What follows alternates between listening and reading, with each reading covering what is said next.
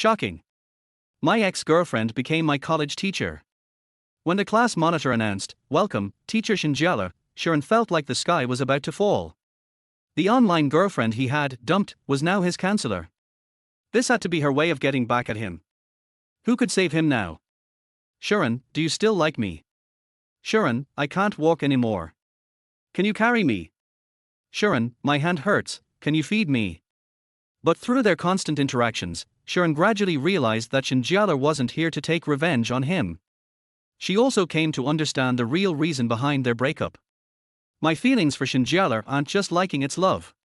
If I had to choose someone to spend the rest of my life with, that person could only be Sharon. Chapter 1, My dad is getting married, and my mom and I are going to the wedding? At Jiancheng University, inside the boys' dormitory building. Are you kidding me? Save your big move for the new year when you go home to pay respects to your ancestors. Are you driving a boat, Sun Ce? I could drink 2 gin of baijiu and still not throw a curveball like that. Cursing voices echoed continuously in room 111. Clearly, they were once again playing ranked matches in the game. 4 of the people in the room were notorious for being bachelors, and one was a girl that Zhu Chun had brought along. As a notorious flower thief in the game's canyon, Zhu Chun had countless girls on his friends list. According to Sharon's rough calculations, Zhu Chun had over 1,000 female friends on his game account. Wow, does this girl Scai Wenji have a magnet on her? How come every shot from Bailey Shoyua always hits? Liu Pengpeng's face showed pure disbelief, his expression one of shock, as though he had seen a ghost. Zhu Chun, upon hearing this, instinctively rubbed his nose and slowly muttered. The girl is here to provide emotional value, not to carry us. The room immediately fell silent.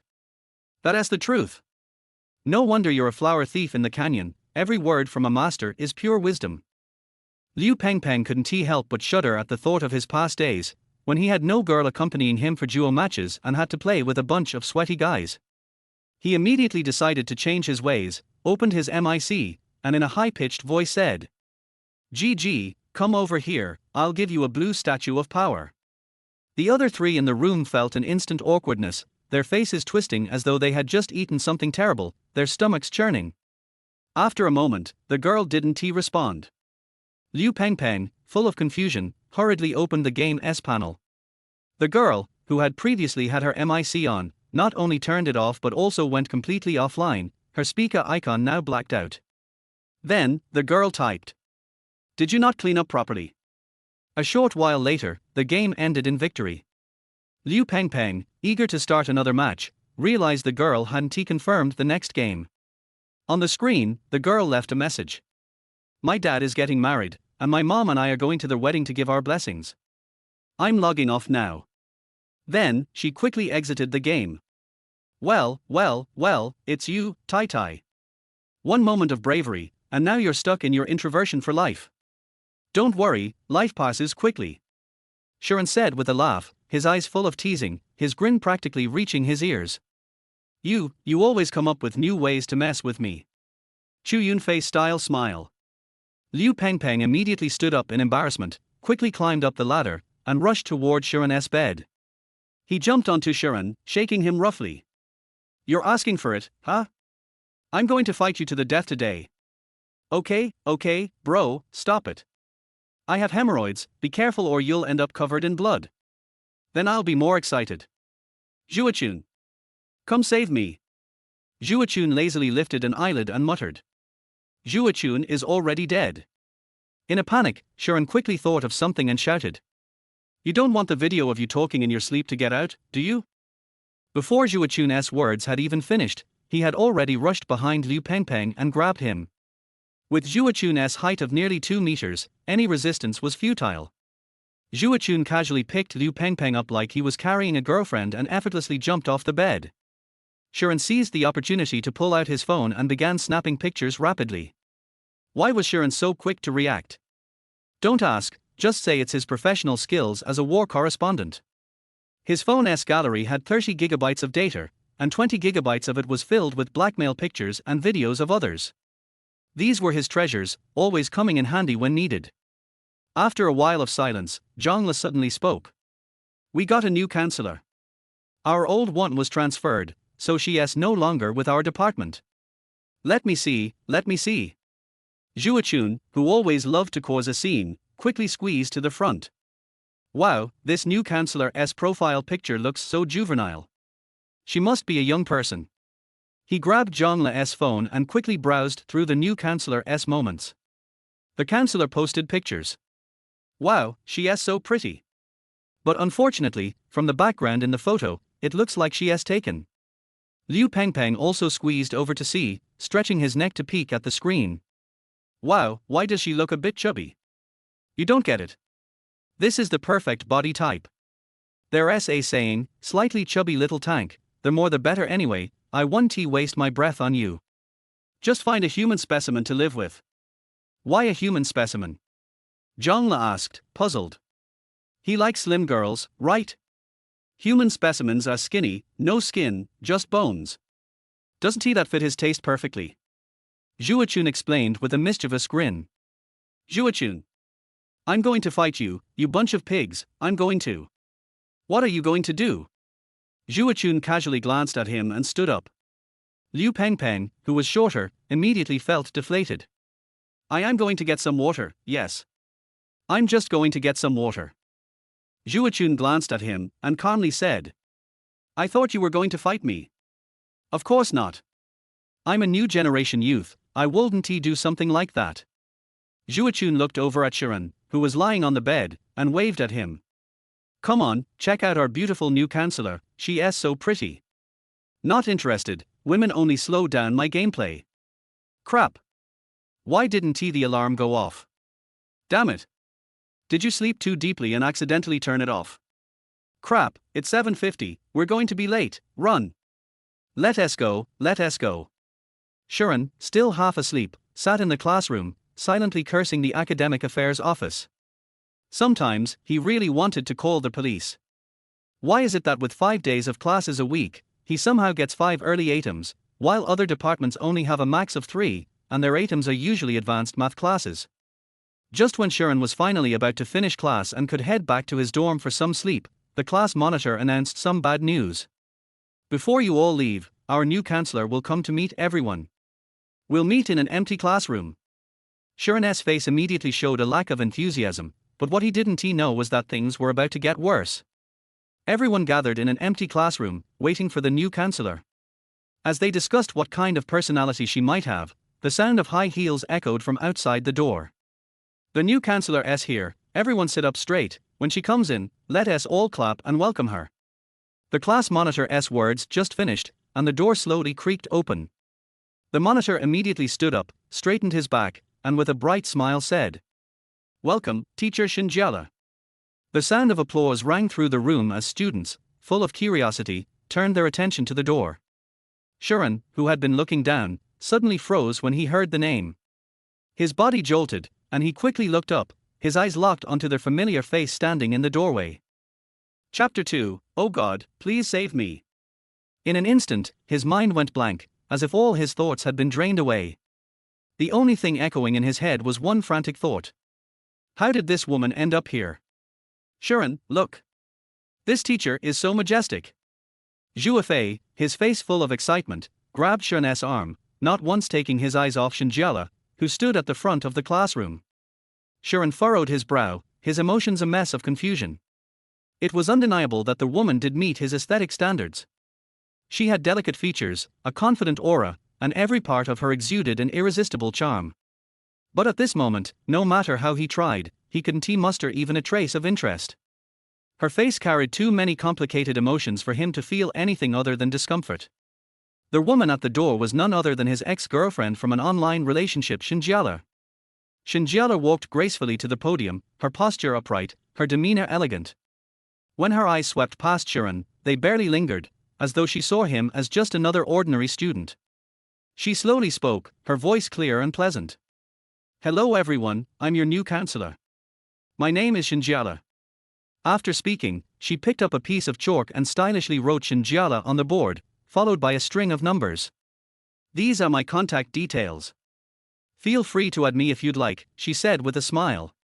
Shi An kept his head down, trying to avoid Shen Jiale's gaze. Suddenly, he felt a chill run down his spine, as if a cold, piercing stare was directed at him. He instinctively lifted his head, and his eyes met Shen Jiale's. There was a hidden depth in her look, a subtle meaning that made his heart tremble. When Shen Jiale saw that Shi An was looking at her, her smile grew even wider. She spoke again. If it's convenient, everyone should add me so I can get in touch with you if needed. By the end of her sentence, she deliberately emphasized each word, as though each one was a stone, heavy and impactful, dropping onto Shi An's chest, making his heart shudder. Shi An knew very well that he and Shen Jiale had not parted on peaceful terms. He had initiated the breakup. Afterward, he had even coldly deleted her from his contact list. This is it. She's here for revenge. She must be angry about me deleting her from my WeChat. Oh God, please save me. Shi An desperately prayed, his eyes filled with panic. However, clearly, his prayers had no effect. Shen Jiale's smile never wavered, but to Shi An, it felt like the smile of a demon. This student, why haven't you taken out your phone to add me? Do you not like your teacher? Her eyes shimmered with a hint of grievance, her voice soft and frail, but to Shi An, it was absolutely terrifying. Her feigned pitiful tone sent a chill down his spine. Around him, the other students shot him disapproving glances. In their eyes, Shi An was disrespecting the new counselor, and if he angered her, their lives in the future would become unbearable. Zhu Fei grabbed Shi An's phone and said loudly, "It's okay, teacher, don't be upset. I'll help him add you right now." Zhu Fei skillfully began to enter the password, the phone unlocking in front of Shi An's eyes. Shi An immediately panicked. His heart raced as if it might leap out of his throat. If Zhu Fei adds her for me, and sees that I've already added Shen Jiale, how do I explain that? Without thinking, he reached out and snatched the phone back, gritting his teeth and saying to Shen Jiale, "I'll definitely add you. I'm doing it right now." Shen Jiale nodded in apparent satisfaction, a flash of smugness in her eyes. Her face remained calm, but inside, she was thoroughly delighted. I didn't expect being a counselor would be so useful. Hey, let us see how you'll escape this time. Shen Jiale clapped her hands and spoke. Today is our first meeting. I'm not much older than you, so please don't be too formal with me. Rather than just being your counselor, I'd prefer to be your older sister. She paused before continuing. Due to time constraints, I want to ask everyone to introduce themselves. I'll take the time to get to know each of you individually later. For now, that'll be all. You can head home, and thank you for your cooperation today. Shi An let out a long breath, relieved that he could finally escape from this woman's presence. But just as he thought he could leave, Shen Jiale called out. Wait, this student. Don't leave just yet, I need to speak with you for a moment. She pointed directly at Shi An. Shi An stood there frozen, his face ashen. Liu Pengpeng and Zhu Fei looked at Shi An with sympathy. It was obvious that Shen Jiale's first interview was going to be with him. The two of them patted his shoulder in solidarity, giving him a brother, take care look, before quickly slinking away. Shi An looked at his two so-called friends who had abandoned him, his heart filled with resentment. What happened to sharing both joys and hardships? All talk of brotherhood, just surface level. Soon, the classroom was empty. Shen Jiale stepped down from the podium and walked towards Shi An. A faint fragrance filled the air, reaching Shi An's nose. Shi An swallowed hard. Damn it, what is this woman wearing? What's that smell? It's actually kind of nice. A tough guy feeling shy. Stay calm, Shi An. This is all part of her trick. Don't fall for it. You dumped her, and now she hates your guts. Feeling Shen Jiale drawing closer, Shi An immediately looked up and threatened. What? What are you doing? This is a classroom. If you do something crazy, I'll call for help. Shen Jiale opened her mouth in fake surprise. Shi An, what are you saying? I just want to talk to you about a few things. Shi An froze, scratching his head awkwardly. Really? Is that so? Shi An, you don't think I still like you, do you? Shen Jiale teased. Shi An. No. I didn't say that. Admitting that would be too embarrassing. It would make him sound so narcissistic. Well, then, let us discuss your grades. Shi An widened his eyes in shock. This woman was really here to talk about his studies. Shi An, I see your grades keep hovering around the passing line. Just scraping by isn't enough. You need to aim higher, even for a scholarship. Shen Jiale leaned her hands on the desk, her scent getting stronger, making Shi An momentarily dazed. Slap. A crisp sound echoed. R. Then came a loud cry that reverberated throughout the classroom. Shen Jiale. What the hell? Why did you hit me? Shi An clutched his forehead. Shen Jiale had unexpectedly reached out when he wasn't paying attention and gave him a sharp flick on the head. Shen Jiale gave him a cool glance, her lips curling up slightly. Why? I'm helping you analyze your grades, but you're zoning out. Am I wrong to give you a wake-up call? Shi An immediately shut up, forgetting that she was now his counselor. Also, what did you just call me? Shen Jiale asked sternly. Shen Jiale. What's wrong? Slap. Another flick on the head. Shi An? Although I'm your ex-girlfriend, I'm now your counselor. How dare you call me by my name? At work, you should call me teacher. Okay, teacher. Shi An quickly corrected himself, realizing that a real man doesn't argue in the moment. He had to endure this. Good boy, Shen Jiale smiled and patted the spot where she flicked his head. Shi An was stunned. Wait. Did she just pat my head? What tone is that? Is she treating me like a first-year student? Inside, Shen Jiale was thrilled. I just patted his head. He looked so cute, so obedient. But on the outside, she remained calm. Shi An, your grades next semester need to be in the top 15 of the class, understand? Shi An was about to speak when Shen Jiale cut him off. Also, I'll be checking your attendance. Don't think I won't notice if you sign in and then skip class. Shen Jiale gave him a kind threatening look. Shi An silently mourned in his heart. This woman knew too much. He had told her everything, and now she was aware of all his habits. Chapter 3, Whoever speaks first is the little dog, woof woof woof. Alright, Shi An, you can go now. Shi An stared at Shen Jiale in disbelief. Was this female demon really letting him off the hook just like that? What's the matter, Shi An? Don't you want to stay with the teacher a little longer? Shen Jiale smiled, her eyes filled with a hint of expectation. Shi An shook his head furiously. Seeing Shi An's rejection, the smile on Shen Jiale's face instantly faded, and a low pressure seemed to radiate from her. Shi An couldn't help but shiver. How could this woman change her mood so quickly?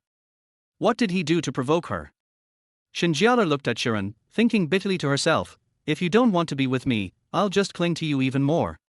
Tomorrow morning, bring 2 buns and a cup of soy milk and leave them in my office. My office is in the same place as your previous counselor S. Shi An hesitated for a moment but still spoke, Teacher, I can't bring you breakfast.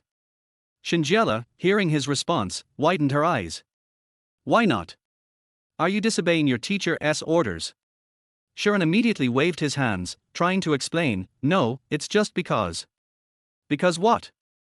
Could this dog of a man really have some untold reason? Because I'm lazy. Shen Jiale. You can't even come up with a decent excuse? We may have broken up, but we've known each other for several years. Come on, when an old friend comes to a strange place and doesn't know the layout of the school, shouldn't you, as their host, offer some help? Or did you lie when you told me we could still be friends after breaking up? If that's the case, let us just be strangers. Goodbye, no sending off. Shen Jiale threw herself dramatically onto the desk, crossing her arms tightly and burying her face in them. Shen Jiale had already made it clear, and Shi An opened his mouth, but he couldn't find a way to counter her. He stood there, his expression a mixture of helplessness and confusion. Seeing that Shen Jiale was still lying motionless on the desk like a hurt little animal, Shi An hesitated, then slowly walked over. He gently poked her arm and whispered. Don't be angry, I didn't say I wouldn't bring it. Shen Jiale buried her head deeper, pressing it firmly against her arms, and muffled in a gloomy voice said. Go away, I don't want you to take care of me. Her voice was thick with suppressed tears, a clear cry in her words. You're from the south, so it's normal that you're not used to things here. Shi An crouched down beside her, speaking softly. You don't know anyone here except me. If I don't take care of you, who will? As he spoke, he reached out to pat Shen Jiale's shoulder, but then quickly pulled his hand back. I don't want you to take care of me. After this, we'll be strangers. Whoever talks to the other is the little dog. Shen Jiale suddenly lifted her head and glared at Shi An, her expression like a child throwing a tantrum. Her eyes were red, her cheeks puffed up from anger, and her lips were pouting without realizing it. Woof woof woof. Sharon stared at her and suddenly imitated a dog barking a few times, his mouth curling into a playful smile. Heh heh.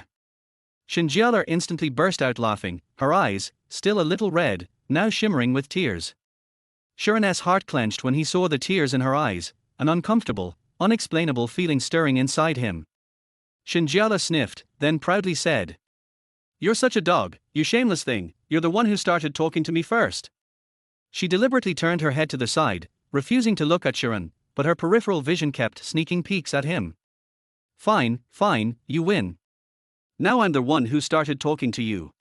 Happy. This is you offering to bring me breakfast, not me asking you to. Shen Jiale emphasized again, her lips curling up, a smug look replacing the tears in her eyes. Right.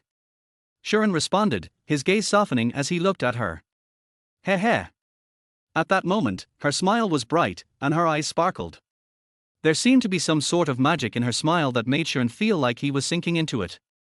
Sharon's smile was like a ripple on the surface of water, quickly crossing his face and then concentrating into two small gleaming lights in his eyes, disappearing into the depth of his gaze. Suddenly, Sharon snapped back to his senses. What am I doing? He pinched his own leg hard to force himself to focus, then quickly said to Shen Jiale, "Teacher, I'll leave now." Without waiting for her response, he turned and rushed out. Watching Sharon flee, Shen Jiale mumbled to herself, "I don't have anything on my face, why did he get so scared? Am I really that scary?" Back in the dorm, as Sharon walked into the hallway, he heard Zhu Chun shouting, "Liu Pengpeng! Finish this round, then sell the monkey on the market. If Sun Wukong knew how you played him, he'd rather have died in the Taoist furnace." Sharon pushed the door open and entered the dorm, laughing. "What's going on? My bro Peng is showing off his monkey again." Liu Pengpeng grunted. "What's wrong with my monkey?" Zhu Chun stared at the game panel showing a 0-8 score for the monkey. After a long pause, he said, "Anyone who hasn't seen history should watch Liu Pengpeng." "Great, Pengpeng, we're saved, you're a historian."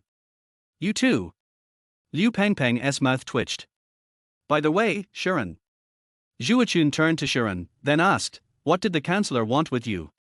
"Huh? Oh, just some questions about my studies." "Really?" Zhu Chun looked skeptical. "With your grades, even a thief would leave you a box of brain tonic and walk away. What could she possibly want to talk to you about study-wise?" "Damn, that's a high-level insult." Sharon's face turned black. "She just told me to study hard and not to be lazy." Zhu Chun had doubts but didn't press further. After all, they were adults, and everyone had their little secrets. 8 p.m., the barbecue stand. Sharon sat alone at the stall, the noise around him seeming to fade away. He lowered his head, his gaze hazy as he stared at the phone case in front of him, the one Shen Jiale had bought for him. The case glowed faintly under the lights, but it couldn't illuminate the darkness in his heart. A little while later, a figure slowly walked toward Sharon. It was a boy, tall with fair skin, none other than Sharon's friend, Shi An. Shi An swaggered up to Sharon's table, plopped down with a loud clunk, grabbed a handful of peanuts, and asked while chewing, "So, what's up, calling me dad for some reason?" His tone was full of casual defiance. Sharon grinned mysteriously, leaned forward, and whispered, "Guess who I just saw?" Shi An snorted, rolling his eyes and flicking some peanut crumbs from his lips. "Let me guess, you saw your second aunt." Chapter 4, It's not that I like her, it's that I love her. Sharon was momentarily speechless. After a while, he waved at Shi An with a gesture that looked like a secret agent's signal, and whispered, "Come here." Shi An put down the peanuts in his hand and leaned in close, his ear almost touching Sharon's lips. Sharon's lips moved slightly, and he whispered a few words into Shi An's ear. His voice was so low it was barely audible, like a mosquito buzzing. "Fuck." Shi An jumped up like a cat whose tail had been stepped on, his face full of disbelief. This loud exclamation immediately broke the peace of the stall, and people around them turned to look. Sharon's face turned pale, as if he had been caught doing something wrong. He quickly rushed over, covering Shi An's mouth with one hand and hissing through his teeth, "Shut up. Keep your voice down."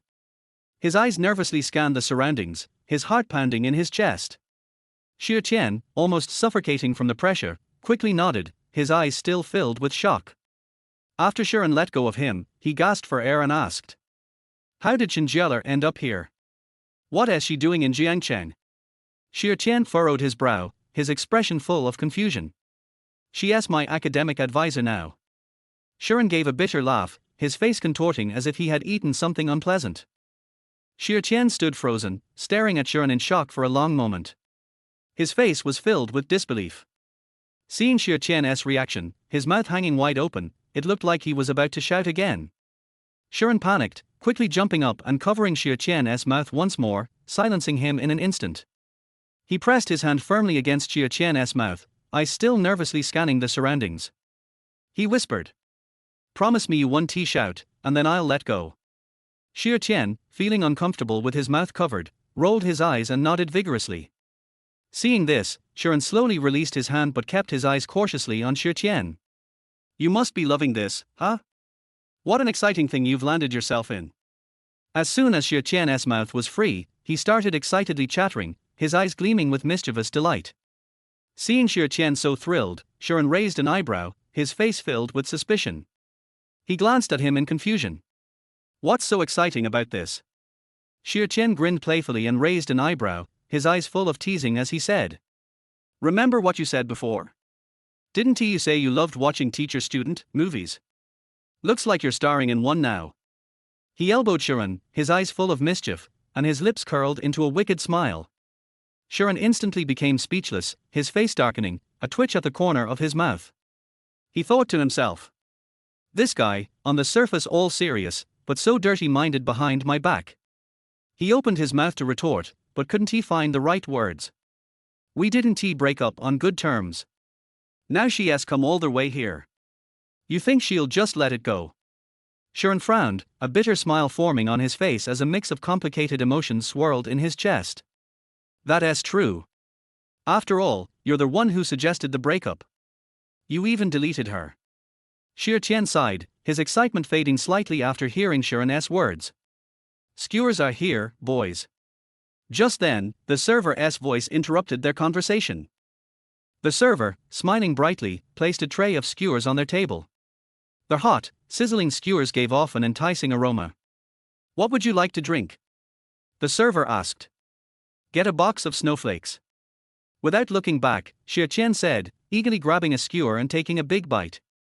After downing a gulp of beer, Shi An let out a loud "R" and yelled, clearly satisfied. "R, so good."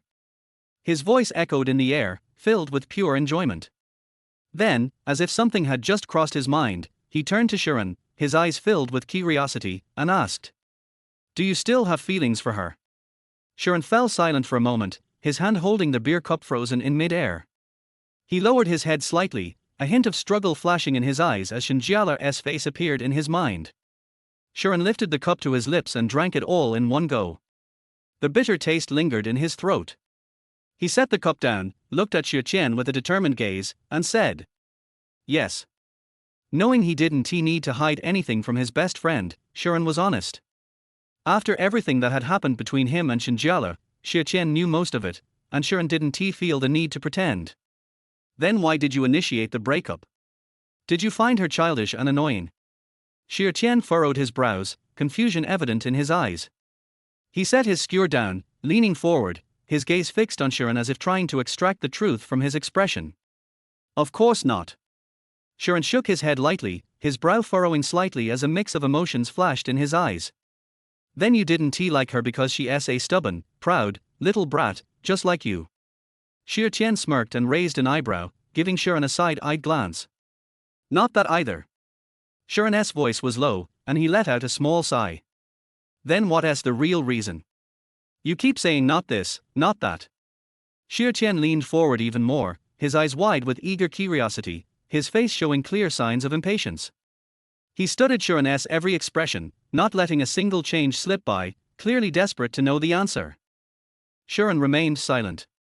Shi An continued. "Didn't you say that girls are too scary and that you'd never date anyone? Didn't you also say online relationships are unreliable, that you'd never believe in them? Yet here you are, breaking all your own rules. Sharon didn't respond. It was as if he hadn't heard what Shi An said. He simply picked up his beer again in silence. He raised the cup to his lips and drank it all down. After a deep breath, he finally spoke slowly. Standards are for people you don't love. If it's her, I'd be fine even if she were 10 years older than me. If it's not her, even if she meets all my standards, I still wouldn't love her. Sharon sighed deeply, his voice thick with emotion. Because what I feel for her is not liking, it's love. Chapter 5, My Heart Knows, the Heart Never Lies. I might not know what love feels like, but my heart knows, and the heart never lies. Sharon spoke, his face flushing slightly, as if the warmth of the alcohol had reached him. He pointed forcefully at his chest with his index finger, his eyes growing brighter. For the same thing, if it's her doing it, I think she is adorable, but if it's someone else, I think they're just being pretentious. As he spoke, he grabbed a skewer and took a big bite. Then, he lifted his glass and drank it all in one go, spilling some on his hand without noticing. When we were together, I had only seen a photo of her. She didn't even know what I looked like, but she still confessed to me. Her best friend even said our love was platonic, Sharon recalled, a smile unconsciously forming at the corner of his mouth. When I decided to break up, I listed 1,000 of her faults in my mind and told myself that she wasn't good enough. His brows furrowed tightly as he spoke, his eyes filled with pain and inner conflict. His hand unconsciously gripped the glass, his knuckles turning white from the pressure. But you know what? The moment I heard her name today, when I looked up and saw her, I forgot everything. The 1,000 faults were long gone, thrown up into the sky. All that remained in my heart was the joy of seeing her. A bright smile spread across his face. I originally wanted to keep my distance, but today, she stayed with me. She acted cute with me just like before. I wanted to ignore her, but I realized I couldn't do it. Sharon spoke, his lips curling into a self-mocking smile. He rubbed his hair, making it slightly messy, much like the complexity of his emotions at that moment. Then, why did you break up with her? Shi An furrowed his brows, his expression full of confusion. He leaned forward, his eyes fixed on Sharon, as if trying to see through him. Her mom came to see me. She said we weren't suited for each other. Sharon lowered his head, as if suppressing the pain inside, his gaze dimming. She'll be 26 in a few months. By the time I graduate, she'll be 28. What if I want to pursue graduate school? By the time I finish, she'll be 31. And what's wrong with that? Shi An furrowed his brow, his expression puzzled as he pressed on. Her family is quite traditional. They think that at 30, she shouldn't be dating a student. It's scandalous. Sharon's face twisted with bitterness, his eyes filled with helplessness. He furrowed his brow slightly, shallow lines forming on his forehead. Not to mention our situation, online relationships and long distance. It's even more impossible. It would be a miracle if they didn't see me as a naive kid. He shook his head with a bitter laugh, his head swaying back and forth, as if each movement was sentencing this relationship to its fate. I just wish we could live in the same city. Sharon sighed deeply, his shoulders sagging as if burdened by the weight of the world. When Shen Jiale's brother found out about us, he rushed back from out of town just to convince her to break up with me. His brows furrowed even tighter. I know my family probably wouldn't approve either. If everyone disagrees, there's no point in making things harder for everyone. But sometimes love can overcome all obstacles, Shi An tried to persuade. Don't be foolish. Right now, I'm still a student. I can't let her suffer with me. Students can have love, but once you're out of school, you have to think about making a living. Your family isn't poor. You could easily. Before Shi An could finish, Sharon interrupted him. That's even more impossible. My sister is so conservative. If she knew about us, she'd probably kick me out of the house. Sharon continued. Besides, she has always been trying to set me up with Meng Yi's daughter, but I flat out rejected it. Sharon rubbed his forehead, clearly exhausted. Shen Jiale's family is well off. Her uncle is a university president, with students all over the country. Not to mention everything else. Their Handie gang may be just a show in a drama, but the Shen family really is like that. With their status, they could easily find a suitable son-in-law in town. So, I didn't want to waste her time. Sharon gave a carefree smile, trying to appear nonchalant. So what are you going to do now? Shi An frowned, his face full of concern as he looked at Sharon. What is there to do? Just let it be. She came all the way here, which means she has feelings for you. If she didn't, why would she go through all the trouble to become your academic advisor? She still loves you. Sharon fell silent. He lowered his head, his brow furrowing tightly.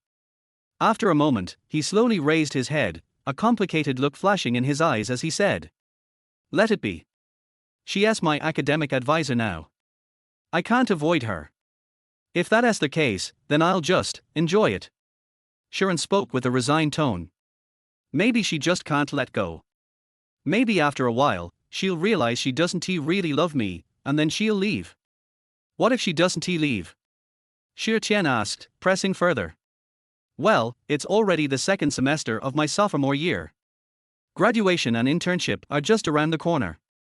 By then, we won't see each other, and with time, naturally, we'll forget. Sharon's gaze dimmed, as if he was comforting himself or stating a painful truth. I just hope she doesn't try to get back at me. Sharon closed his eyes, his hands pressed together in a prayer-like gesture, his mind filled with the fear of some future retribution. Revenge? Will she? Shi An's eyes were full of curiosity. He couldn't believe that Shen Jiale would be that kind of person. Of course. She has a strong sense of vengeance. You have no idea what she did to me before. Sharon took a sip of his drink and started to lament his past experiences. You know, one time. After hearing this, Shi An glanced at Sharon sympathetically. I hope she is here to reconcile with you. If she is really here to get back at you, then you're in trouble. Let whatever happens, happen.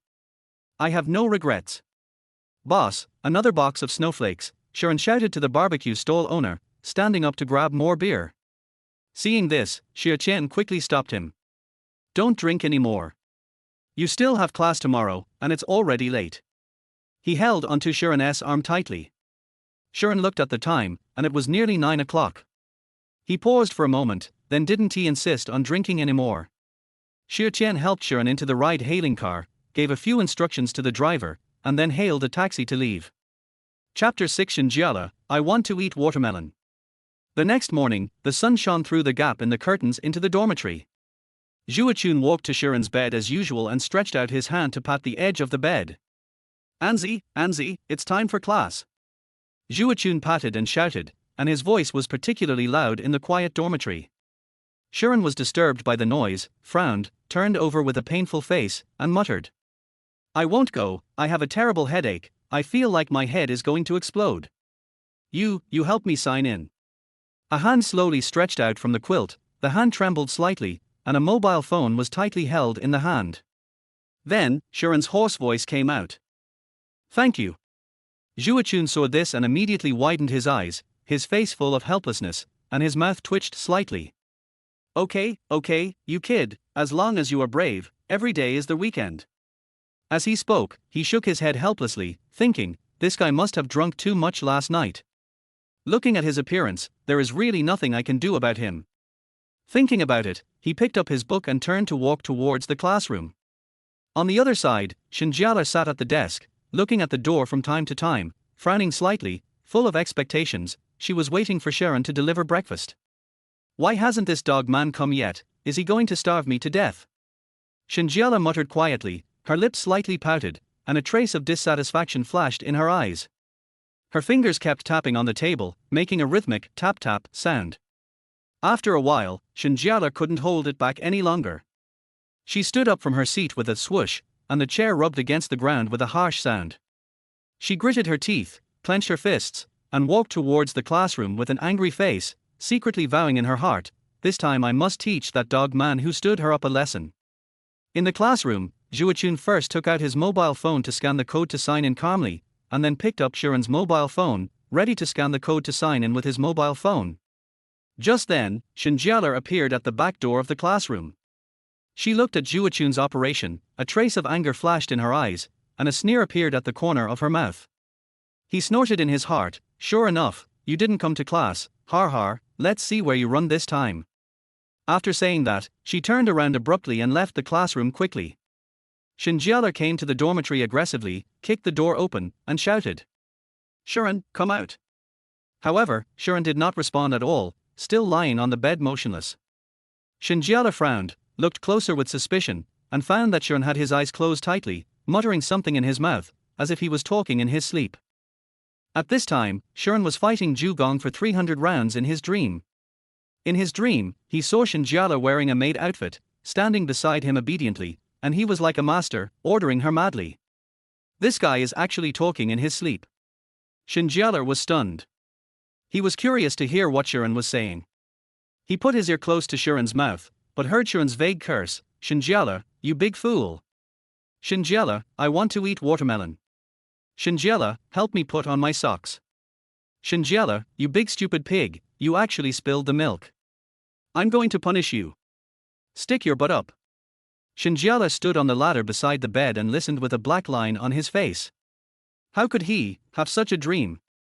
He actually ordered himself like this, called himself a big stupid pig, and punished himself.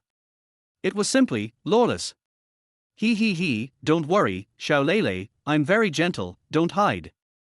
Sharon was lying on the bed, his mouth was wide open, revealing a row of white teeth, his eyes were slightly narrowed, full of smirk, his expression was like a cat that had stolen some meat. Ah! What the hell is this dog man dreaming about? It's simply lawless. Shen Jiale was so angry that her face turned pale. He. Sharon on the bed laughed like a barbell again, and the laughter was particularly harsh in the quiet dormitory, making Shen Jiale's anger swoosh. Shen Jiale really couldn't bear it anymore. She bit her lower lip, a hint of evil flashed in her eyes, and she suddenly reached into Sharon's quilt. Her hand groped in the quilt, trying to find Sharon's arm or thigh, ready to pinch him hard to wake him up from his sweet dream. Oh! Shen Jiale's eyes lit up instantly, as if she had discovered a new world. A look of surprise and curiosity appeared on her face, and her mouth opened slightly, forming a cute O shape. This bastard man really didn't lie. He really likes to sleep naked. TSK. Shen Jiale muttered to herself in her heart, while gently groping Sharon's body with her hands, her eyes full of desire for exploration. Her fingers slid across Sharon's skin, feeling the warm touch, and a strange ripple appeared in her heart. This jelly sucker is really good, wow, and their abdominal muscles, when did you train it? I didn't see it last time, is it 6 or 8, let me count. Shen Jiale's eyes were shining with excitement. Her cheeks flushed slightly, and her breathing became a little rapid. Sharon was immersed in a sweet dream, and suddenly felt itchy, as if countless small ants were crawling on his body. His brows wrinkled slightly, and his body twisted unconsciously, trying to get rid of this strange feeling, mumbling some vague sleep talk. Shen Jiale was startled when she saw that Sharon was about to wake up, and quickly pulled her hand out. Then, she bent 2 fingers, put them to her mouth and blew a breath, and then flicked Sharon's forehead hard. Par. The crisp sound echoed in the dormitory. Sharon was awakened by the pain. He jumped up from the bed like a spring, opened his eyes suddenly, and there was still a trace of confusion in his eyes. What came into his sight was Shen Jiale's face close at hand. His mind was blank in an instant, and he stared at her blankly, as if he had not yet recovered from the transition between dreams and reality. Shen Jiale. Why are you here? Sharon hugged the quilt and curled up. You dare to ask me? Why don't you go to class? Looking at Sharon's trembling appearance, Shen Jiale showed disdain. TSK, it's not like I haven't seen it before. I just touched it. What's there to hide? Well, Tilder, it feels good. Sharon looked at Shen Jiale looking at him with ill intentions, and Sharon said anxiously. What are you going to do? If you mess around, I'll shout. Shout, I seem to be more excited. Shen Jiale rubbed his hands. Oh, you really are greedy for my body. You tried every means to deceive me back then, to do that, and now you have even chased me to the dormitory. Yes, so what? Shen Jiale admitted generously. Sharon was stunned. Is this woman so direct now? Can he not escape today? Chapter 7 Young Master will not punish me, right? You female hooligan. TSK, that's better than some people. They usually say that they don't care about me, but in the end, TSK, they treat me, TSK, they are not sincere. Sharon's face was embarrassed. How did this woman know what I dreamed? When did you come? Sharon asked tentatively. When you asked me to help you put on your socks. Shen Jiale said expressionlessly. Sharon's face was filled with despair, and he shrunk his head into the quilt. His face flushed red instantly, and he stammered. That, dreams can't be taken seriously. TSK, I know all your dark history, and you don't need this one thing. Sharon stuck his head out after hearing this. Indeed, Shen Jiale knew everything anyway, and this one thing didn't matter. At this time, Sharon asked curiously. Shen Jiale, you are not here to kill me for revenge, are you? Brother, is it possible that I am your counselor now? If students skip classes, do counselors have to take care of it? Sharon's face was embarrassed, he scratched his head, and smiled awkwardly. Yes, yes, yes. Master, you don't get up now, are you waiting for me to help you change clothes? Shen Jiale deliberately said. No, no. Sharon shook his head repeatedly. He didn't dare to order this devil around. Shen Jiale suddenly opened his arms toward Sharon, and Sharon looked confused. What is this? Oh, didn't the master just say that I have to hug you before getting up? I almost forgot. Master, you won't punish me, will you? Shen Jiale pretended to be pitiful and said coquettishly. Looking at Shen Jiale's broad chest, Sharon swallowed his saliva and felt a little moved. If he hugged me, I wonder how fragrant it would be. No need. Sharon forced himself to look away, but he couldn't help but glance at Shen Jiale. Seeing this, Shen Jiale deliberately approached Sharon and said softly. Sharon, do you really not want to hug me? I really want to be held in your arms. Her voice was full of temptation, which made Sharon's heartbeat accelerate instantly. Sharon's face flushed slightly, and he stammered. I don't want to, but. Just what? Sharon, you are not scared, right? Sharon was hit by her thoughts, and he was a little angry. Who is scared? Shen Jiale laughed, and his laughter was as clear as a silver bell. Scarlet Ghost. Sharon was furious. How could a man be looked down upon by a woman? Just hug me, who's afraid of who? He then opened his arms and gently embraced Shen Jiale. Shen Jiale's body trembled slightly, she closed her eyes, and her earlobes were a little red. Sharon felt Shen Jiale's breath, his heartbeat accelerated involuntarily, and his face was as hot as a ripe apple. And Shen Jiale's cheeks also flushed with shyness. The two bodies trembled slightly, and each other's arms were somewhat stiff around each other. Their eyes met, revealing a trace of panic and embarrassment, but both stubbornly refused to look away. Sharon's throat was a little dry, and he tried to make his voice sound calm. Okay, I'm done hugging. However, there was still a hint of unnaturalness in his voice. Sharon, are you shy? Sharon took a deep breath, trying to hide his inner nervousness. I'm not shy, okay, it's no different from hugging pork. He let go of Shen Jiale, and their bodies separated, but their heartbeats were still like drums. When Sharon finished packing, the two walked out of the dormitory building side by side. At this time, those who have classes are all in class, and those who don't have classes will not start at this time, so the campus seems empty. Shen Jiale suddenly grabbed Sharon's hand. Sharon was shocked and quickly shook his head left and right. Seeing that there was no one around, he felt relieved. Why are you holding my hand? Sharon's ears were a little red. This was the first time a girl held her hand except for her family. Shen Jiale was his first love, but the two had never met in person, but only used WeChat video. TSK, who held your hand? This is called grabbing, do you understand? This is because they are afraid that you will run away. Everyone knows that you are the recognized skipping king. Shen Jiale answered stubbornly, but her eyes were a little evasive, and her hand unconsciously clenched Sharon's hand. I don't want it.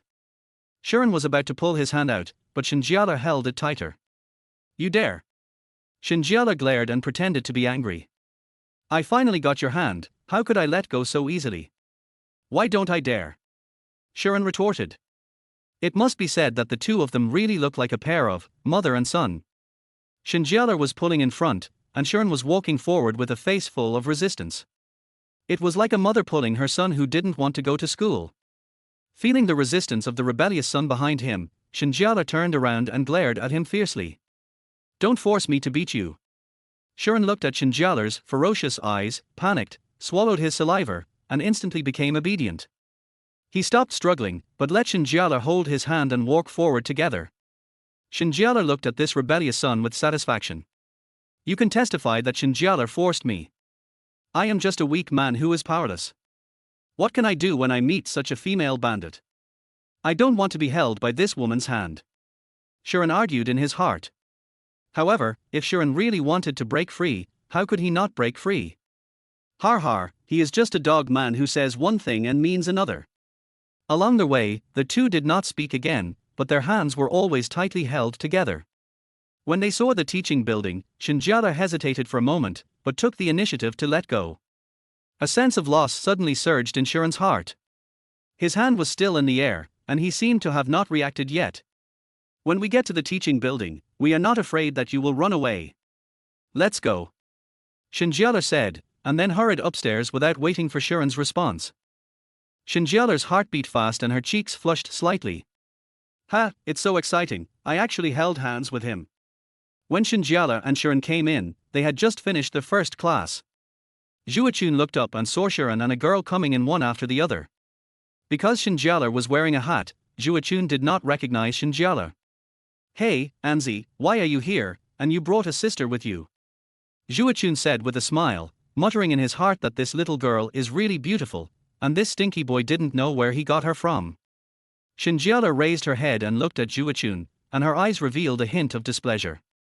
Zhuochun looked at Shen Jiale with a bad face, and his heart couldn't help but tighten. An inexplicable fear surged in his heart, frightening his legs and sitting on the ground. Shen. Teacher Shen, I didn't know it was you. Shen Jiale smiled at him. She slowly stretched out her hand, helped Zhuochun up from the ground, and said softly. It's okay, classmate Zhu. Chapter 8 I must like you because you are so cute. Then, Shen Jiale turned his head again and said to Shi An fiercely. You go sit in the back. Crazy woman. Shi An looked at Shen Jiale who changed his face and cursed in his heart. He pouted and did not move. Zhuochun came back to his senses and asked in confusion. Teacher, how do you know my last name is Zhu? Shi An's heart suddenly skipped a beat. Shi An had mentioned these rebellious sons in front of Shen Jiale before. Shen Jiale must have known that. But as a counselor who has been working for less than 2 days, it is strange to know Zhuochun. How did you know? That must be what Shi An said. Shi An talks about you every day, and you are always talking about you.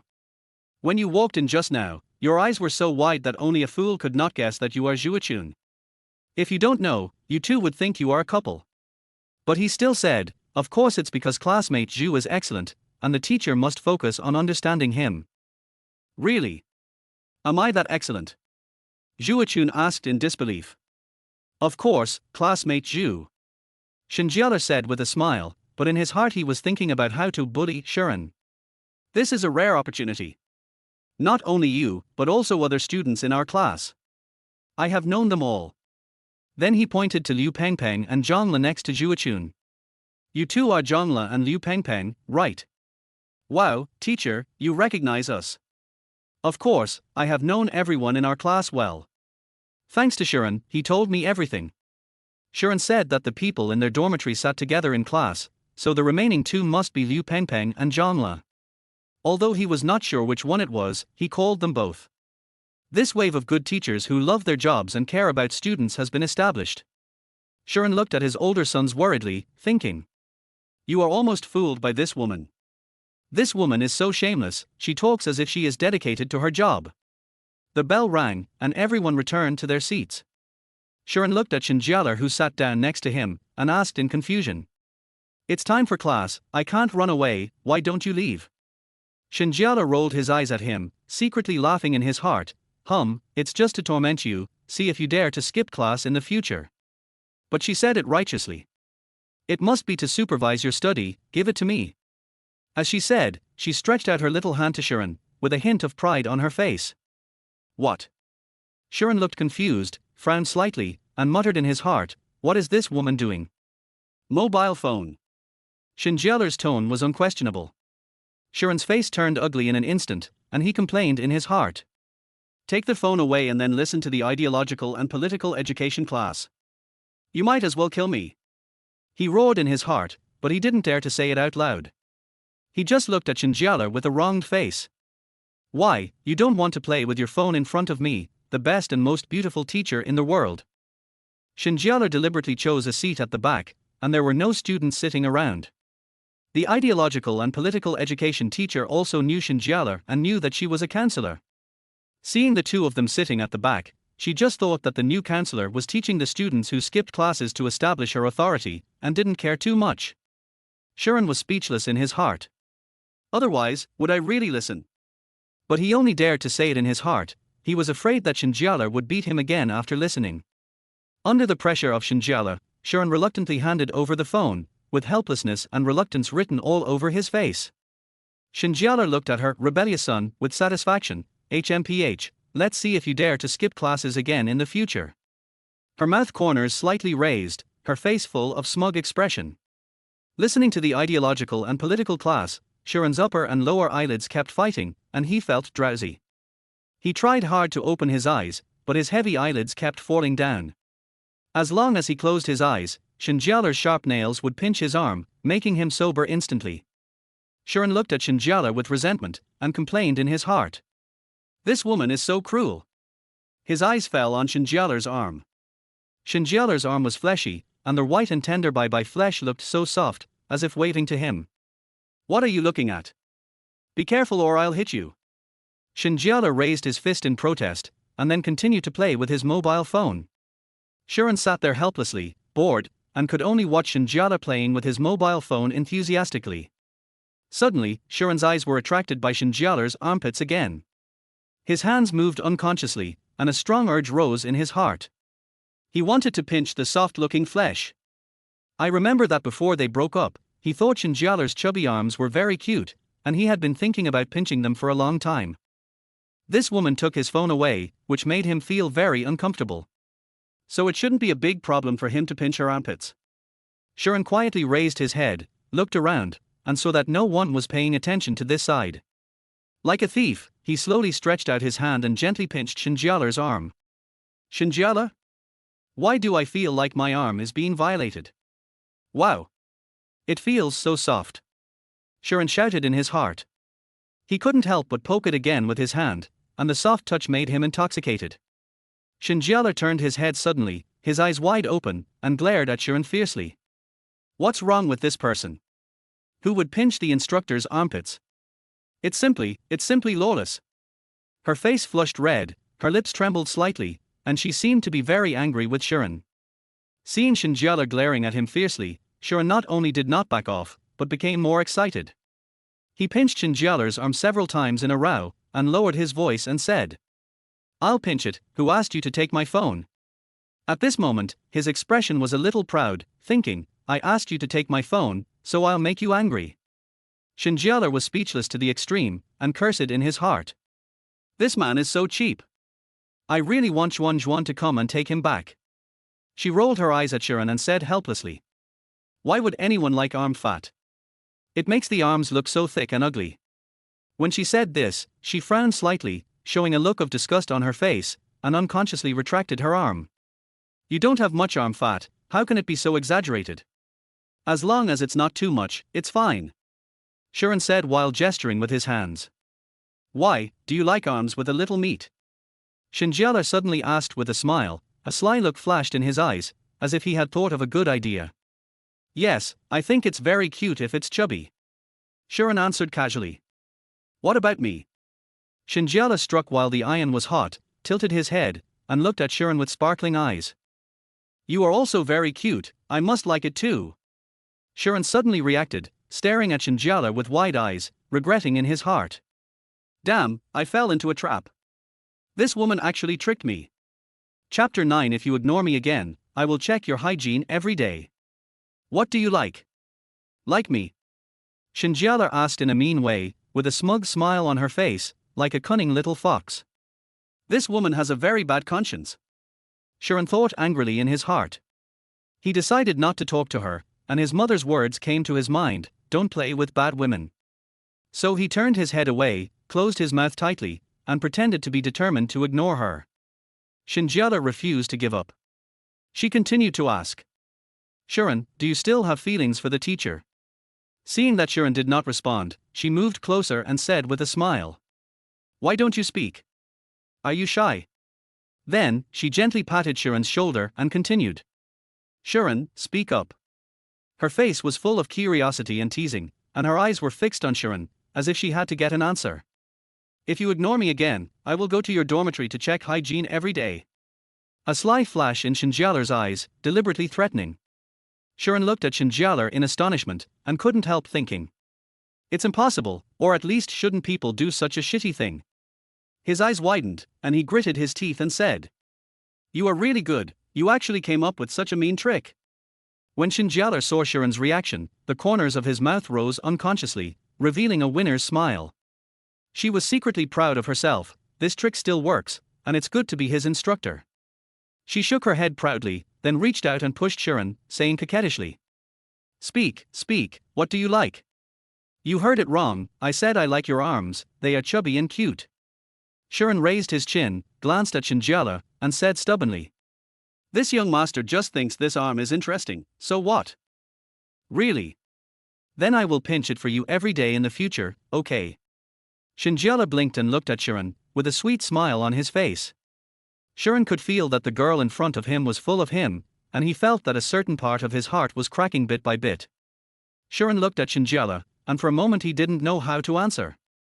His eyes were a little flustered, his fingers unconsciously tugged at the corner of his clothes, and his mouth opened, but he couldn't say anything. Just then, the bell rang, and Sharon seemed to have grabbed a life-saving straw. He stood up quickly and ran out of the classroom like a frightened rabbit. He muttered while running. HMPH, this young master is not talking nonsense with you here. Looking at Sharon's flustered back, Shen Jiale was speechless. Sharon ran too fast, and he could see the afterimage. I guess Bolt would want to leave after seeing it. Then, she hummed a little song in a good mood and left the classroom with a cheerful pace. Want to run? No way. Sharon ran out of the teaching building in a panic. When he ran to the open space outside the teaching building, he suddenly stopped, propped his knees with his hands, gasped heavily, and his chest rose and fell violently. After a long while, he sat on the ground, trying to adjust his breathing while secretly complaining in his heart. This woman is so terrible, like a demon. My heart was almost shattered by her. Just then, the phone rang suddenly, and a video call popped up on the screen. Sharon glanced at it and his eyes widened immediately. It was Shen Jiale. His heart suddenly tightened. He stretched out his trembling hand and hesitated for several times before he tremblingly answered the phone. His body shrank back unconsciously, fearing that Shen Jiale would say something shocking. Sharon, where are you? Shen Jiale's voice came from the other end of the phone, so gentle that it could squeeze water out. What's wrong? Sharon heard this tender voice, but he couldn't help shuddering, and goosebumps all rose. He frowned even more, his eyes were full of vigilance, and he thought to himself. What does this woman want to do again? She must have bad intentions. You dog man, have you forgotten that you promised to bring me breakfast yesterday? Shen Jiale's gentle expression disappeared instantly, and a sneer appeared at the corner of his mouth. Seeing that Sharon had completely forgotten about it, Shen Jiale didn't pretend anymore, and his true nature was exposed. With a small flame of anger burning in his eyes, he gritted his teeth and said. Damn, I drank too much yesterday and completely forgot about it. Isn't this an excuse for Shen Jiale to mess with me? Sharon scratched his head in annoyance, his eyes full of regret. You dog man, you really don't care about me. Do you want to starve me to death and then inherit my huge sum of 80 cents? Shen Jiale felt more and more wronged as he spoke, and his mouth pouted high. You actually call your students dog men? You crazy woman. Sharon retorted mercilessly. It's time to get off work now, you bastard. Tell me where you are you willing to let me eat alone? Shen Jiale pretended to be pitiful again, his eyes full of resentment, trying to arouse Sharon's sympathy. In the open space in front of the teaching building, Sharon answered helplessly, feeling uneasy. This girl is looking for him to eat, it must be bad, don't make any more trouble. HMPH, wait for me there. Shen Jiale finished speaking and hung up the phone. Sharon looked at the black screen of the phone and breathed a sigh of relief. Soon, Shen Jiale ran out of the teaching building like a gust of cheerful wind. Let's go, I'm almost starving. Shen Jiale came to Sharon's side, yawned, and a thin layer of tears appeared in his beautiful eyes. The two walked side by side on the campus path, with long shadows behind them. Sharon, which restaurant do you think has the most delicious food? Shen Jiale gently shook Sharon's arm, blinking his big watery eyes, his eyes full of expectation. Well, it should be near the school gate. There is a restaurant downstairs in the talent apartment. The iron plate tofu there is delicious, and the stir-fried seasonal vegetables are also good. In addition to Shen Jiale really liking to eat tofu, Sharon recommended that restaurant for another important reason. That is, the restaurant is close to the school gate and very far from their dormitory. People in their dormitory almost never go to that restaurant for dinner. Wow, let's go there. Shen Jiale cheered and pulled Sharon's arm and ran in that direction.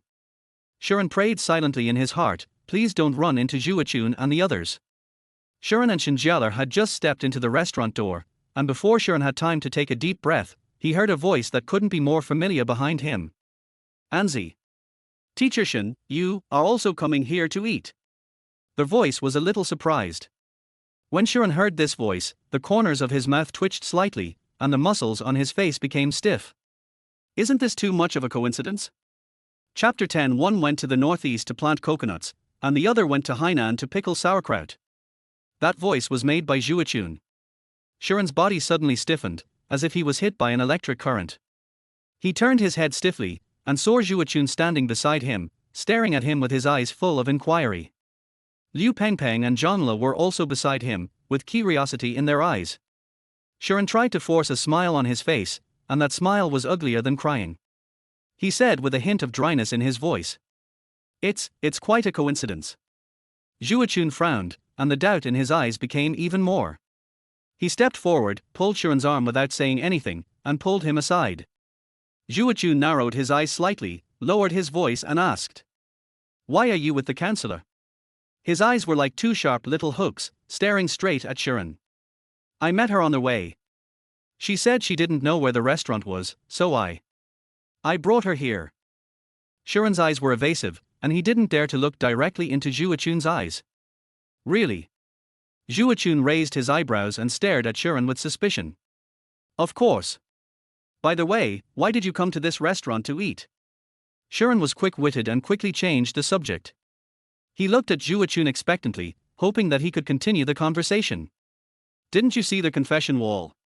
Today, all meals in number 1 restaurant are half price. If you don't take advantage of it, you're a bastard.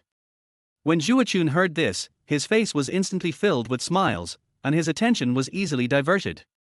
At this time, Shen Jiale walked to Sharon's side, and she gently pulled the corner of Sharon's clothes.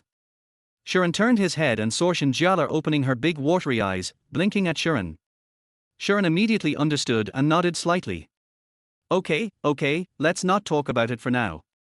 I'll go take the instructor to order food. After saying that, he and Shen Jiale walked towards the window. When ordering, Sharon knew that Shen Jiale liked fried lotus root slices and iron plate tofu the most, so he ordered these 2 dishes without hesitation. Shen Jiale looked at the dishes ordered by Sharon and smiled with narrowed eyes. He still remembers the dishes I like. Shen Jiale thought happily. What are you laughing at? Look at your silly look. Sharon looked at Shen Jiale, who was grinning like a mental patient, and said sarcastically without mercy. Shen Jiale glared at Sharon immediately after hearing this. This dog man, he was so cheap when he was given a little color, he really deserved it. After ordering Shen Jiale's dishes, he ordered 2 meat dishes and 1 vegetable dish for himself.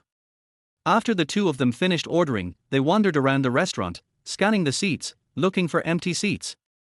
Teacher Shen, there are seats here. Zhuochun waved at the 2 of them, his penetrating voice sounded particularly loud in the noise of the restaurant. Sharon listened to Zhuochun's voice, his heart snapped, and a trace of hesitation and uneasiness flashed in his eyes. He didn't want to sit with them. It would be bad if they saw the subtle relationship between him and Shen Jiale. He prayed in his heart, don't sit over there, it would be best if a new seat suddenly appeared. However, the reality was cruel. The restaurant was crowded and there was really no other empty seat. Sharon sighed helplessly and walked towards Zhuochun. Zhuochun looked at the full plate of vegetarian dishes on Shen Jiale's plate and joked, is Teacher Shen losing weight? Don't starve yourself to thinness if you eat so much vegetarian food. She gets sick when she smells meat. Sharon answered subconsciously, and he regretted it as soon as he said it. He secretly glanced at Zhuochun, who looked at Sharon in confusion. Teacher Shen doesn't eat meat, How did you know? Liu Pengpeng and Zhongla also stopped what they were doing and looked at Shi An in unison, their eyes full of curiosity. I just told him not to order meat for me. Shen Jiale hurriedly spoke out to help. Her eyes were calm and composed, with a faint smile on her face, as if she was stating something that was normal. She was thinking in her heart, this idiot almost got exposed. Fortunately I reacted quickly. Zhuo Chun listened to Shen Jiale's explanation, showed an expression of sudden enlightenment, and continued to eat. Seeing this, Shi An breathed a sigh of relief, feeling like he had escaped a disaster. He wiped the non-existent sweat on his forehead and secretly rejoiced. Shen Jiale's habit of not eating meat was known to him when they first met. At that time, Shi An felt very strange, and wondered in his heart, if people don't eat meat, will there really be no problems with their bodies? Later, when they fell in love, he found out that Shen Jiale actually ate shrimp and fish. Shen Jiale also said with a smug look on his face that shrimp and fish are seafood. How can seafood be considered meat? Shi An was stunned by this perverse logic, and he asked at the time. If it's not meat, what is it? Of course it's seafood, silly. Shi An. In order not to be discovered by Zhuo Chun and the other two, Shi An deliberately got close to Zhuo Chun and chatted with him non-stop. Sometimes he talked about interesting things in school, and sometimes he talked about the recent football game, but he ignored Shen Jiale. His eyes drifted to Zhuo Chun from time to time, trying to make himself look natural. Shen Jiale saw Shi An talking to Zhuo Chun all the time, completely leaving him aside, and his heart suddenly felt like a jar of jealousy. She frowned slightly, a trace of grievance flashed in her eyes, and her lips pouted slightly. She complained in her heart, I am such a beautiful woman sitting next to you, but you ignore me and just chat with others. She lowered her head and ate silently, but she felt that her favorite food had lost its taste. You two dogs, I will send you two to exile, one to Heilongjiang to plant coconuts, and the other to Hainan to pickle sauerkraut. Shen Jiale thought viciously, picked up a piece of lotus root, put it in his mouth and chewed it hard. Shi An inadvertently raised his eyes and happened to meet Shen Jiale's ferocious eyes. Shi An swallowed his saliva involuntarily, and said in his heart, it's over, I have made this old lady angry again. He quickly tiptoed back to his seat, quietly stretched out his finger under the table, and gently poked Shen Jiale's leg. What? Shen Jiale rolled her eyes at Shi An without even raising her head. She thought, you bastard, don't you like to ignore me? Why did you sit back? Shi An saw that the three people opposite her were concentrating on eating and didn't look up. She quickly raised her phone and motioned her to look at the screen. It was clearly written on the screen, I'm afraid they will find out about our previous relationship and I'm afraid you'll be embarrassed.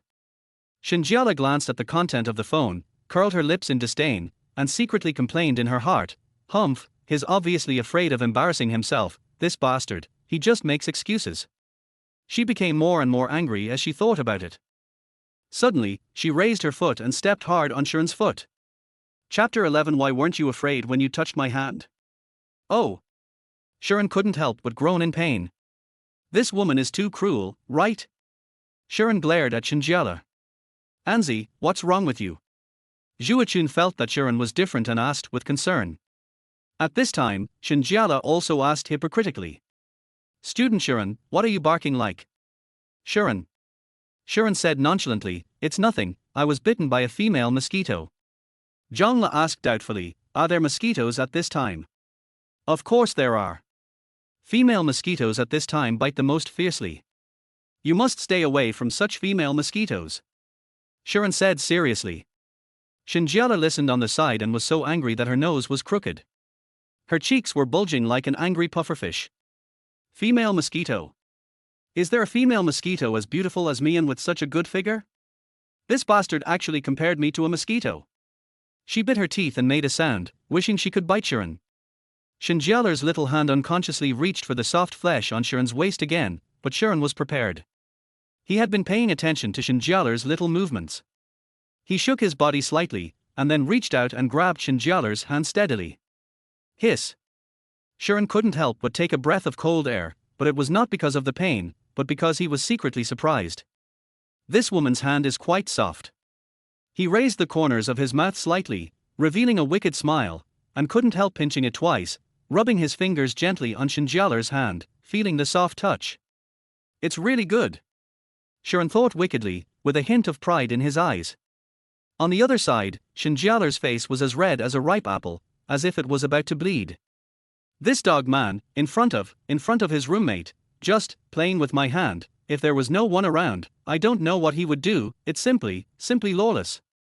She was embarrassed and annoyed, with a trace of panic in her eyes, but she didn't know what to do. Sharon looked at Shen Jiale, who was blushing, and felt relieved.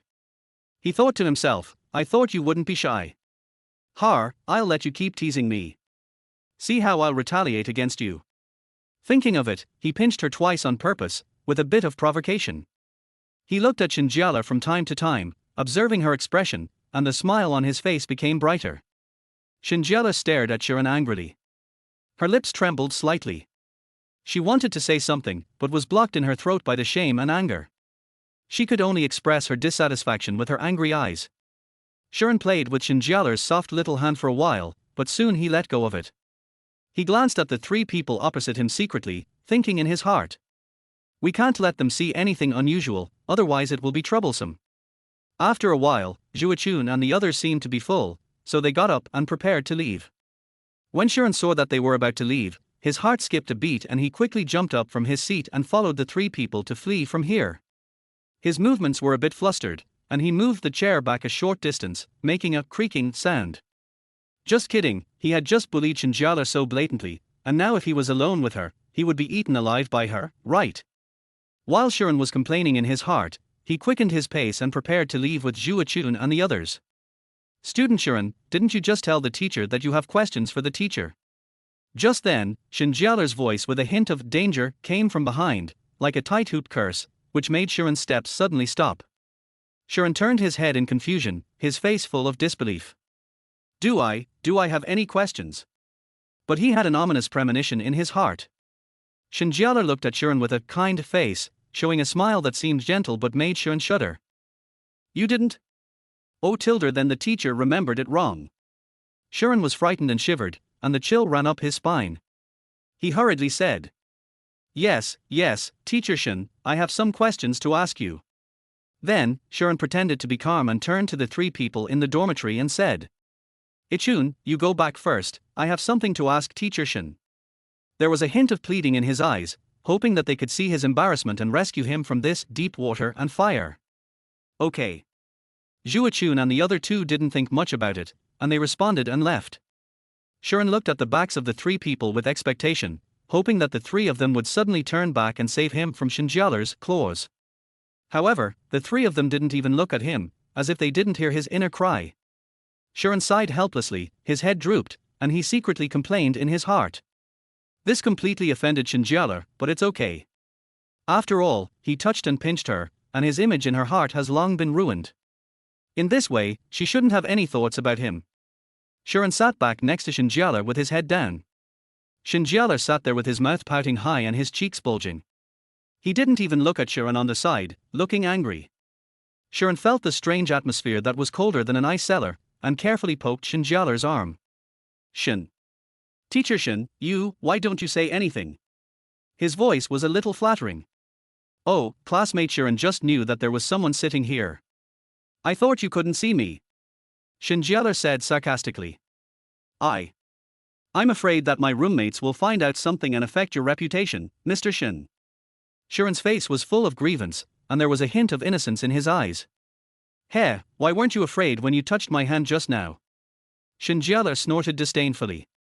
If I didn't grab your hand, wouldn't you have strangled me to death? Sharon muttered aggrievedly. What are you mumbling, you bastard? Nothing. Sharon denied it quickly. Since you performed well today, I'll spare you this time. Shen Jiale raised his chin slightly and said proudly. Don't forget to bring me breakfast tomorrow morning, do you hear me? I promise to complete the task. Sharon straightened his back, with a serious expression on his face. He even raised his right fist to his temple and made a funny salute. Looking at Sharon's obedient appearance, Shen Jiale's eyes were full of smiles and he nodded with satisfaction. I was secretly happy, this is good enough, he knows what's good for me. I'm full, Xiaoanzi, let's go back to the palace. Yes. Chapter 12. How does it feel to hug the teacher?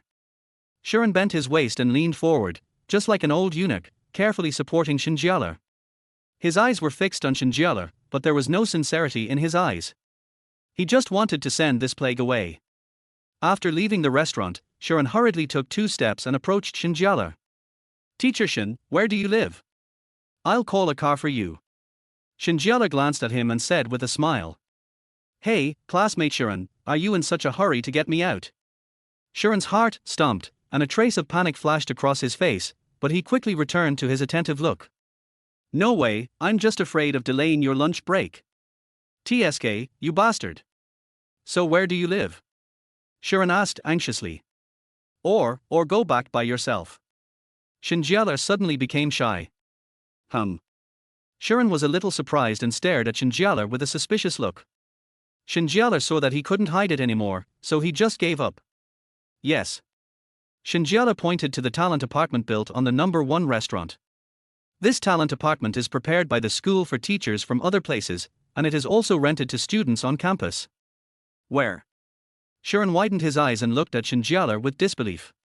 It's there. Shen Jiale's voice was a little weak, his eyes were evasive, and he was obviously not confident enough.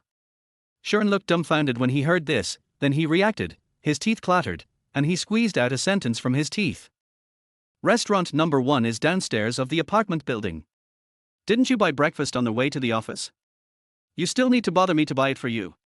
At first, Sharon thought that she asked him to help bring breakfast because she lived far away and didn't have time to buy breakfast. Who knew that this stinky woman? Because? I'm lazy. Shen Jiale turned his head away guiltily, muttered softly, and then secretly glanced at Sharon. What did you say? Sharon suddenly raised his voice.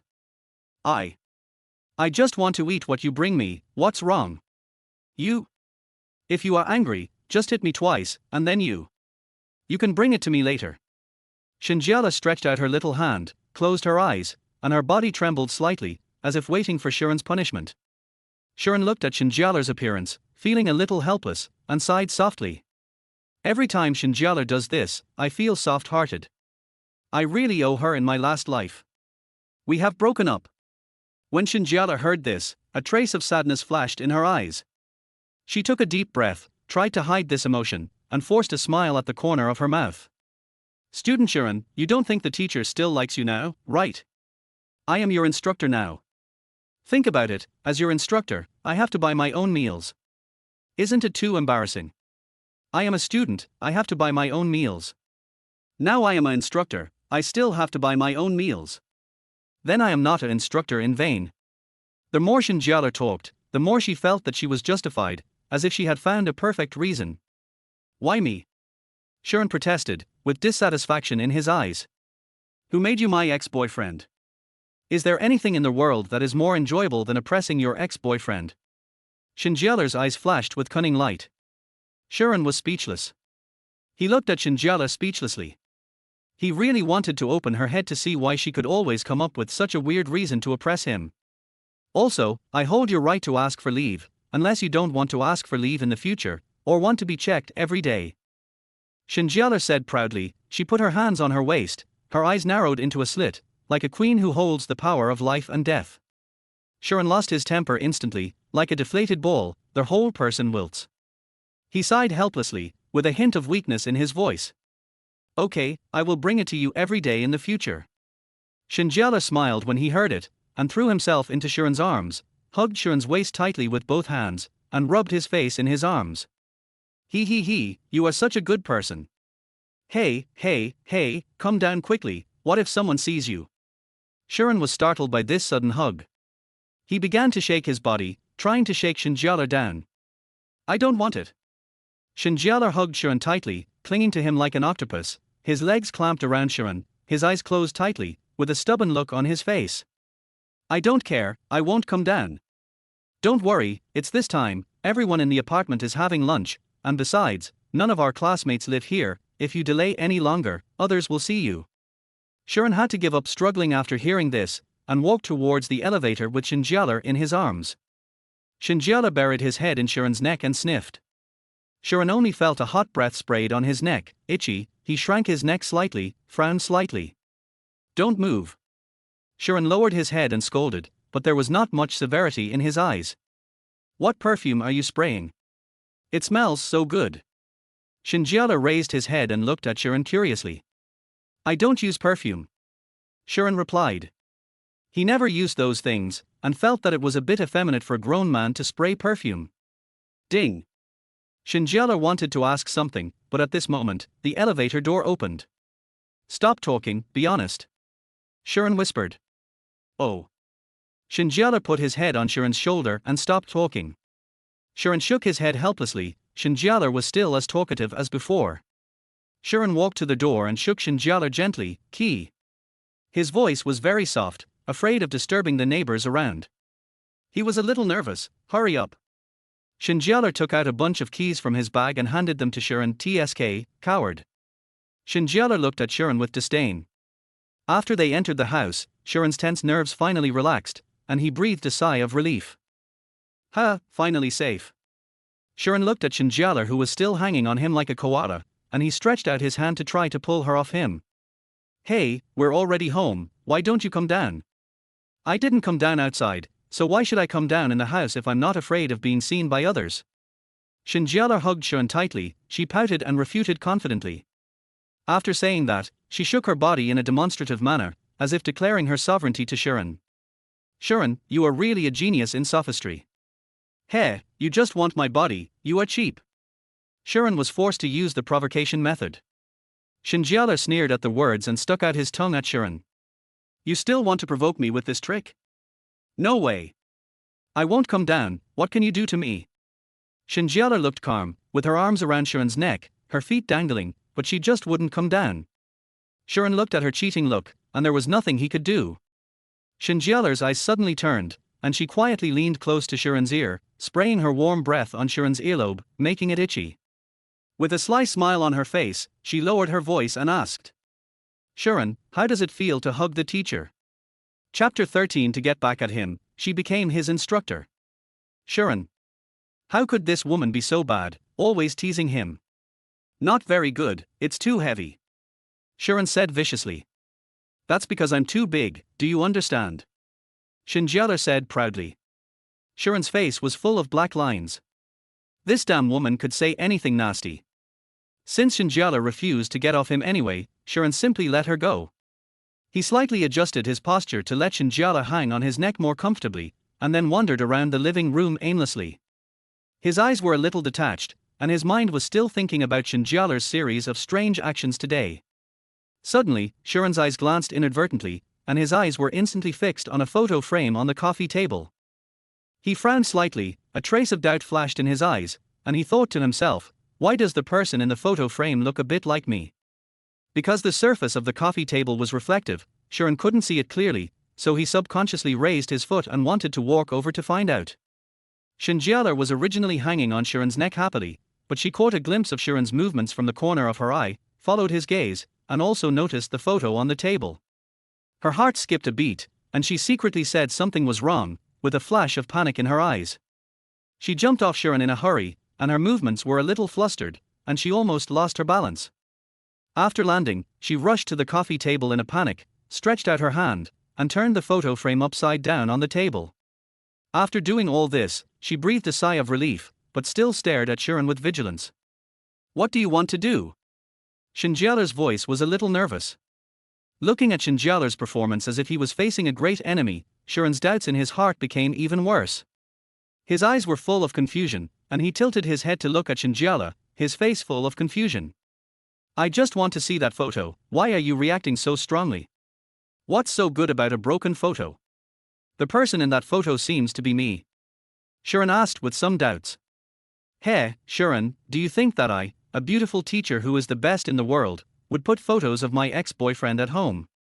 Shen Jiale showed a disdainful smile, but a trace of barely perceptible panic flashed in her eyes. She deliberately straightened her chest and acted righteously. Sharon stared at Shen Jiale for a long time, and saw that Shen Jiale looked serious and did not look like lying. Although Sharon still had some doubts in his heart, he had to give up. He shrugged helplessly and sighed softly. Okay, maybe I saw it wrong, but I feel that person looks like me. Then you must have seen it wrong, because you were dazzled by the sunlight, it's obviously my brother. Shen Jiale said hurriedly, her speed of speech was very fast, as if she was afraid that Sharon would not believe it. Okay, it's this time, you should go back quickly, you still have classes in the afternoon. Shen Jiale seemed to suddenly remember something, and pushed Shi An out while speaking. Bang! The door was slammed shut by Shen Jiale, and the loud noise echoed in the corridor. Shi An looked at the closed door, speechless. This woman is really fickle. She was just clinging to me and refused to leave, but now she is driving me out like a plague god. He muttered, shook his head, and went downstairs slowly. It was a close call, I almost got caught. Shen Jiale leaned against the door, patted the turbulent waves, and said with fear. Shen Jiale felt her face was hot. Shen Jiale walked to the coffee table. She stretched out her slightly trembling hand, gently picked up the photo frame, and carefully wiped the photo frame with her fingers. The person in the photo frame was Shi An. He was wearing sunglasses in the photo. His eyes under the sunglasses were dazzling, and his mouth was grinning, revealing a brilliant and dazzling smile. That smile seemed to have a kind of magic, as if it could dispel all the haze in the world. It was taken when Shi An climbed Mount Tai.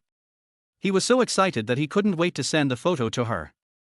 The moment Shen Jiale received the photo, she printed it out without hesitation and carefully made it into an album to treasure this beauty forever.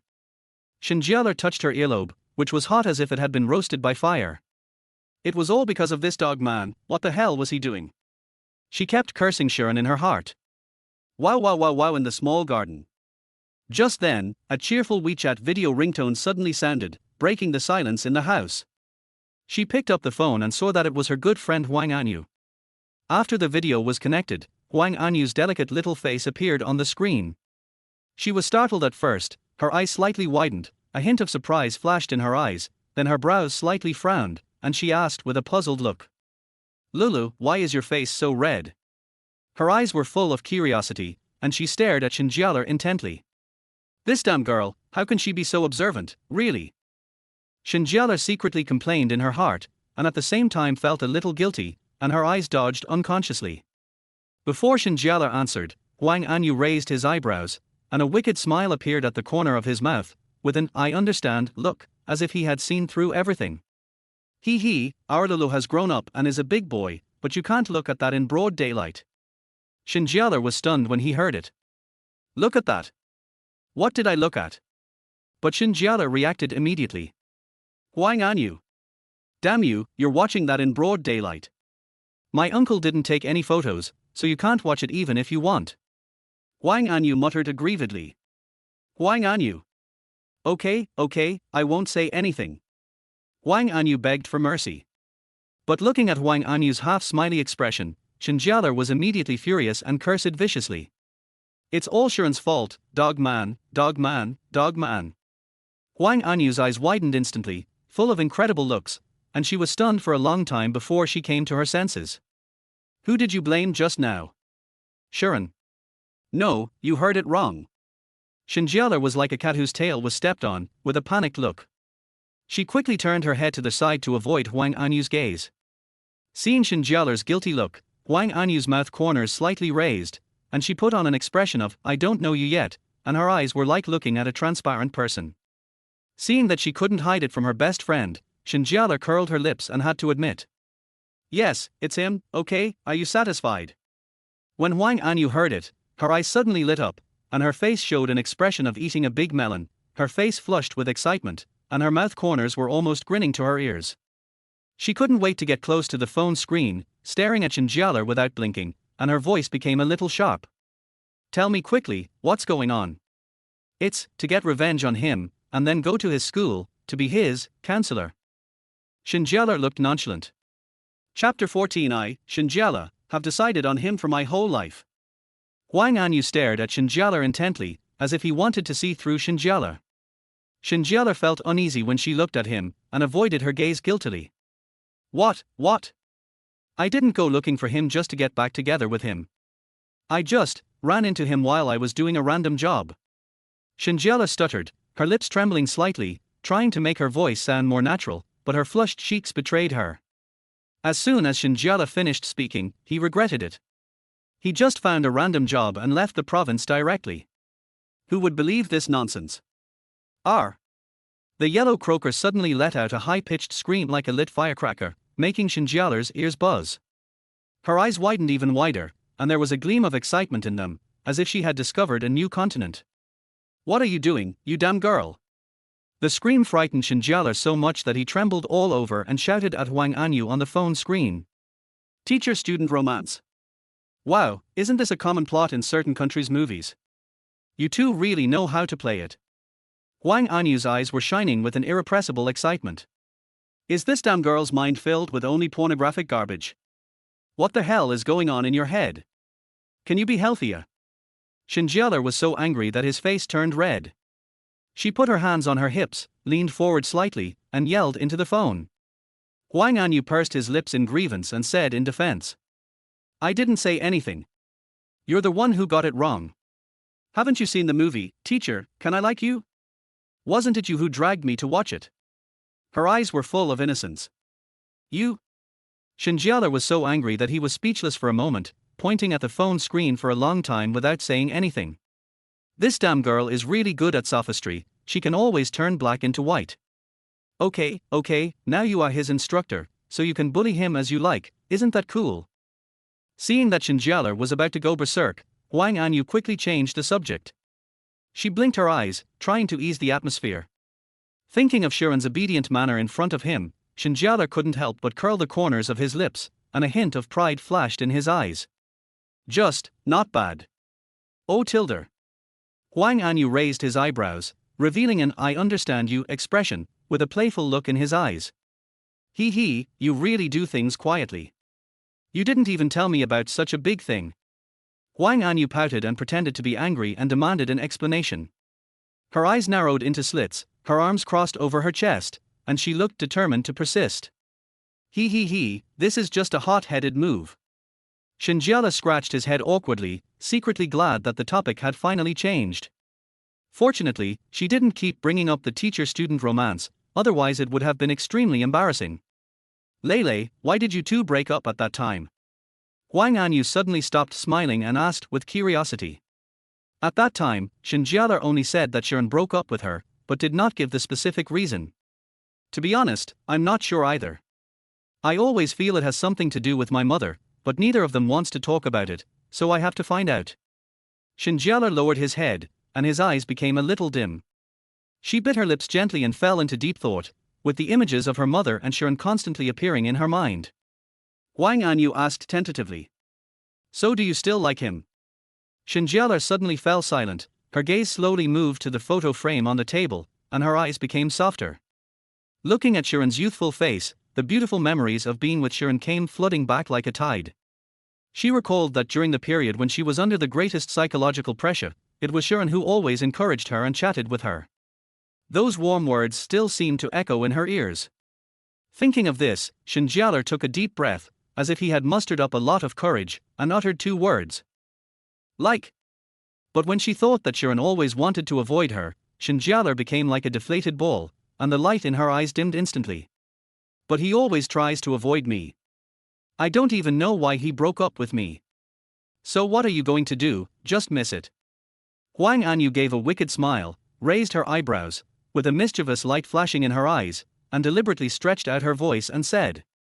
If you miss the encore, you will hold hands with other girls and call them good sister. Her eyes were fixed on Shen Jiale, waiting to see Shen Jiale's reaction.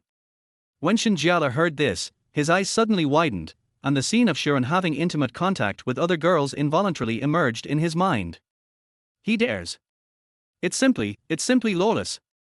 The sudden roar scared Huang Anyu on the other side of the screen so much that he shrank his neck and leaned back quickly. Miss Shi An. Impossible, I, Shen Jiale, have decided on him for my whole life. Shen Jiale paused and added. If I have to choose someone to spend the rest of my life with, that person can only be Shi An. Then work hard and try to make Shi An fall at your feet again. Huang Anyu looked at Shen Jiale's determined look and encouraged him. You're only talking about me, what about you? When are you going to confront your Baozi brother? Shen Jiale smiled evilly, with a hint of pleasure of revenge in his eyes. It's because of you, a dead girl, that you have been talking nonsense just now. Because Huang Anyu's crush likes to eat buns, Huang Anyu likes to call him Baozi, and Shen Jiale follows suit. Alas, the road ahead is long and arduous. Huang Anyu was obviously melancholy when he mentioned this. Then you have to work hard too. If a girl chases a boy, it's easy. When the time comes, you can ask him out, get him a little drunk, do this first, then do this, and then do this, then it will be done. As she spoke, she poked the phone screen with her elbow. It was obvious that she was just trying to enjoy the fun and was teasing Hwang Anyu on purpose. Hwang Anyu's eyes lit up instantly when he heard this, and were filled with excitement. TNND, you are such a TND genius. She was so excited that her hands were shaking slightly, and she couldn't wait to implement the plan. Shen Jiale was speechless, with the corners of his mouth twitching slightly. This girl really can't tell the difference between good and bad words. I was just joking, but she took it seriously. Hwang Anyu's eyes suddenly became mysterious. She looked around. Although there was no one around, she still lowered her voice and whispered. I have a plan for dealing with the one in your family. You have a plan too? Tell me in detail. Shen Jiale's eyes lit up, and she couldn't wait to get close to the phone screen and urged. When you are with him, you can't be so noisy like before. First you do this, then you do this. Hwang Anyu spoke with great excitement, gesturing with his hands as he spoke. Don't worry, boys will buy into this.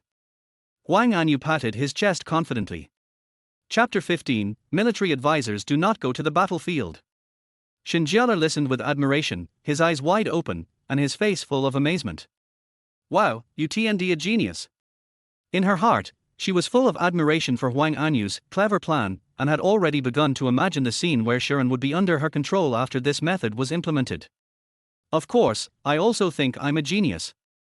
Hwang Anyu looked proud. But then why are you still single? Shen Jiale looked at Hwang Anyu with regret, with a teasing smile on his lips. Hwang Anyu was suddenly speechless. This is called a military advisor never going to the battlefield, do you understand? Hwang Anyu became angry and raised his fist to wave at Shen Jiale. Okay, I'm going to go buy some wine.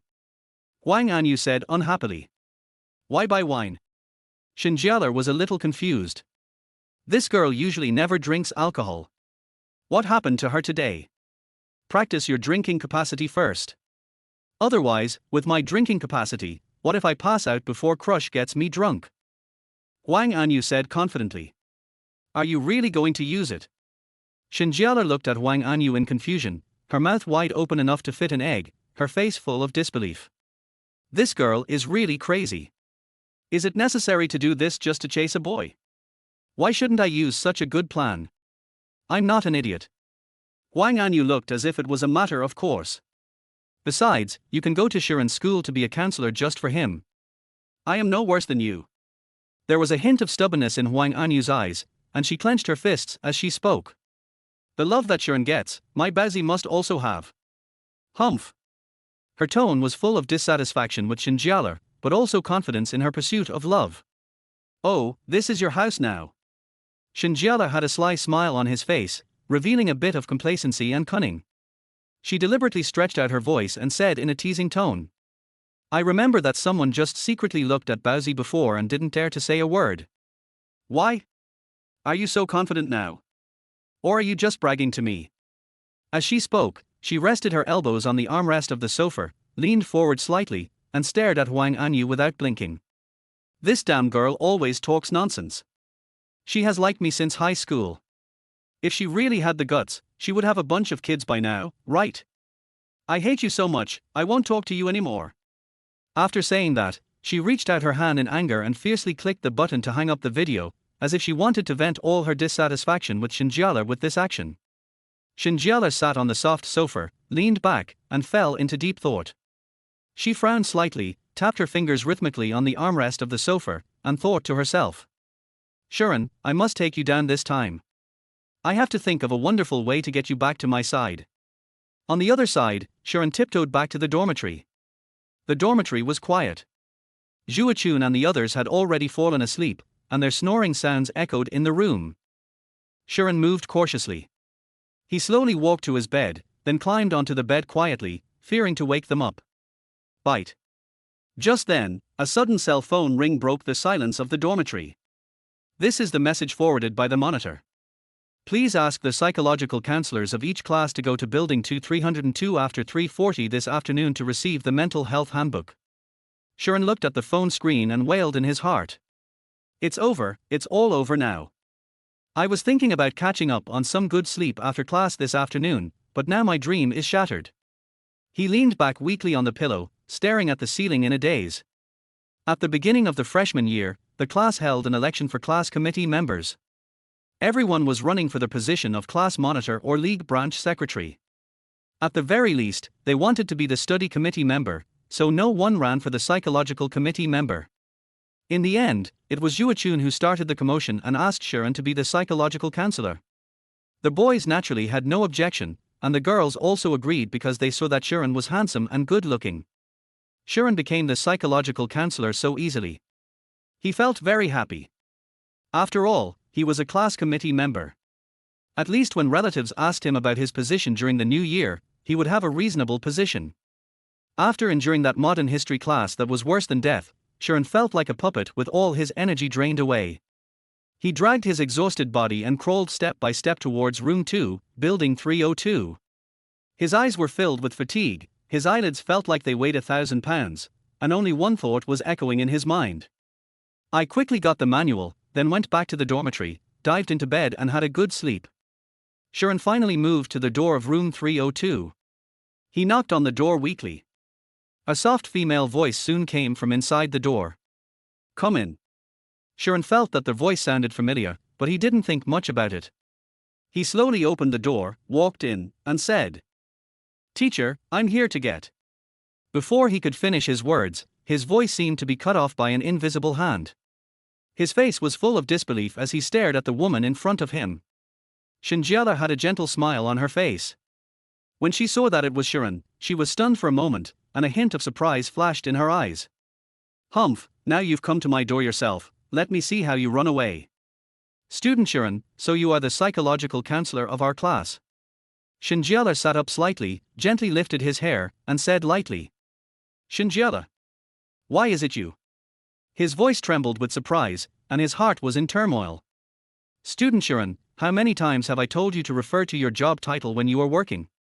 Shen Jiale frowned, his eyes showing dissatisfaction, and his little mouth pouted slightly. However, Shi An still stared at Shen Jiale as if he was under a spell. Seeing this, Shen Jiale twitched his nose cutely. "Why? I'm a teacher in the psychological counseling room of our college. Can't I be here?" She put her hands on her hips, looking very confident. "I remember that your undergraduate and graduate majors were not psychology." Shi An frowned, his eyes full of confusion. "Hey, I forgot to tell you that I minored in psychology. What do you think? Am I awesome?" Shen Jiale said this proudly. "Oh." Shi An just responded calmly, his expression not changing at all. He thought to himself, if I praise this damn woman, she will be so proud of herself that she will be lifted up to the sky. I can't give her this opportunity. Shen Jiale was looking forward to Shi An's praise, but after waiting for a long time, all he got was a cold "oh. You bastard, you." She was about to scold this bastard when she suddenly seemed to remember something.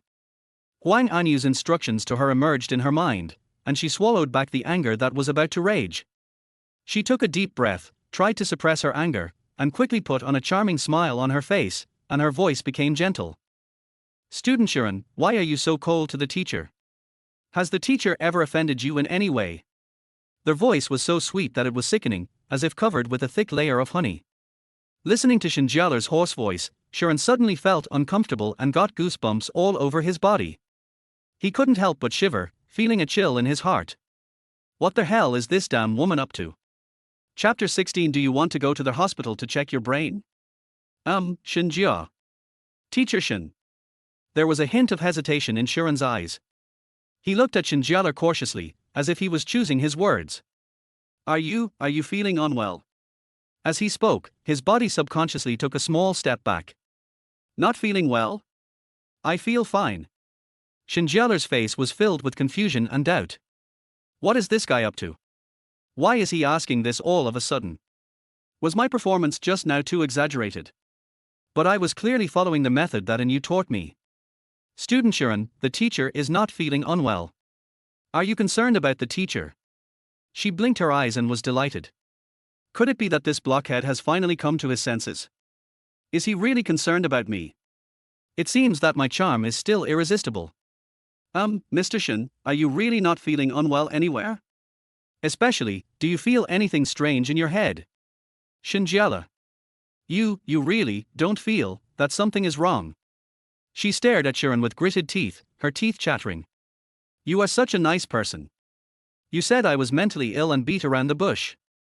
Are you afraid of irritating me?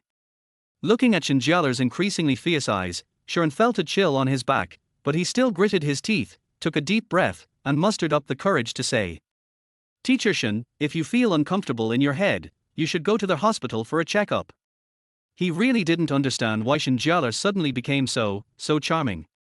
It must be because she was under too much pressure recently and was stimulated. This rebellious son is really going to piss me off to death. She gnashed her teeth, her cheeks puffed up, and she kept cursing Sharon in her heart. Whenever I was gentle with him, he felt uncomfortable all over. Bang, bang, bang. A knock on the door broke the tense atmosphere. Come in. Shen Jiale took a deep breath, calmed himself down, and forced a smile on his face. Teacher, we are here to get the mental health handbook. A few students walked in from outside and said politely, Come with me, in the next room, and count the number of your classes. As Shen Jiale spoke, he quickly tidied his hair and clothes and walked towards the next room.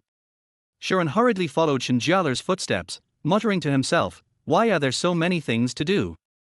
It's so troublesome even to get a manual. After Sharon quickly counted the pages in the manual, he turned around and wanted to go back. However, before he could take a few steps, he was stopped by Shen Jiale. Student Sharon, wait a moment. When Shen Jiale's voice sounded, Sharon stopped and looked at Shen Jiale with a puzzled look on his face. What's wrong? Is there anything else? Come with me for a minute. We will have a class meeting later and I will explain how to fill in this manual. Sharon sighed helplessly and had to stand by and wait quietly. He looked at the time from time to time, feeling a little annoyed. How long do I have to wait? My sleep is ruined again. Let's go. After the students from other classes finished counting, Shen Jiale neatly closed the door of the office next door, waved to Sharon, and asked him to leave. The two walked slowly, and when they reached the stairs, a voice suddenly came. Whose modern history textbook is this? Sharon subconsciously stopped and realized that a book was missing from his hand. He thought to himself that something was wrong. He hurriedly turned around and saw that the book in the classmate's hand was exactly the same as his, so it must be his. Shen Jiale also stopped and looked at Sharon's actions, mocking him mercilessly. You can even forget the book, you idiot. She crossed her arms, her eyes full of amusement. Sharon ignored Shen Jiale and spoke to the classmate. Classmate, it seems to be mine. As Sharon spoke, he waved his hand, signaling the classmate to throw the book to him. The classmate threw the book lightly, perhaps because he was afraid of hitting Sharon, so he didn't use much force. Seeing this, Sharon subconsciously bent down, leaned forward, and stretched out his hands to take the book. R. Sharon only felt his butt hit something, and then he heard a scream. His heart suddenly tightened and a bad premonition came over him.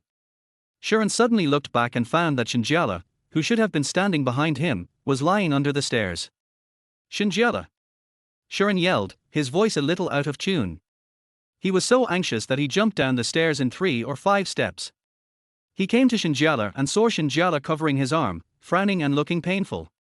Sharon hurriedly helped Shen Jiale up and asked with concern. How are you? His voice had a slight tremor.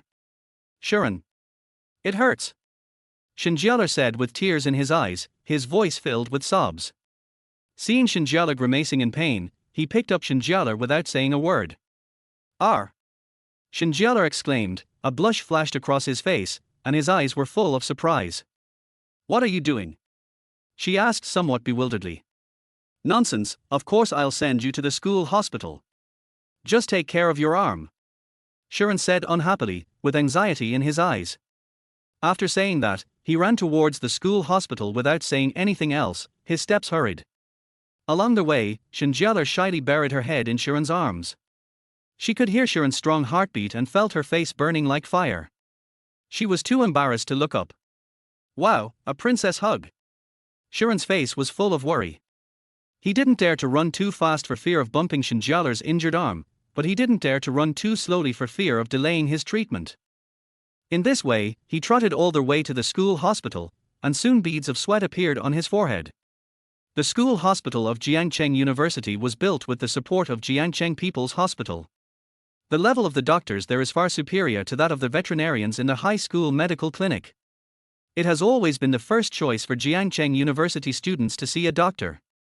Sharon rushed into the school hospital in a hurry. "Doctor, come and have a look, doctor." A nurse heard the shouting and rushed over. She looked at Shen Jiale in Sharon's arms and asked, "What happened to her?" "I fell down the stairs and broke my arm." "Hurry up, the orthopedics department is over here." As the nurse spoke, she quickly led the way and soon arrived at the door of the department. "Put her down." "She fell on her arm, not her leg." The nurse looked back at Sharon and said speechlessly, Okay. A hint of embarrassment flashed across Sharon's eyes. He agreed repeatedly and carefully put Shen Jiale down. "Family members are not allowed in. Please wait outside for a moment. I will take her in." Sharon nodded, his eyes full of anxiety. He stood at the door, pacing around like an ant on hot bricks. Chapter 17. Do you think this is a dog match? After a long time, the door opened and the nurse came out. She said to Sharon, "She needs an X-ray. Take the bill and pay the fee now." Okay. Sharon rushed to the window to pay the fee, took the bill and went to find the nurse. After handing the bill to the nurse, he waited in the corridor again. Just then, the phone rang suddenly, pulling him out of his tense thoughts. He took out his cell phone and saw that it was his mother calling. He was stunned for a moment, then adjusted his mood, walked to the stairwell and answered the call. "Hello, Mom." Sharon tried hard to make his voice sound steady. He rubbed his brows with his hands, half closed his eyes, and leaned against the wall. "Son, what's wrong with you? Your voice doesn't sound right." Sha's mother's keen hearing immediately caught Sharon's abnormality, and her tone was full of worry. "Nothing, Mom. Maybe I'm a little tired lately." Sharon forced a smile to comfort his mother. "Child, you have to take care of your health. No matter how busy you are with your studies, you must get enough rest." Sha's mother said distressedly. "Yeah, I know, Mom. How come you have time to call me today?" Sharon quickly changed the subject, trying to lighten the atmosphere. "I missed you. How are you doing in school?" "That's it. I can eat and sleep." Sharon responded. "So son, do you have a girl you like now?" Sharmu suddenly asked. Sharon was caught off guard by this question and his face turned slightly red. No, Mom, why do you suddenly ask this?" His heartbeat unconsciously quickened, and Shen Jiale's face appeared in his mind. "You're already this old, it's time for you to find a girlfriend." "Mom, I don't want to think about these things right now. I want to finish my studies first." "Study is important, but it doesn't interfere with finding a girlfriend." My mother's voice came from the receiver with an unquestionable tone. "Mom, that's not what you said when I was in high school." Sharon was speechless. He rolled his eyes helplessly and looked up, his heart full of complaints about Sha's mother's double-standard behavior. "Did Mom say anything? Why doesn't Mom remember?" Sha's mother asked in a naughty way. "Sharon, when I was in high school, you said I couldn't fall in love too early, but when I entered college, you couldn't wait to have your grandchildren. Do you think this is a match made in heaven?" Sharon curled his lips and said dissatisfiedly. "Hey, you kid." Sha's mother was choked by Sharon's words. Okay, Mom, I have something else to do here, so I'll hang up first." Sharon spoke hurriedly without waiting for his mother to finish. He didn't have the energy to argue with his mother right now. His mind was filled with the image of Shen Jiale being injured. Sharon walked towards the bathroom in a frustrated mood. He turned on the faucet, scooped up a handful of water, and splashed it hard on his face. The cold water stimulated his skin and made him a little more awake. He looked at himself in the mirror, took a deep breath, and tried to adjust his expression to make himself look more energetic, but he couldn't hide the worry in his eyes. When he walked to the door of the orthopedics department, he found that the door was open. He looked inside and saw Shen Jiale sitting there quietly with his right arm in a cast, talking to the doctor. Shen Jiale lowered his head slightly and nodded from time to time. "Shen Jiale, how are you?" As Sharon spoke, he strode into the department. When Shen Jiale heard the voice, she turned around in panic. When she found out it was Sharon, she stood up quickly. Her movements were so hasty that she almost bumped into the table next to her. Why did you come in?" "I'm fine. You've already got a cast on, and you still say it's nothing. He walked over to Shen Jiale and looked her up and down, feeling distressed and a little angry. This damn woman thinks she is Iron Man. She is still stubborn even though she is injured like this. Doctor, she is. Shi An turned his head and looked at the doctor, ready to ask about Shen Jiale's injuries. Hey, the doctor has already told me what to do. Don't bother the doctor by asking again. Go get the medicine for me.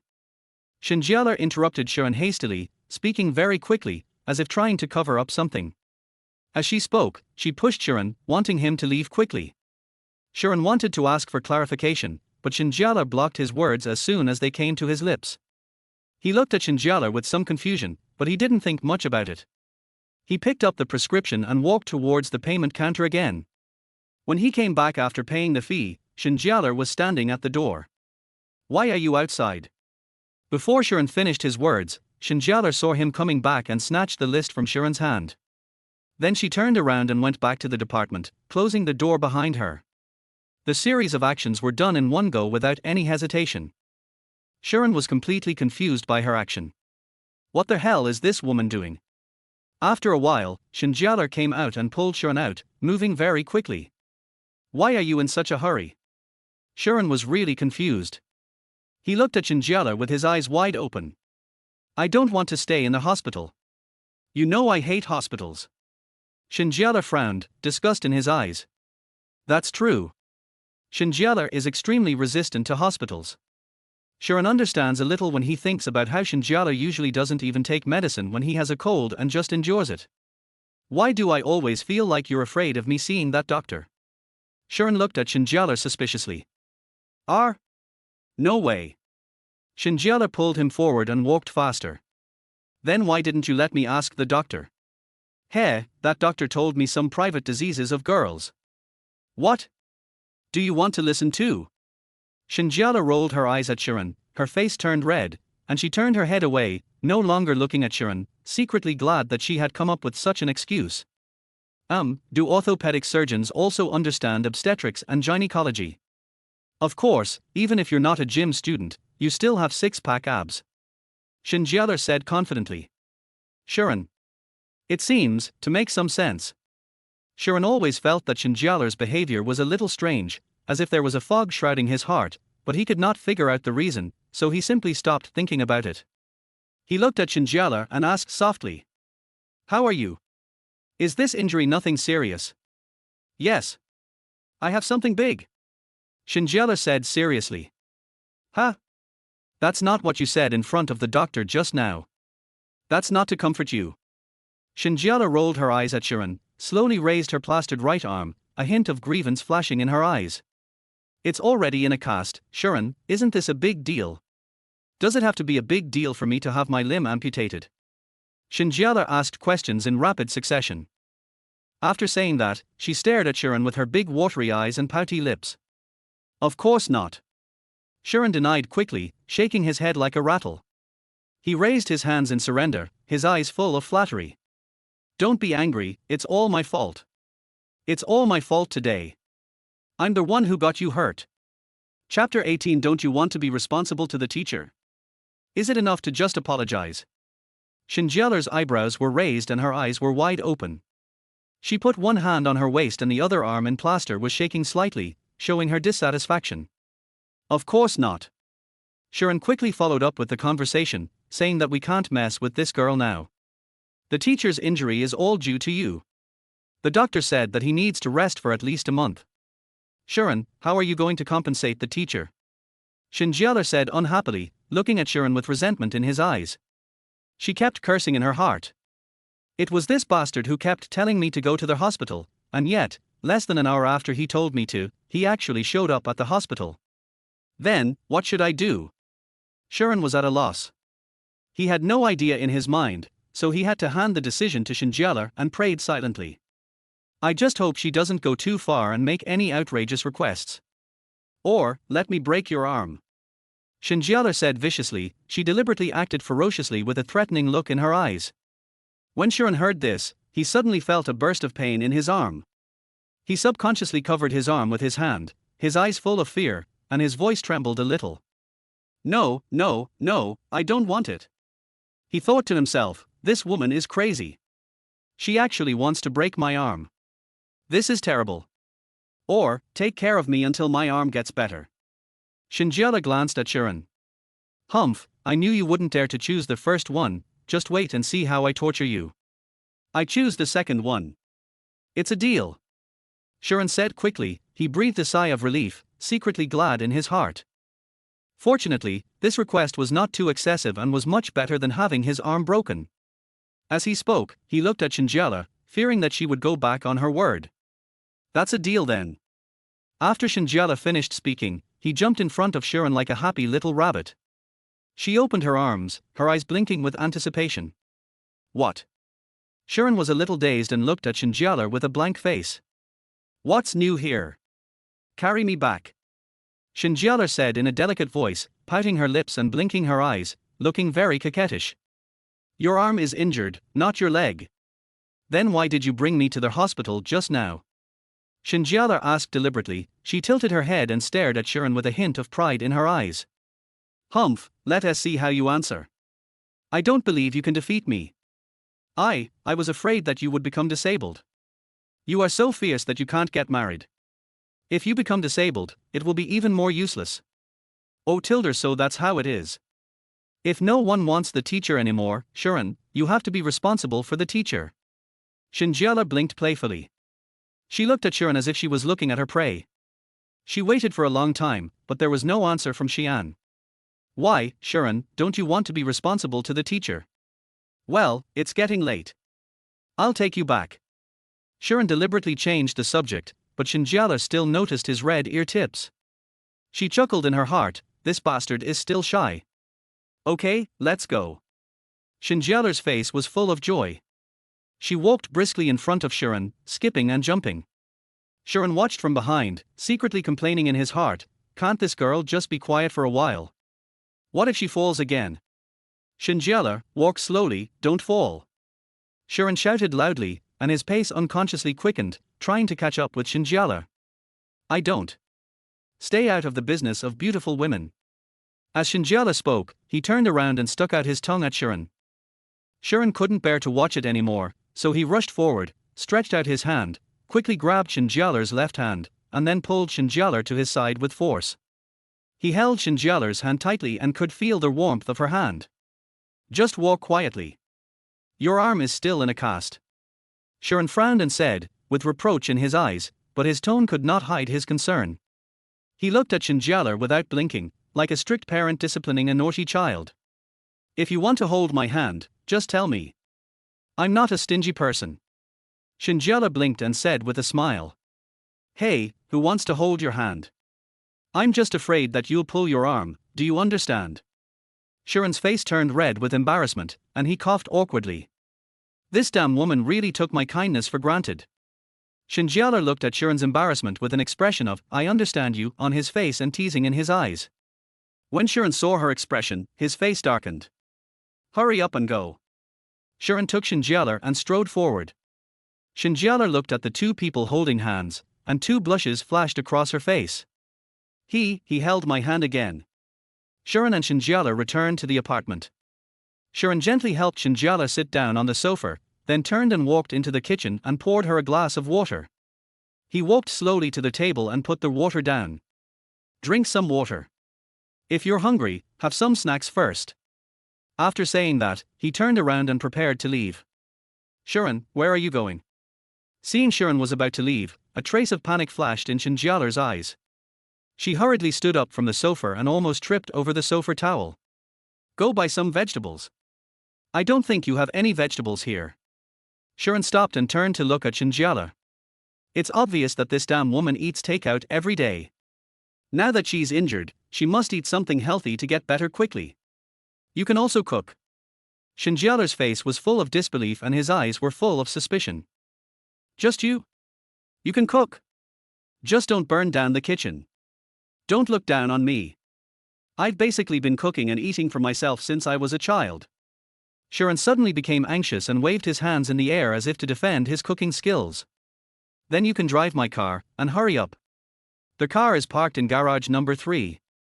Shen Jiale couldn't help laughing when she saw Sharon's anxious look. She took out a bunch of car keys from her bag and threw them to Sharon. Sharon looked down and saw 4 circles, which was consistent with Shen Jiale's character as a wealthy woman. So what do you want to eat? Shrimp. And lotus root. Shen Jiale's eyes suddenly lit up, and as she spoke, she excitedly gestured the shapes of shrimp and lotus roots with her hands. Okay. Sharon raised the corners of his mouth, revealing a faint smile. He nodded, turned quickly and walked downstairs.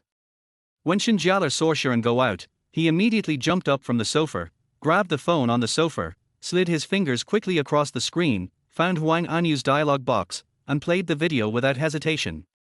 On the other side, Sharon came to the garage. He stood in the empty garage, raised the key in his hand, and pressed it hard. Beep. A crisp sound of a car was heard, which was particularly loud in the quiet garage. Sharon looked in the direction of the voice, and when he saw the Audi TT, his face froze instantly, and his mouth opened slightly, forming an O shape. Chapter 19, Driving a Pink Car to Buy Groceries. This. What the hell is this? Sharon screamed wildly in his heart, unable to believe that the absurdly pink car in front of him would be the one he was going to drive. His first reaction was to turn around and leave, but thinking that Shen Jiale was still waiting at home, he had to suppress this impulse, took a deep breath, gritted his teeth, endured the extreme discomfort in his senses, and walked towards the car. The entire body of Shen Jiale's car was painted in an extremely dazzling pink color. The pink color was like a burning flame, directly impacting Sharon's visual nerves. The body of the car is densely covered with Hello Kitty patterns, and there are also Hello Kitty figures on the wheels. The rear-view mirrors of the car have been changed into 2 huge cat ears, which looks funny and weird. This was simply a nightmare for Sharon, a straight man. It was really hard to accept. He felt that his aesthetic taste had been severely trampled upon. Sharon opened the car door with difficulty. When he saw the scene inside the car, his body shook violently and he almost fell down. His eyes were full of disbelief as he saw Hello Kitty patterns embroidered on the seats, and the steering wheel was also decorated with Hello Kitty elements. The steering wheel, which was originally full of mechanical feel, now looked extremely childish. Sharon felt like he had fallen into a pink trap of Hello Kitty, and he felt terrible.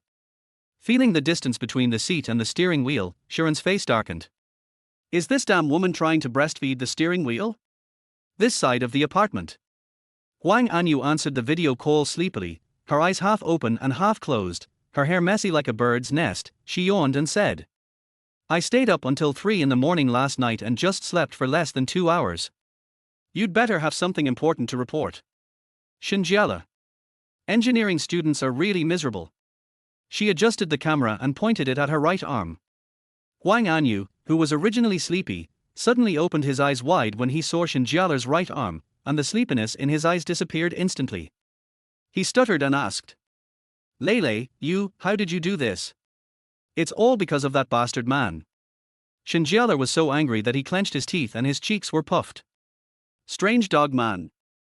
Is this your new hobby? That dog man admires the disabled.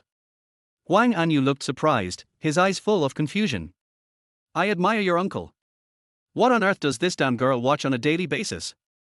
Shen Jiale recounted the whole story in detail, gesticulating excitedly as he spoke. Huang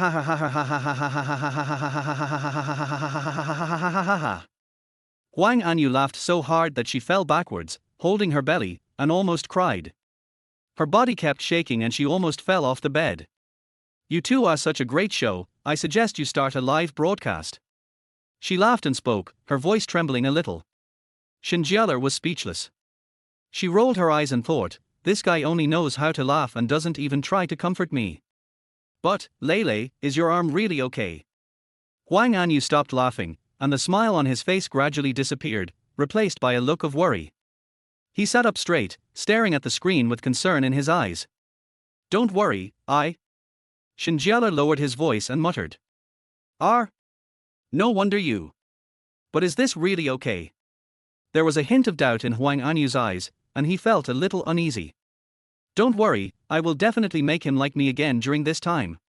Shen Jiale's eyes became determined and he patted his chest and said. Okay then, you have to work hard. Huang Anyu looked at Shen Jiale's confident look, nodded, and cheered her on. Par. Just then, the door rang. Shen Jiale quickly said to Huang Anyu on the phone. I won't tell you anymore, his back. As she spoke, her fingers quickly pressed the hang up button. She threw the phone aside, then quickly adjusted her state, took a deep breath, and tried to make herself look like nothing had happened. Shi An pushed the door open and walked in. Both of his hands were carrying heavy vegetables. Shi An, you're back. Shen Jiale greeted him, pretending to be calm. Well, wait, I'll go cook for you. After Shi An finished speaking, he put down the dishes in his hand, walked to Shen Jiale first, picked up the kettle and filled her cup with water. After adding water, he picked up the dishes again and walked towards the kitchen. Seeing this, Shen Jiale's eyes rolled around and he followed quietly. He tiptoed to the kitchen door and leaned lazily there. Shen Jiale took out a lollipop from somewhere, and she shouted at Shi An's back, stretching out her voice. Shi An, Shi An, Shi An tilde. The sound echoed in the kitchen like a call to one's soul. Shi An was about to wash the vegetables when he heard Shen Jiale barking. He turned around and saw Shen Jiale holding a lollipop. He said, I won't eat it, thank you. When Shi An saw that Shen Jiale was still holding the lollipop and had no intention of putting it down, the confusion in his eyes became even more intense. Why are you still holding it up? Don't break your good arm. His eyes fell on Shen Jiale's injured arm, with some worry. I didn't plan to give it to you.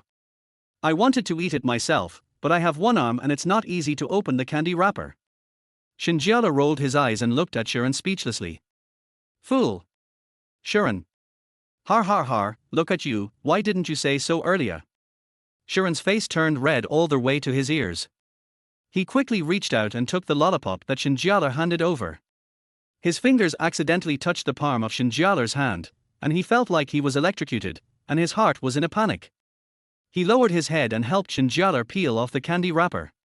He wanted to hand the lollipop to Shen Jiale, but he raised his hand slightly and looked at Shen Jiale, but found that she had no intention of taking it. Shen Jiale raised her head slightly and then slowly opened her mouth. Shi An looked at her like this. He hesitated for a moment and slowly stuffed the lollipop into Shen Jiale's mouth. Shen Jiale watched Shi An stuff the candy into her mouth.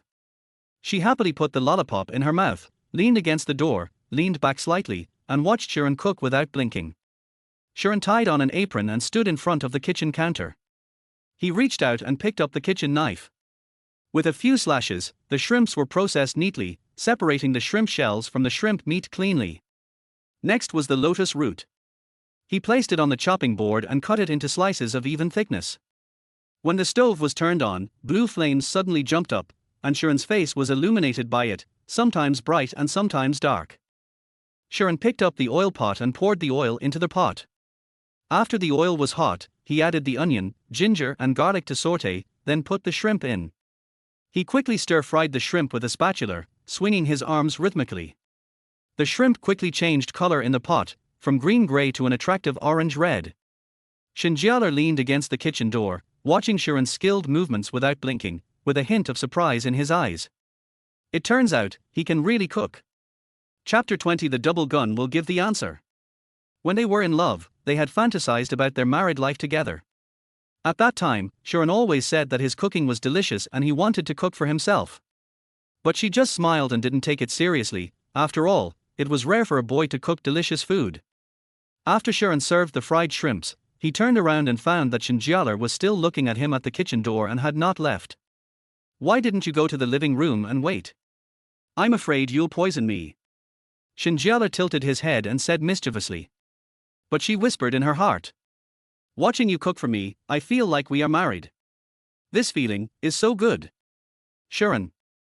This is the image of me in Shen Jiale's mind, right? Shen Jiale walked towards the stove leisurely, looking like a rich landlord. She slightly wrinkled her nose and her eyes lit up instantly. TSK. She smacked her lips. It looked and smelled delicious. Gu tilde. Suddenly, Shen Jiale's stomach growled at an inopportune moment, and her left hand unconsciously touched her stomach. She quickly reached out and grabbed a handful of shrimps on the plate and grabbed a plump shrimp. Don't. Shi An was preparing the next dish. After hearing the sound, he turned his head sharply and tried to speak out to stop Shen Jiale's dangerous behavior, but it was too late. Oops. Shen Jiale quickly threw the shrimp away. The shrimp drew an arc in the air and fell to the ground with a pop. She put her burned fingers to her mouth and blew on them with her little mouth. Seeing this, Sharon's face changed and he walked over quickly. He grabbed Shen Jiale's little hand, pulled her under the faucet, quickly turned on the faucet, and rinsed her hand under the water. The cool water washed over his scalded fingers, but he still kept his eyes on them, and as he washed, he scolded. "Are you stupid? You dare to grab the food right out of the pot with your hands?" Shen Jiale pursed his lips and retorted with a lack of confidence. That's not it, are you hungry?" Her voice was very soft, like the hum of a mosquito, and after she finished speaking she secretly glanced at Sharon. Sharon looked at Shen Jiale's hand carefully. He gently turned her hand over and checked each finger. He breathed a sigh of relief when he found that it was just a little red and there was nothing wrong. "Fortunately, it's nothing serious, otherwise you would have burned your left hand and fractured your right hand. I wonder what you would have done. Don't you have me? You will definitely not abandon me." Shen Jiale raised his head and looked at Sharon with sparkling eyes full of dependence. Hearing Shen Jiale's trusting answer, Sharon didn't know how to respond for a moment. He just silently took Shen Jiale's hand and led her to the living room. He pointed at the sofa and said without question, "From now on you will sit here and are not allowed to go to the kitchen again." Then he took out a bag of yam slices from the shopping bag and handed it to Shen Jiale. "Eat some of this if you're hungry. I'll make it right away." After saying that, he turned and walked towards the kitchen. Crunch, crunch. Shen Jiale bit the yam slices viciously, muttering, "You bastard, why are you so fierce? You only know how to be fierce to me. You actually treat your instructor like this. You are simply lawless. What are you mumbling about?" Sharon came out of the kitchen carrying 2 plates of steaming dishes, and the rich aroma filled the air. "What is this woman mumbling about? Is she scolding me?" Shen Jiale was immersed in his own little world when he suddenly noticed Sharon's gaze and his body stiffened.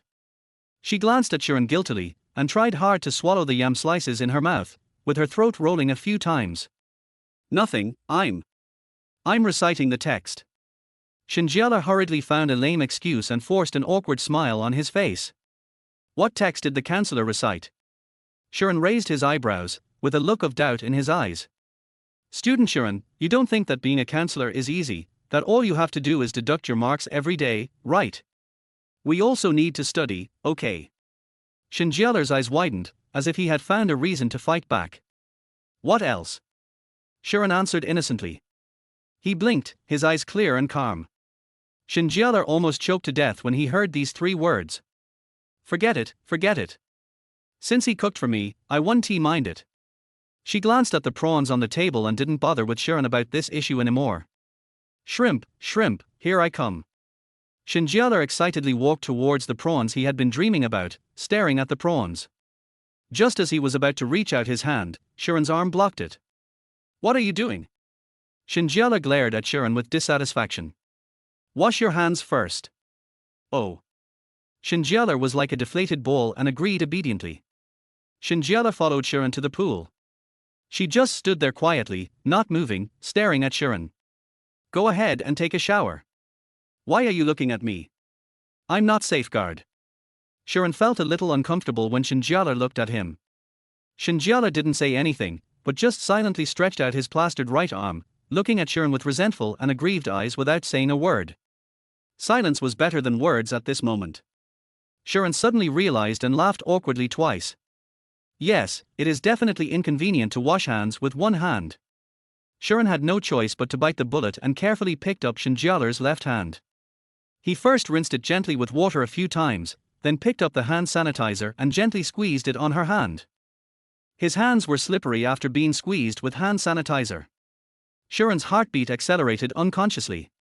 His hands kept moving and some strange thoughts flashed through his mind, making him distracted. Ahem. Shen Jiale coughed twice, with a hint of warning in his eyes. Sharon suddenly came back to his senses. He didn't dare to look Shen Jiale in the eye and hurriedly rinsed the hand sanitizer off Shen Jiale's hands. Shen Jiale pulled his hand away, snorted, and walked towards the dining table. "If I don't cough twice, this bastard will rub my hands until they are bald." Sharon also sat down. He picked up a pair of chopsticks and handed them to Shen Jiale. Shen Jiale's face turned dark and he couldn't bear it any longer. "You bastard, my right hand is injured, and you still want me to use chopsticks? Do you think I'm Marco Polo, who can use chopsticks with both hands?" Can dual guns give the answer? Seeing that Shen Jiale was on the verge of going berserk, Shi An suddenly panicked and quickly admitted his mistake. Good sister, stop talking, I was wrong. Shi An spoke very quickly, and as he spoke, he ran towards the kitchen, picked up a spoon, ran back in a hurry, and handed the spoon to Shen Jiale. What happened this afternoon was so sudden that his mind is still confused and he is slow to react to things. Shen Jiale saw that Shi An admitted his mistake with a good attitude, and her expression gradually eased. She pointed to the lotus root slices on the table and said with a hint of pride, "Feed me." Shi An stared at Shen Jiale in confusion. His heart felt like 1,000 ants were crawling around, making it a mess. Is this correct, author? Is this how the script is written? Chapter 21. What's wrong with me cooking for my mom? Why are you daydreaming? It's not convenient for me to hold the spoon with my left hand. There's no one here. What are you afraid of? Shen Jiale looked at Shi An's silly look, feeling both angry and amused. After hearing this, Shi An hesitated for a moment, but still reluctantly picked up a piece of lotus root and slowly put it to Shen Jiale's mouth. His eyes were evasive and his ears turned red. Tilde. Shen Jiale took a bite of the lotus root slices and was secretly surprised in his heart. Didn't he expect that this bastard's cooking is so delicious? Is it delicious? Shi An stared at Shen Jiale closely, like a primary school student waiting for praise from his teacher. It's really delicious. Someone's cooking is so delicious. I see he must have cooked for other girls before, right? Shen Jiale changed the subject. She tilted her head, and her eyes suddenly became sharp when she looked at Shi An. Of course they do. They eat a lot of the food I cook. Shi An raised the corner of his mouth, revealing a wicked smile. What? You really did that? And give it back to them. Shen Jiale's eyes were full of astonishment and anger, like two volcanoes about to erupt. The previous sentence was just a tease to Shi An. After all, in her heart, they were each other's first love. But she never expected Shi An to answer like this, and to more than one girl. Her heart ached and jealousy surged like a tide. Okay, I can't even be called a mistress, so what is that? A mistress? A mistress? Of course, I'm cooking a meal for my mom and sister, what's the big deal? Shi An said calmly, with an innocent expression on his face. He looked at Shen Jiale's anxious and jealous look, and laughed secretly in his heart. Shi An certainly knew what Shen Jiale meant. He just wanted to tease this stubborn woman. He crossed his arms across his chest, looking relaxed and at ease, and looked at Shen Jiale jokingly. Oh har, it's nothing, it's fine. Shen Jiale laughed dryly a few times, and the laughter sounded particularly harsh in the awkward atmosphere. Her eyes were a little flustered, and she quickly picked up the spoon, pretending to be calm and trying to serve the food, but how could the spoon scoop up the lotus root slices? As expected, people will pretend to be busy when they are embarrassed. Then why do I smell vinegar? Is someone jealous? Shi An raised his eyebrows with a smug smile on his lips. He stared at Shen Jiale without blinking, not missing any change in her expression. You must have put too much vinegar in the dish. Okay, I want to eat the shrimp. Peel it for me quickly. Shen Jiale avoided her gaze, a little angry and embarrassed, and tried to change the subject. Shi An smiled and peeled a large plate full of shrimp meat, which piled up into a small mountain on the plate. He placed the plate in front of Shen Jiale. Oh, you bastard, you're considerate. Shen Jiale was just about to reach out to take the shrimp meat, but Shi An seemed to remember something and suddenly put the shrimp meat in front of him. Shen Jiale? Shi An. You'd better give me a reasonable explanation. Shen Jiale's smile disappeared instantly. She stood up from her seat, put her hands on her hips, and stared at Shi An with eyes as if she wanted to eat him. I've been waiting all night for the shrimp meat, and now that it's been peeled, you took it away from me again. Don't worry, okay. I just asked my mom, and she said that people with broken bones should not eat greasy food, as it is not conducive to bone healing, so. Shi An spoke slowly, took out his cell phone, opened the chat history with his mother, and handed it to Shen Jiale to read. Then why did you make it into fried prawns? Shen Jiale questioned, her lips slightly pursed, like a child who had been wronged. My mom only replied to my message after I was done. Look at the time. Shi An pointed to the time when Shi's mother replied to the message and looked at Shen Jiale innocently. Shen Jiale didn't know what to say for a moment. He opened his mouth but was speechless. After all, Sharon was doing this for his own good. Then why did you peel it and put it in front of me on purpose? You are deliberately tempting me. Yes. Sharon showed his big white teeth and smiled in a nasty way. He looked at Shen Jiale, who seemed to want to eat but couldn't help wanting to tease her. You bastard, you stinky man, I curse you to be soft as soon as you get close to me. Sharon. This damn woman is too cruel. She dares to say such a cruel curse. All right, eat your lotus root. I stir-fried this one, it's okay. As he spoke, Sharon picked up a piece of lotus root, handed it to Shen Jiale's mouth, shook it slightly, and signaled Shen Jiale to open his mouth. Shen Jiale swallowed his saliva in grief and indignation, opened his mouth helplessly, and ate the lotus root slices. She was chewing the lotus root slices, still feeling depressed about the shrimp meat. She felt that the lotus root slices had no taste at all, just like chewing wax. After a while, Shen Jiale put down his chopsticks and said with a depressed look, I'm stuffed. You have such a small appetite. Sharon muttered, feeling a little amused when he saw Shen Jiale's listless look. Then he picked up the chopsticks and gobbled the shrimp in no time, making sounds of satisfaction as he ate. Shen Jiale watched from the side, his eyes wide open, feeling like his heart was bleeding. It's really like Zhu Barji eating ginseng fruit, wasting things. TSK, if you can't eat the grapes, you say they are sour. Sharon retorted without hesitation. After Sharon finished speaking, he walked towards the kitchen. After a while, he came out with a bowl of soup. The soup in the bowl was still steaming and smelled delicious. What's this? Shen Jiale looked over like a curious kitten. Bone soup. I know you don't like meat, so I didn't give you any meat. Also, I didn't add much oil, so it shouldn't be very greasy. Sharon put the soup in front of Shen Jiale. Drink it quickly. As the saying goes, what you drink is what you replenish. You don't need me to feed you soup, right? Sharon said with a smile and handed the spoon to Shen Jiale. Shen Jiale took it with her left hand and drank the soup slowly. The taste of the soup spread in her mouth, and the delicious taste made her eyes light up. She couldn't help but exclaimed, It's delicious. Her eyes rolled around, and she came up with a plan and smiled slyly. Sharon Tilder. Shen Jiale called out tenderly, her voice sweet and soft. What's wrong? Sharon looked at Shen Jiale, frowned slightly, and had a bad feeling in his heart. My hand hurts, feed me Tilder. Shen Jiale blinked his big eyes, with a hint of coquettishness and pity in his eyes. Sharon's face turned dark. And you are addicted to ordering me around. Your left hand is not broken. I just feel pain. Sharon, don't worry about me anymore. Shen Jiale said pitifully, with a hint of tears in his voice, looking extremely aggrieved. Why am I injured? Who knocked me down the stairs? Seeing that being soft was no longer effective, Shen Jiale started to bring up old issues. Sharon knew he was in the wrong. He scratched his head, looking helpless, and had to go feed Shen Jiale. You're quite sensible.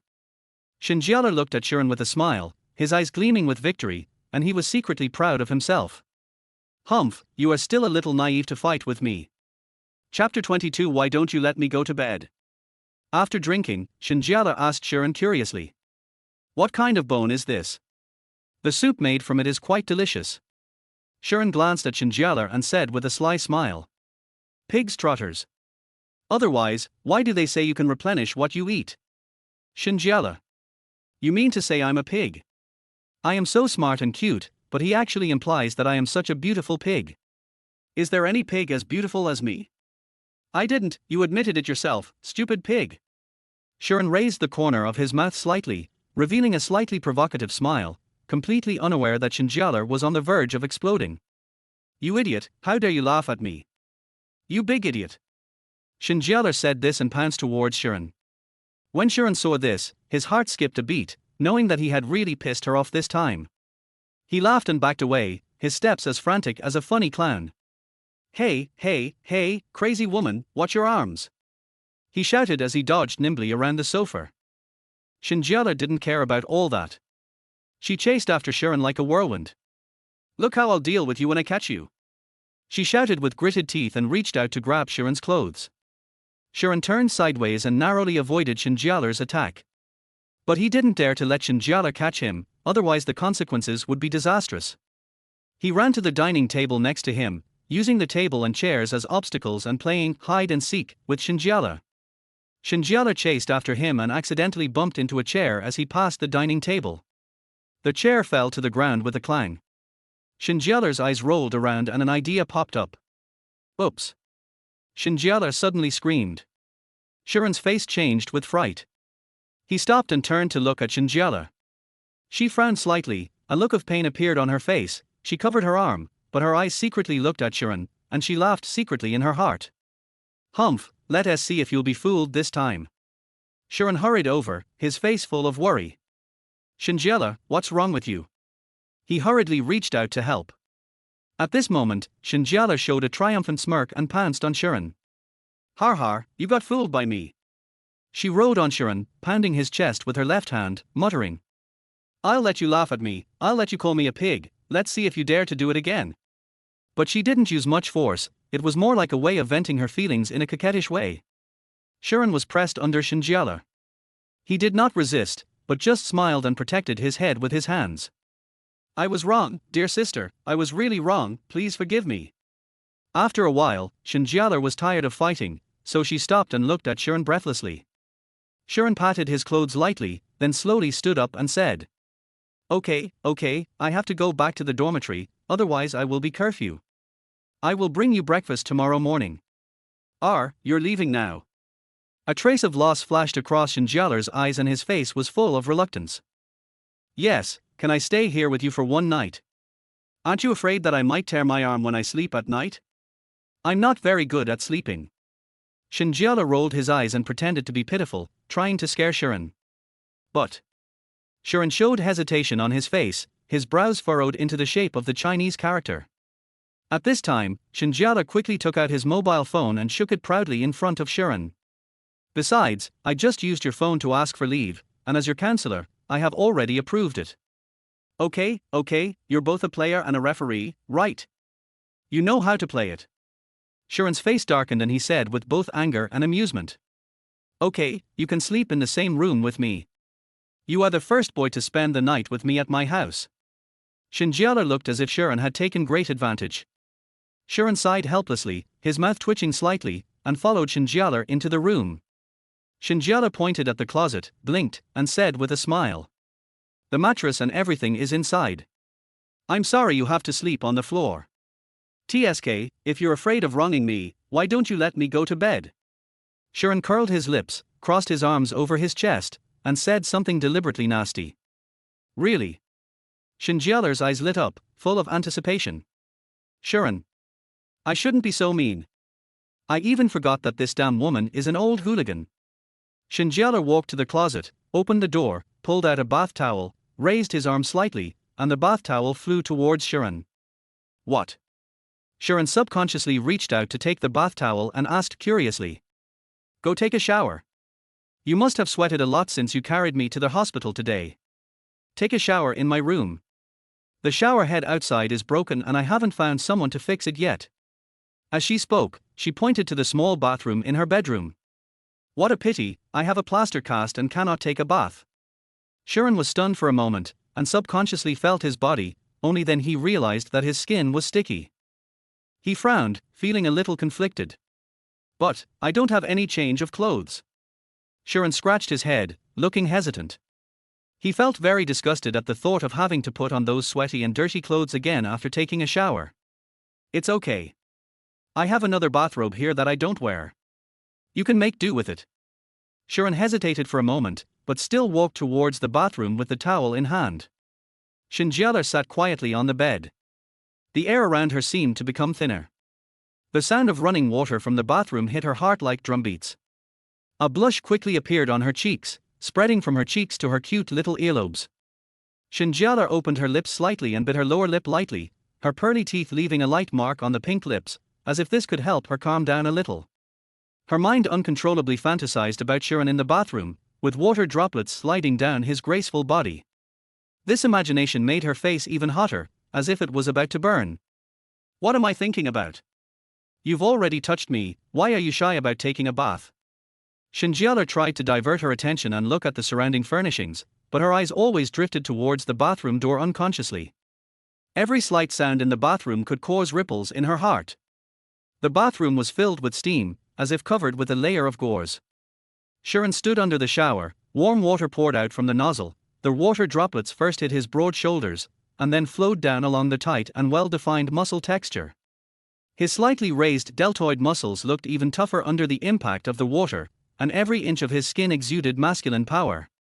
The water ran down his arms, past his biceps and triceps, leaving sparkling streaks of water on his arms, and continued down across his solid chest. His chest muscles rose and fell slightly with his breathing, and the water droplets gathered into small puddles on them, and then flowed along the neatly arranged grooves of his abdominal muscles. Sharon stretched himself and enjoyed the comfortable shower. Chapter 23 You Beast Man. Sharon looked at his curvy figure in the mirror and couldn't help but sigh. So damn handsome, no wonder that stinky woman is always craving for my body. I wonder how many people will envy these chest muscles. He thought narcissistically, and deliberately straightened his body and posed in a way to show off his muscles. Soon, Sharon suddenly realized a key problem. He slapped his forehead and let out a sigh. It's over. Time passed by minute, as if every second was stretched out very long. Finally, the sound of the water that had lasted for a long time came to an abrupt end. Shen Jiale reached out and grabbed the quilt in panic, pulling it hard and covering himself completely in it, trying to avoid the embarrassing moment that was about to come. She was lying in bed, her heart beating like a drum and her breathing becoming rapid. The scene of Sharon after taking a shower kept appearing in her mind. However, after waiting for a long time, the surroundings were so quiet that I could only hear my own heartbeat, and the expected sound of the bathroom door opening did not come. What is this bastard doing? Why hasn't he come out yet? She moved in the quilt and wanted to stick her head out to take a look, but she was a little embarrassed. The bathroom door was slowly pushed open with a creaky sound, and a cloud of mist rushed out first. Shen Jiale, Shen Jiale. Sharon's voice came from the direction of the bathroom, with a hint of caution. Shen Jiale heard the cry and subconsciously raised her head to look. Her sight bumped into Sharon, who had just popped her head out of the bathroom. She froze instantly, her eyes full of shock and embarrassment. "R." After a moment of stunned silence, Shen Jiale burst into a high-pitched scream, with anger and shyness intertwined on her face. Without thinking, she grabbed the pillow next to her and threw it at Sharon with all her strength. "You bastard, why did you come out without any clothes on?" Sharon was only wearing a bath towel around key parts of his body, with large areas of skin exposed. "It's none of my business. You only told me that you had a bathrobe that you didn't wear, but you didn't give it to me," Sharon said innocently. After hearing Sharon's explanation, Shen Jiale was stunned for a moment. Well, you are right." Looking at Sharon's almost naked body, Shen Jiale wanted to look away, but his eyes seemed to be attracted by a magnet and glanced uncontrollably in Sharon's direction. Her eyes were flustered and shy. After a quick glance, she lowered her head hastily, but soon she couldn't help but secretly look up again. Crystal clear water droplets hung on Sharon's strong muscles, sparkling with charming luster under the light. The water droplets slowly slid down along the tight muscle lines, passing over his well-defined chest muscles, which rose and fell slightly, exuding the scent of hormones. Further down, there are his neatly arranged, sculptured abdominal muscles, each of which demonstrates strength, and his mermaid line is even deeper and more suggestive. Shen Jiale only felt her throat dry and her heartbeat deafening in her ears. She was ashamed and embarrassed, but she couldn't completely look away. At this moment, Shen Jiale understood the lethality of the 4 words, beauty emerging from the bath. Looking at Shen Jiale's stunned look, Sharon was somewhat puzzled. "What are you daydreaming about, bitch? Tell me where your bathrobe is. I'm freezing to death. The weather in March is still a bit cool." "Yes, it's on the 3rd layer of the closet." Shen Jiale came back to his senses and pointed at the wardrobe. Sharon turned his back to Shen Jiale and started rummaging through the closet. Shen Jiale looked at Sharon's back and began to have wild thoughts again. Wow, his back is so cool. It seems that Xiao Jue's figure is even better than I thought. Soon, Sharon put on his clothes and breathed a sigh of relief. Turning around, he saw Shen Jiale still staring at him in a daze, and he looked at Shen Jiale suspiciously. "You damn woman, you are not greedy for my body, are you?" "TSK, you beast boy, what's so good about you?" Shen Jiale felt like he was caught doing something bad, and subconsciously retorted. Sharon was speechless. What does a beast man mean? That sounds so ugly. After Sharon put on his bathrobe neatly, he sat quietly on the floor. He leaned against the edge of the bed with his legs casually stretched out, his slender fingers swiping across the screen of his mobile phone, and began to watch TikTok. On the other side, Shen Jiale was leaning lazily against the head of the bed, holding a tablet in his hands, watching the drama with great interest. The only sounds in the room were short videos and the sounds from the TV series. Suddenly, a faint scent of shower gel slowly drifted into Shen Jiale's nose. That was the smell emanating from Sharon. This smell was like an invisible hand, gently plucking Shen Jiale's heartstrings, causing ripples in her originally calm heart. Shen Jiale's eyes began to panic, and her heartbeat uncontrollably accelerated. She cursed in her heart. "You bastard, you only know how to seduce me." The more she thought about it, the angrier she became. She suddenly threw the tablet onto the bed with a bang, glared at Sharon, and said unhappily, "I'm sleepy. I want to sleep."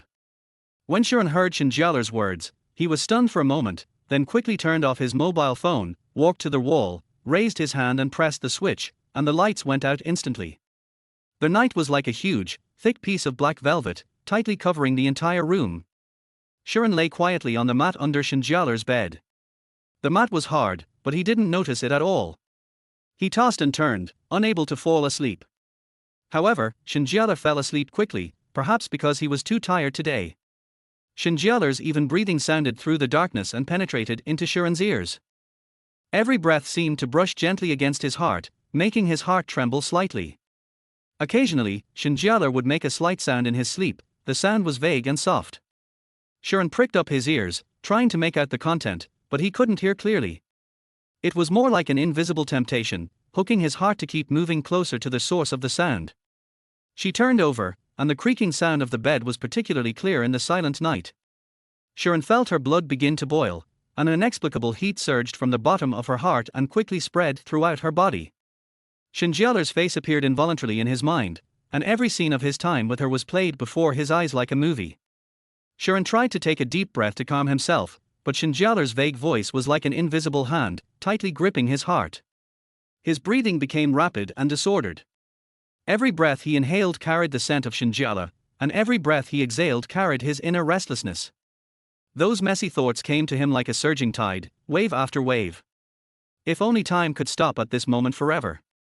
Sharon was thinking in his mind, and before he knew it, he fell asleep. In the dream, he and Shen Jiale reconciled, and with the approval of both parents, they entered the palace of marriage together. Chapter 24. I am a male dog waste. The early morning sunlight shines through the gaps in the curtains, casting a soft glow. Shen Jiale woke up slowly. She moved slightly, her eyes still a little sleepy. She slowly stood up, stretched, and gradually regained consciousness. When her eyes fell on Sharon, who was still sleeping, an inexplicable impulse surged in her heart. She turned her body slightly and stared at Sharon without blinking. Shen Jiale's eyes wandered across Sharon's face. Their high nose bridge, the tightly closed eyes, the slightly trembling eyelashes, each one made her heart tremble slightly.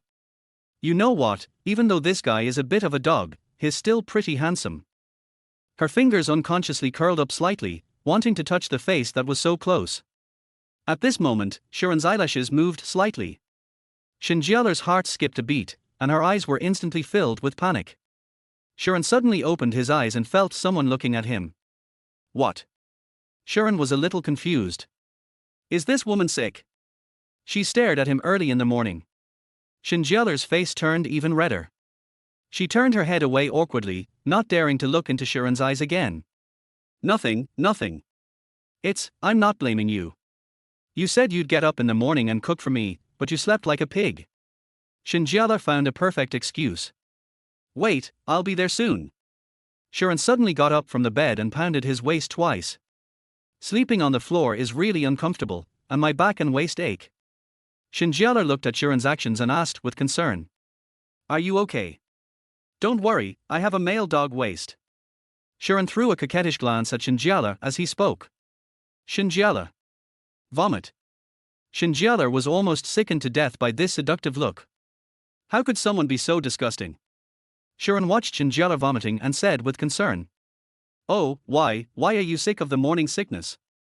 Will sleeping in the same room make you pregnant? Sharon shy. Shen Jiale dementia face. Get out of here, you bastard. Get out. You failed the attendance test this month. She didn't know whether Sharon was a male dog, but Sharon was a real dog. Sharon. What a revenge. I'm just concerned about you. I saw a girl vomiting on TV, so I was pregnant. Before Sharon could finish his words, he saw a pillow flying towards him, and he was so scared that he quickly shrank his neck to avoid it. Get out of here. Take a taxi and get out. Seeing Shen Jiale's murderous look, Sharon decided not to be a masochist and quickly went to the kitchen to cook. Shen Jiale sat on the bed angrily. This bastard was obviously disgusted by his seductive eyes, and he actually said that she was pregnant. It's simply lawless. After a while, Sharon came in pushing a cart. He had a flattering smile on his face. Snort. When Shen Jiale heard the noise, he turned his head slightly and deliberately avoided looking at Sharon. Seeing this, Sharon hurriedly ran over in small steps. His face was full of courtesy, his eyes were gleaming with flattery, and he whispered to Shen Jiale. Good sister, come, it's time to eat. His tone was full of tenderness and flattery, and his hands were making a gesture of invitation. Oh, is it a maternity meal? If it's not a maternity meal, I'm afraid it will be bad for the baby. Shen Jiale said sarcastically. Good sister, stop talking. I'm just being rude. Come on, these freshly baked fried eggs will get cold if you don't eat them now. Sharon quickly picked up a fried egg and carefully handed it to Shen Jiale's mouth. Shen Jiale glanced at Sharon, but she still opened her mouth and ate the egg. When Sharon saw this scene, he breathed a sigh of relief and a relieved expression appeared on his face. He continued to serve Shen Jiale diligently, handing her milk and tissues, and was very busy. After a while, both plates were empty. Sharon quickly cleared the plates, then carefully cut some fruit for Shen Jiale and placed it where she could reach. Okay, I still have class to go to. You stay home and I'll be back after class. Okay, go ahead. Shen Jiale took a few days of sick leave so he didn't have to go to work. Shen Jiale felt a little strange when he saw that Sharon hadn't moved. He looked up and found that Sharon's expression was a little dull. She understood instantly and felt a surge of shyness in her heart. Does it look good? Shen Jiale narrowed his eyes slightly, with a hint of danger in his tone. Good looks good. Sharon said subconsciously, then reacted. There was an embarrassed look on his face and his eyes flickered in panic. Shen Jiale's pajamas were a bit loose, and she had enough money. Sharon was looking down from a high place, and with a casual glance, he saw something he shouldn't have seen. Humph, get out of here. Shen Jiale blushed, covered her yurt, and kicked Sharon on the butt. Yeah. Sharon obeyed and rolled away quickly. In the classroom. Looking at Sharon who came panting, Zhuochun's face was full of curiosity. Anzi, where did you go last night? I sent you a message but you didn't reply. As he spoke, he tapped the tabletop with his fingers. I didn't see it. Something happened. I might not come back to stay these few nights. I spent so much time with Jiale last night that I didn't have time to check WeChat messages. When Sharon heard Zhuochun's question, his heart tightened slightly, and the scene of him and Shen Jiale together last night emerged in his mind. Okay, the teacher is here. Seeing Zhuochun's increasingly suspicious look, Sharon quickly changed the subject. After class, Sharon hurried back to the dormitory. Because the get out of class started at 8 a.m., it ended before 10 a.m., so there was no rush to go back and cook for Shen Jiale. As Sharon walked, he was thinking about what to do next. Sharon returned to the dormitory. He took a deep breath, sat down slowly, put his hands on the keyboard, and prepared to start editing the video. Sharon is a gaming blogger with 1 million followers on TikTok. He started creating the account during the summer vacation of his senior year in high school, and it has been almost 3 years now. Although 1 million fans sounds like a lot, Sharon is a gaming blogger with poor monetization capabilities. He also doesn't usually broadcast live, so his income is not ideal. He received very few advertisements, most of which were just forwarded ones. Sharon followed his usual routine and inserted the classic line into the video. I want to play as smoothly as I do. After the shooting was completed and he clicked upload, Sharon breathed a sigh of relief. After getting 10,000 yuan, Sharon was in a good mood. Just then, Sharon received a call. Looking at the notes, Sharon's face darkened. Chapter 25. I just hugged you and you kissed me. Shen Jiale's gaze drifted towards the clock on the wall from time to time. When she saw that the pointer had pointed to 1, her brows were tightly furrowed, and her eyes were full of worry. She sat on the sofa, clasped her hands together, and kept muttering. This bastard doesn't reply to messages or answer calls. Nothing will happen to him, right? Her face was full of anxiety, and her heart felt as if it was being gnawing at by countless ants, making her feel uneasy. Just when Shen Jiale was full of worry, the door was pushed open with a creaky sound, and Shi An walked in slowly, holding food in his hands. As soon as Shen Jiale saw Shi An, he immediately jumped up from the sofa and said to Shi An angrily, "Where have you been, dog man?" Her eyes were wide open, her hands were on her waist, and she looked like she was ready to accuse someone. Shi An heard Shen Jiale's questioning, but remained silent. Shen Jiale keenly noticed that Shi An was in a bad mood. A hint of doubt flashed in her eyes, and her tone became gentle. "What's wrong with you, Xiao Anzi?" Shi An remained silent, just shook his head gently and said, "Nothing, just a little tired." Shen Jiale stood up as he spoke. She stood in front of Shi An, staring at him without blinking. Shi An is 180 centimeters tall, so Shen Jiale needs to slightly raise his head to look Shi An in the eye. Under the light, Shen Jiale just looked at Shi An quietly without saying a word. "What are you going to do?" Shi An felt a little nervous when Shen Jiale looked at him, and he took a step back slightly. Shen Jiale took a step forward, lightly stood on tiptoe, put his left hand around Shi An's neck, and held Shi An in his arms. "Although I don't know why you are in a bad mood, I think you may need a hug now. This should make you feel better, right?" Shi An felt Shen Jiale's soft embrace and his heart ached. "The last time I was hugged was when I was in high school. My grandmother hadn't gotten sick yet." Shen Jiale felt a little uneasy when she saw Shi An didn't answer. She asked cautiously, "Did I annoy you again?" Shi An shook his head gently and said in a hoarse voice, "No." Shen Jiale suddenly felt something warm liquid dripping onto his neck. At the same time, he heard Shi An's suppressed cry. She was slightly startled, and endless pity welled up in her heart. She slowly raised her little hand and gently patted Shi An's back. The action was like a mother coaxing her child, full of tenderness and love. I don't know how long it took, but Shen Jiale felt that the crying sound above his head gradually disappeared. Shi An slowly withdrew from Shen Jiale's arms. His eyes were a little swollen. He looked at Shen Jiale and said softly in a hoarse voice, "Thanks." Shen Jiale's eyes were sparkling, and Shi An was stunned for a moment. His heart couldn't help but tremble slightly. "Xiao Anzi, Xiao Anzi." Shen Jiale called Shi An softly, her voice was as sweet as a silver bell. At this moment, Shi An lost his usual sharp tongue and was as obedient as a little baby. His lips were slightly open, and he looked like he was ready to be kissed. This thought suddenly popped up in Shen Jiale's mind, and even she was shocked. However, once this thought appeared, it grew wildly in her heart like a weed. She put her arms around Shi An's neck again, stood on tiptoe, and kissed his lips. Shi An's mind went blank instantly, and he completely forgot to resist. Time seemed to stand still. Shi An didn't know how much time had passed, but he felt like he was about to suffocate, as if his ancestors in the underground were waving at him. Shen Jiale finally pushed Shi An away. Shi An took a deep breath and sighed. "Drink. 99%. Rare." Shen Jiale was also breathing heavily at this moment. She wiped her lips with her hand and found Shi An's panic-stricken look very funny. When he was about to rush forward, Shi An quickly hid aside. "Shen Jiale, what are you doing?" Shi An's voice was full of panic. "I am your student.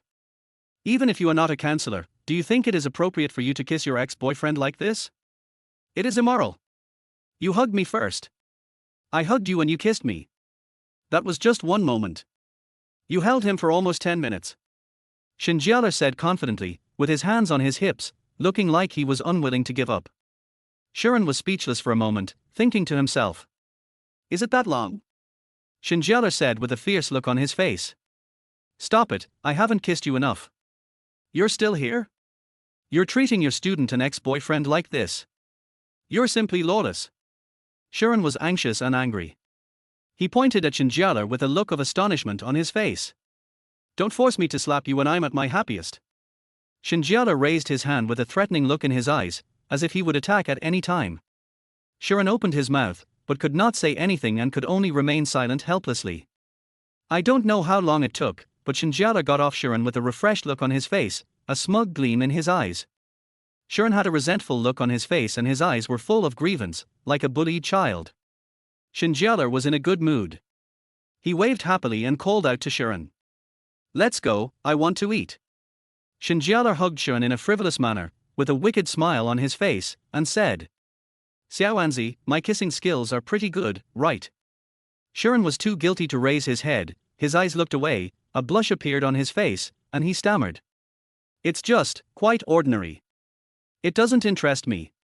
He was very nervous, afraid that Shen Jiale would see through his true thoughts. Then why did someone respond so fiercely just now? Shen Jiale narrowed his eyes slightly, raised the corners of his mouth, and revealed a sly smile. Sharon was like a cat whose tail was stepped on. He instantly jumped up in anger and his face turned red. "How dare you say that? It was obviously you, you kept kissing me, you said you could restart the kissing if you were not satisfied. My lips are all swollen. Oh, if your kiss next time is not up to standard, then just kiss again." Shen Jiale said lightly. "Sharon? There will be a next time." Sharon's eyes widened, his face full of disbelief, and his body unconsciously took a small step back. "What else? I practiced with you with all my heart and soul just so you could learn how to serve other women." As Shen Jiale said this, he suddenly rolled his eyes at Sharon. She thought angrily in her heart, "Humph, am I working so hard just to help others? No way. I'm not your boyfriend. It's not appropriate for us to be like this now." Chapter 26, Lying to Others, Please think before you speak. "Then I like you, and I want to be with you." Shen Jiale took a step forward and stared at Sharon closely, with a fiery light flashing in her eyes. Sharon was speechless for a moment. He opened his mouth but couldn't utter a complete syllable. He stood there blankly, as if he had been cast under a spell. His mind went blank in an instant, and his heart was in a mess. What should I do? Why did this damn woman just say it so directly? "Look, it's not that I don't give you a name, it's that you don't dare to agree. It's your own problem. What does it have to do with me?" Shen Jiale raised his eyebrows with a smug look on his face. Sharon scratched the back of his head with his hand, thinking secretly in his heart, "It seems, that's the case, but why do I feel like something is not right? It's obviously me who is at a disadvantage." She slammed the table and stood up. "I kissed you for so long without any reason, and yet you're not happy." She put her hands on her hips, her chest heaving violently, and her eyes full of grievance. I'm not unhappy either." Sharon trembled with his lips, twisted the corner of his clothes nervously with his fingers, and spoke awkwardly.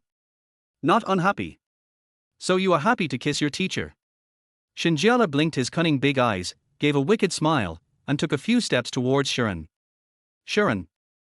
Sharon frowned and secretly groaned in his heart, wondering why this woman was so difficult to deal with. As expected, too much talk leads to mistakes. "Humph, I will ignore this damn woman to avoid her teasing me all the time. We kissed for so long, I won't be pregnant, will I? My stomach feels hot, I won't have a baby, will I? Woo. How will I get married in the future?" Seeing that Sharon didn't say anything, Shen Jiale's smile became even more pronounced, but she pretended to cover her face and cry, with her fingers slightly apart, secretly observing Sharon's reaction through her fingers. "Good sister, that's enough. You've acted it out." Sharon was speechless, his brows furrowed into an inverted 8 shape. He complained in his mind. "Did this damn woman graduate from Beijing Film Academy? She is such a good actress. I am also a slut. But I still fall for it." Shen Jiale raised his head, pursed his lips and said to Sharon, "If you think you're at a disadvantage, then just tell me whether you like me now or not." Her eyes were fixed on Sharon, as if she wanted to see through him. Just as Sharon was about to open his mouth, Shen Jiale quickly added, "You're lying, YW. You better think before you speak." Sharon quickly stopped the words on his lips, widened his eyes, and was shocked. "Isn't this bitch too cruel?" Cold sweat broke out on his forehead, and his lips slightly opened and closed. In order to force Sharon to face his own heart, Shen Jiale is willing to give it his all, even at the cost of his happy life for the rest of his life. "Shen Jiale, UTM." Sharon's mouth moved for a long time, his eyes full of entanglement. He still didn't dare to say those 3 words against his will, and he felt uneasy. Although he knew that such words would probably not work, which man would dare to joke about such things? I don't want to bother with you. What a stupid question. Shi An pretended to be calm and turned his head away, not wanting Shen Jiale to see his embarrassment. Although Shi An did not answer, Shen Jiale still knew his answer. So what if Shi An did not give a direct answer? Okay, stop talking and come eat. Shi An waved his hand impatiently. Okay. Shen Jiale's eyes were curved at this moment, and he skipped towards the dining table, obviously in a good mood. In the restaurant, Shen Jiale was being fed by Shi An while chattering non-stop, and when he got to the passionate parts he even used his hands and feet to describe them. Shi An sat opposite him, his eyes always focused on Shen Jiale. His eyes were like a deep lake, allowing the stones of Shen Jiale's words to stir up ripples in it, but he never showed a trace of boredom. After dinner, Shi An had no classes this afternoon, so he stayed in the apartment with Shen Jiale with peace of mind. Shen Jiale lazily lay on the sofa, holding a tablet in her hand to watch TV series. She held the tablet with her left hand, and after a long time, her arm gradually felt sore. She rolled her eyes and looked at Shi An, who was sitting there doing nothing, and suddenly a brilliant idea came to her mind. Silly Tilder. Shen Jiale's voice is soft and sticky, with the ending tone slightly elongated, as if it can hook people's souls away. Shi An got a headache when he heard this voice. He knew Shen Jiale too well. Whenever she called him in this coquettish voice, it was always bad news. He took a deep breath and asked with gritted teeth. What's wrong? Would you like to watch the drama together? The heroine is your favorite Kim Ji-won Tilder. Shen Jiale invited with a smile on his face. Shi An saw through Shen Jiale's little thoughts at a glance, his mouth twitched slightly, and he said helplessly. You want me to be your support, right? Hey, are you going to do it? I've been holding you for so long. Shen Jiale brought up the old matter again. Okay, I'll take it. Shi An agreed with a helpless smile. He walked to the sofa, sat to the left of Shen Jiale, then half lay down and picked up the computer with his left hand. Move over here. I can't see you anymore. I won't eat you. Shen Jiale frowned and muttered in dissatisfaction. Shi An moved to the side, but Shen Jiale was still not satisfied. Without saying a word, she reached out and pulled Shi An's right arm, letting him put his arm around her shoulders, and then she leaned her little head on Shi An's right shoulder. She rubbed it and a satisfied smile appeared on her face. Well, this is really cool. She rubbed Shi An's chin with her little head again, and her soft hair brushed against Shi An's cheek. Shi An felt itchy inside because of the rubbing. The faint fragrance coming from Shen Jiale lingered on his nose, making his heart begin to ripple uncontrollably, and some messy thoughts emerged in his mind. You bastard, you're watching a drama with me and you're still distracted. Shen Jiale noticed Shi An's absent-mindedness, and suddenly raised his head and protested angrily. I didn't. I'm watching. Shi An came back to his senses and quickly focused on watching the show. The drama Shen Jiale watched was the recently popular Korean drama, Queen of Tears. In the drama, the heroine's brother's fear of the heroine was shown on the screen. This scene made Shi An think of his sister. His eyes gradually dimmed and his thoughts returned to the phone call he received this morning. Shen Jiale noticed the change in Shi An's expression. She blinked and gently poked Shi An with her little hand. Dog man, what's wrong with you? Nothing, just reminded me of something. Is it related to the reason why you were in a bad mood this afternoon? Shen Jiale tilted his head, his eyes full of concern. That's about right. Shi An spoke calmly, and after a moment of silence, he spoke again. I have been doing game commentary all the time, and my sister has always been disgusted with this. I updated a video this afternoon, and she saw it, so she called me again, and we had another argument. His voice was a little low and his eyes were full of helplessness. After hearing this, Shen Jiale did not say anything, but silently stretched out his hand and gently held Shi An in his arms. Shi An's parents are busy with work, so most of the time it is his sister Shen who takes care of him. She is an extremely strong-willed person who has been pursuing perfection in everything since she was a child, and she is also very strict with Shi An.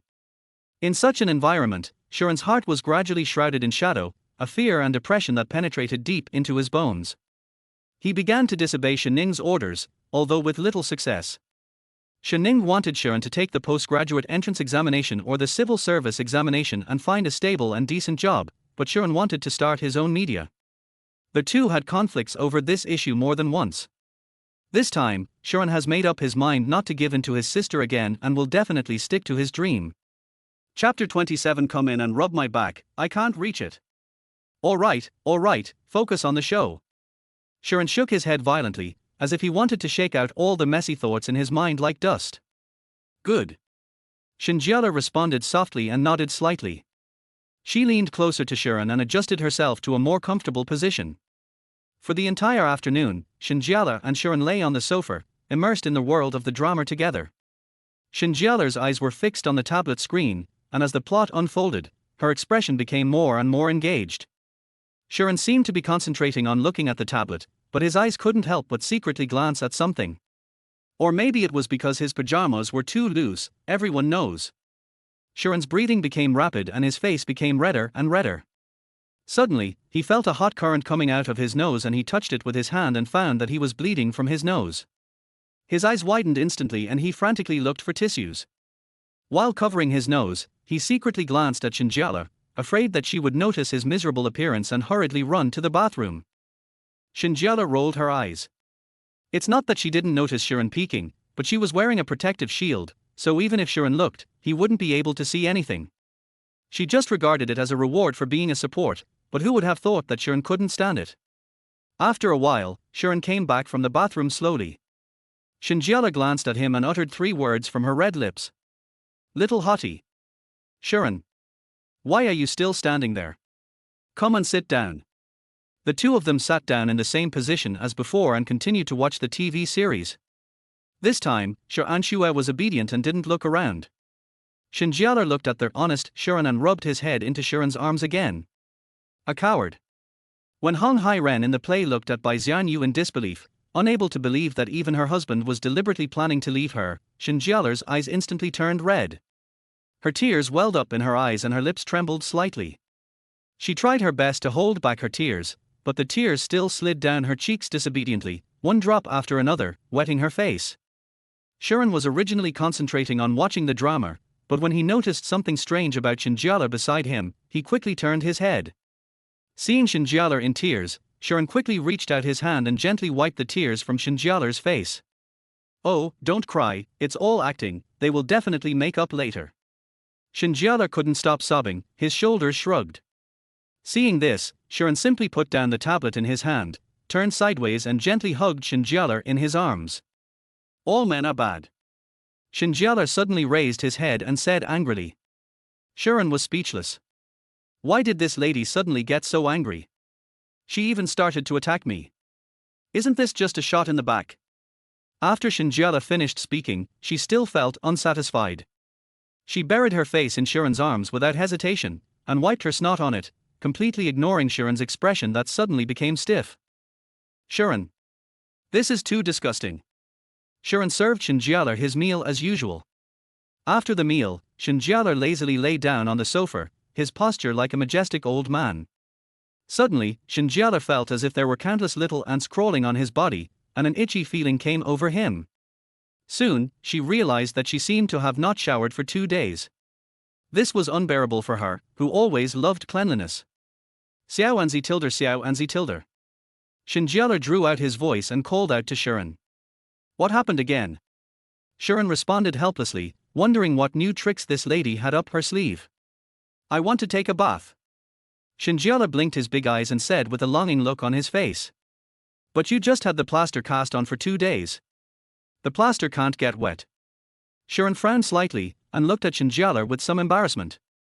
But I'm going to stink, can you please let me wash it? Shen Jiale looked at Shi An pitifully and said coquettishly. All right. Shi An sighed and agreed reluctantly. Normally, it takes at least a month to remove the plaster. No one can stand not taking a bath for a month. Shi An quickly found some plastic wrap and carefully wrapped the plaster layer by layer, checking to see if there was anything missing as he wrapped. After wrapping himself up, he quickly walked to the bathroom and began to adjust the water temperature. He would reach out his hand to feel the temperature, then adjust the angle of the shower head until he felt the water temperature was just right. Go ahead, don't let that arm get wet, just scrub your body. Shi An gave the instructions with a serious face, staring at Shen Jiale intently, afraid that she would not take it seriously. I won't go in if you take a shower. It's inconvenient. Shi An added. TSK, you're just daydreaming. I won't let you in even if you want to. Shen Jiale curled his lips, looking proud. After a while, the sound of running water came from the bathroom. Shi An didn't stand guard at the door. He walked briskly to the sofa and sat down. He couldn't do such a perverted thing as watching his ex-girlfriend take a shower. The bathroom is filled with steam, like a fairyland. Shen Jiale gently wiped his body with a wet towel.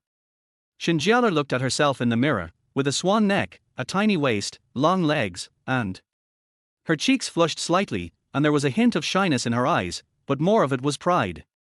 She lifted it up gently with her hands, feeling its softness, and couldn't help muttering. TSK, TSK, TSK, this is absolutely amazing. It's a pity that the bastard didn't know how to appreciate it and even wanted to break up with me. After Shen Jiale wiped his legs with great effort, he began to try to wipe his back. She held the towel in her right hand and tried to reach behind her, but since she could only use her left hand, there were some places she couldn't reach. She bit her lip and continued to twist her body, trying to reach those places that were out of reach, but no matter how hard she tried, she was always just a little bit short. Humph, this is so annoying. Shen Jiale grumbled in annoyance. Her originally fair cheeks turned slightly red due to the effort, and beads of sweat oozed out of her forehead.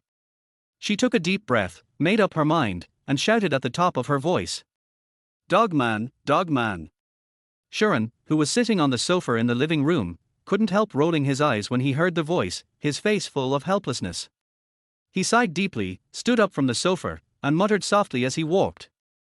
I have so many nicknames, sometimes Xiao Anzi, sometimes a dog man.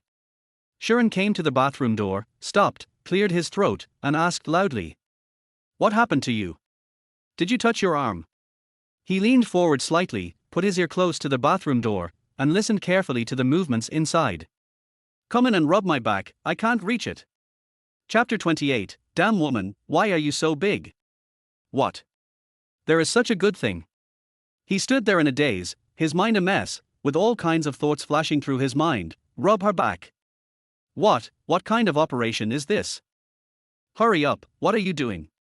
Seeing that Shi An didn't respond for a long time, Shen Jiale shouted angrily. This guy is usually so slow, it's just a back rub, really. It's obviously me who's at a disadvantage, but you, a bastard, are still being reserved, har har. Shen Jiale curled his lips, rolled his eyes in disdain, and muttered quietly, I don't complain about anything, but you are pretending to be a gentleman here. You are such a blockhead. Isn't this inappropriate? Shi An was a little hesitant. Rubbing his ex-girlfriend's back was simply a joke and immoral. But I can't reach it. It's so uncomfortable to take a shower without a clean one.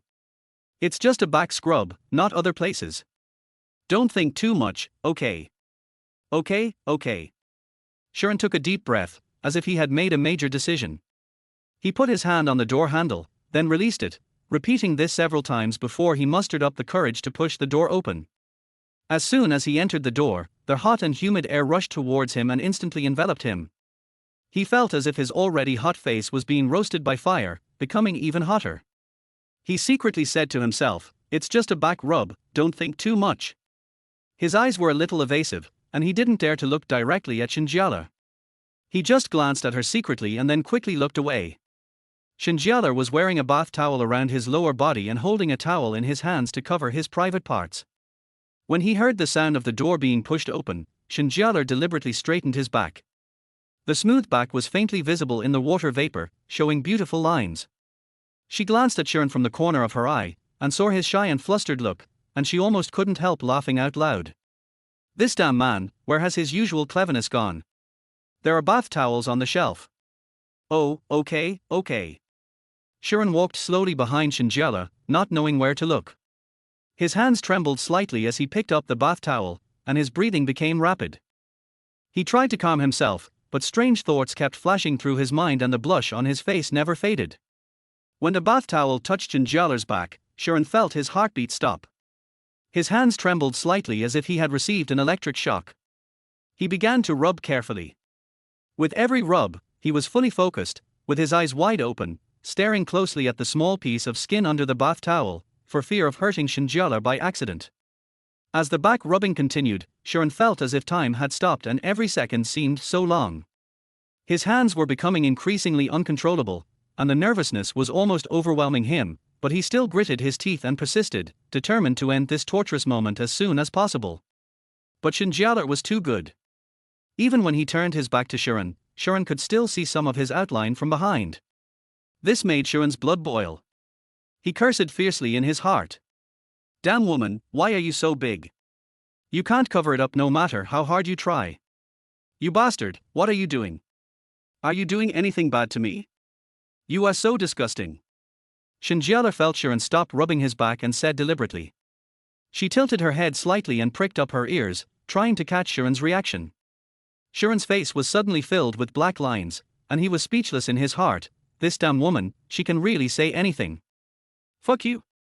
Even if you're not wearing anything, I won't have the slightest reaction. Then you are really pitiful. You are so young and you are already incapable of doing this. Shen Jiale shook his head with pretended regret, but his eyes were full of smiles. You damn woman, you are no good. Shi An jumped up angrily, his eyes burning with anger. I can't. How about we give it a try? As he spoke, Shen Jiale pretended to turn around with a sly smile on his face. Hey, I can't do it. I can't do it. Come on. Shi An panicked and quickly stretched out his hands to hold Shen Jiale's shoulders. When his hands touched the smooth skin, his heart trembled. This damn woman's skin is well maintained. She is really cunning. TSK, you little bastard who has the will but not the guts to do something bad. Shen Jiale snorted disdainfully, his eyes full of pride. Shi An. If you keep on making noises, I will cut you into pieces and throw your body away. Shi An raised his eyebrows and deliberately showed a ferocious look. As he spoke, he waved the bath towel in his hand. Wow, really? Shen Jiale's eyes suddenly lit up and she made a move to stand up. Hey, can't you be more ladylike? You don't look like a girl at all. Shi An's face was full of helplessness, and his eyes were filled with deep speechlessness. He reached out and pushed Shen Jiale back to his original position. TSK, what else do I need to pretend in front of you? Shen Jiale curled his lips in disdain. Stop babbling and rub my back. My skin is getting wrinkled. Okay, ancestor, I really owe you. Shi An sighed helplessly as he spoke, and picked up the bath towel again. You owe me. I'm going to pester you. Shen Jiale showed a smug smile on her face, her eyes narrowed into slits. She twisted her body, feeling the comfort of the back rub, and felt that it was really good to be pampered by Shi An. Don't look around, or you'll get sty. Shen Jiale reminded with a smile. She turned her head slightly and glanced at Shi An. Shi An didn't answer, but just rubbed Shen Jiale's back hard. It hurts. You bastard. You did it on purpose. Shen Jiale's back felt like it was on fire, burning with pain. She opened her mouth, screamed loudly, and leaned forward, trying to avoid Shi An's poisonous hand. Really? I'll pay attention next time. Shi An said with a smug smile, a smile of success on his face. Get lost. I'm tired of you. I don't want to play with you anymore, I don't want you to rub my back anymore, I hate you. Shen Jiale waved his left hand, trying to drive Shi An away. Oh, you hate me again. Shi An approached with a servile look on his face. Yes. I hate you so much, get out of here. Shen Jiale snorted coldly. I won't leave. If I leave, no one will rub you. I'll rub you well. TSK, you bastard, you deserve to be scolded. Shen Jiale snorted, I'll forgive you this time, but if it happens again, humph. After a long time, Shi An finally finished rubbing his back and straightened up. He took a long breath and wiped the sweat from his forehead with his hand. He patted Shen Jiale on the back and said with a smile. My dear, now that we're done, be careful. According to the plot on TV, the heroine will definitely fall down while bathing, and then be seen naked by the hero, hee. Get lost, you dead crow mouth, you still want to be the male lead. You are the third male lead at most. Shen Jiale said unhappily and rolled her eyes at Shi An. Shi An. Okay, he doesn't he even have a chance to be the second male lead, right? After Shen Jiale rinsed himself, he walked out of the bathroom, touched his slightly wet hair, and shouted to Shi An who was sitting on the sofa in the living room. Dogman tilder. Chapter 29 Purple does have charm. What happened again? Shi An said as he walked over quickly with a frown on his face. Help me wash my hair, it's inconvenient for me to use one hand. Shen Jiale tilted his head slightly, shook his injured and bandaged arm with one hand, with a matter-of-fact expression on his face. Okay. It's just washing her hair. I've already rubbed her back before, so it's no big deal. The two walked into the bathroom side by side. Shi An gently supported Shen Jiale's head, letting her neck rest on the edge of the bathtub. He picked up the shower head and tested the water temperature with his hand. After making sure it was appropriate, he poured it on Shen Jiale's hair. Shi An squeezed the shampoo into the palm of his hand and rubbed it into rich foam. His hands gently massaged Shen Jiale's hair. His slender fingers shuttled through his hair, scratching his scalp gently. He tilted his head slightly, observing Shen Jiale's expression.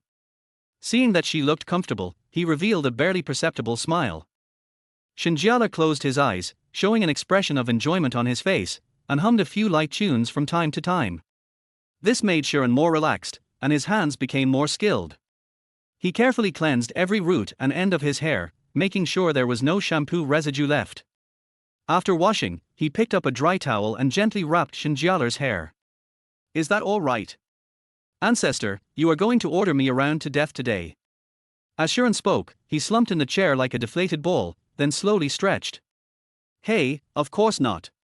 You still have to help me blow dry my hair. A sly smile appeared on Shen Jiale's face. Shi An's eyes suddenly widened, as if he was struck by lightning, and he stood there in a daze. Is this ever going to end? You washed my hair for me, so if you got my hair wet, shouldn't you help me dry it? Shen Jiale spoke with confidence. Shi An. Faced with this unreasonable dead woman, Shi An had nothing to say and could only accept his fate. Where's the hairdryer? Shi An asked weakly. In that drawer over there with me. Shen Jiale pointed. Okay, let's go. Shi An sighed, stood up, and walked towards the dressing table with heavy steps. Shen Jiale sat in front of the makeup mirror. Shi An stood behind Shen Jiale, bending slightly. Shi An picked up the hairdryer, plugged it in, adjusted the temperature and wind speed, and said to Shen Jiale, I'm going to start blowing it. Tell me if it feels hot. Shen Jiale leaned back in his chair, squinting his eyes slightly and responded. Okay, I know. Don't burn my hair, or I'll never forgive you. TSK, you violent freak, let's see who dares to marry you in the future. Humph, I have everything I want, and I have legs. The people chasing after me can line up all the way to Paris, France, but you are the only one who doesn't know what's good. Shen Jiale said this with a proud look on his face, straightening his body. TSK, narcissist. Shi An had a look of disdain on his face. His hands kept moving, and he would occasionally comb his hair with his fingers to allow the wind to pass through better. He picked up a comb and gently used it to lift a strand of Shen Jiale's hair, letting the wind blow evenly through their hair. As his hair gradually dried, Shi An slowed down the speed of the hairdryer. Finally, he turned off the hairdryer and gently put down the comb. Okay, ancestor. Shen Jiale touched his hair with satisfaction. It was really good. It was just less tiring than blow drying it yourself. TSK, Shen Jiale glanced at Shi An, casually fiddling with his already dry hair with his hands, and said. It's obvious that he's been blowing other girls a lot, and he's so skilled at it. You're my first love, who else can I blow? Then why are you so good at it? You've given blowjobs to Aunt and your sister before. Shen Jiale held his chin with one hand, as if he was thinking about something. My mom has my dad, and my sister basically doesn't have long hair, she just blows it out herself. Then why are you? Shen Jiale became even more curious. I often give Xiao Xiao a blowjob. Xiao Xiao can't be your childhood sweetheart, calling you so intimately. Shen Jiale sneered, with a hint of sarcasm at the corner of his mouth. Dog man, dog man, dog man. Xiao Xiao is my dog. Shen Jiale. Okay, you treat me like a dog, right? Okay, stay here, I'm going to the bathroom. Shi An stretched his body, stood up, and walked slowly towards the toilet with his legs as if they were filled with lead. TSK, lazy donkeys get more shit and piss when they grind. Shen Jiale curled his lips and slandered. But suddenly, Shen Jiale seemed to be struck by lightning. A thought flashed through his mind and his face suddenly changed. Oops. She thought to herself that this was not good, and hurriedly jumped up from the chair and ran to the toilet. She kept repeating in her mind, "It's over, it's over. If he sees me, it will be so embarrassing." "Hey, hey, hey, don't go in," Shen Jiale shouted. Sharon heard the noise behind him and quickly turned around to close the door. Sharon muttered to himself, "You also care about going to the toilet? I have already put the arrow on the string and have to shoot it." He accidentally caught a glimpse of a pile of purple things, and suddenly realized what was going on. He thought to himself, "No wonder Shen Jiale didn't let me in just now." It turned out that he forgot to put something away. When washing Shen Jiale's hair, all his attention was on Shen Jiale, and Sharon didn't notice it. TSK, Sharon secretly sighed, "Aren't those few ropes tight enough to make you feel uneasy? And that protective shield is as big as a yurt, it's really magnificent." After taking a few critical glances, Sharon hurried out of the bathroom, and Shen Jiale, who was guarding the door, immediately rushed over. "Tell me, what did you do in there just now?" Shen Jiale's eyebrows were raised, and his face was full of suspicion. "Go to the bathroom. Do you think I can make you a midnight snack in there?" Sharon shrugged innocently, put his hands in his trouser pockets, leaned back slightly, and looked relaxed and contented. "Did you see that in there?"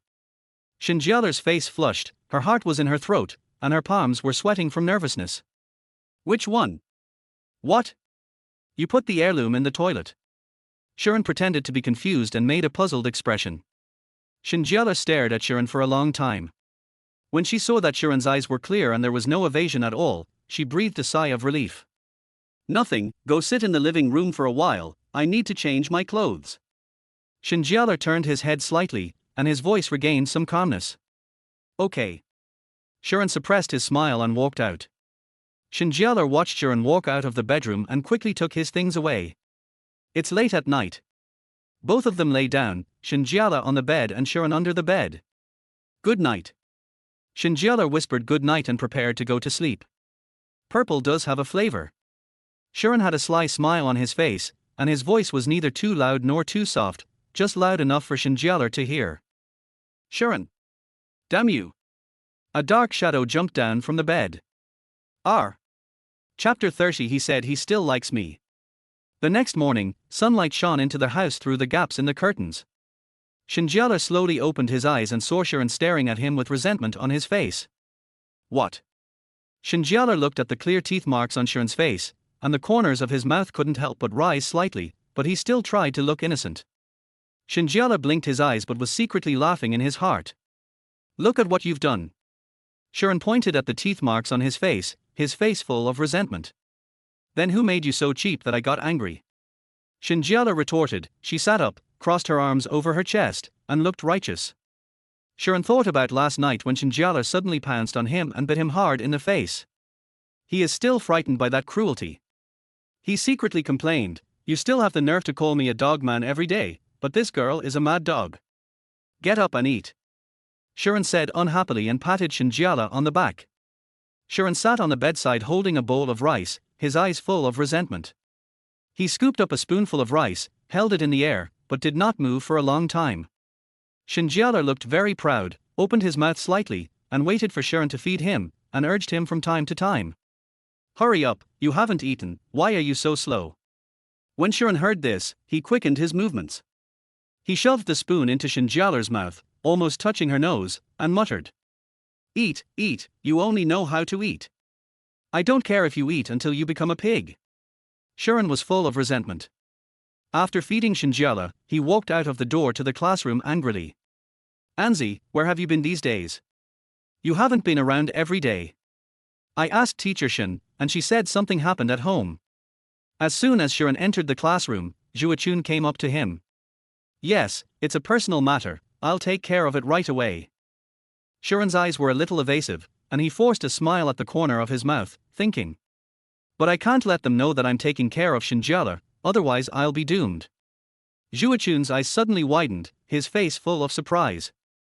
Then, he pointed at Sharon's face and said in surprise, "Sharon, what bit your face?" "Har har har, was it scratched by a cat?" "No, these teeth marks, were they bitten by a tigress?" His eyes were full of teasing as he kept scanning Sharon's face.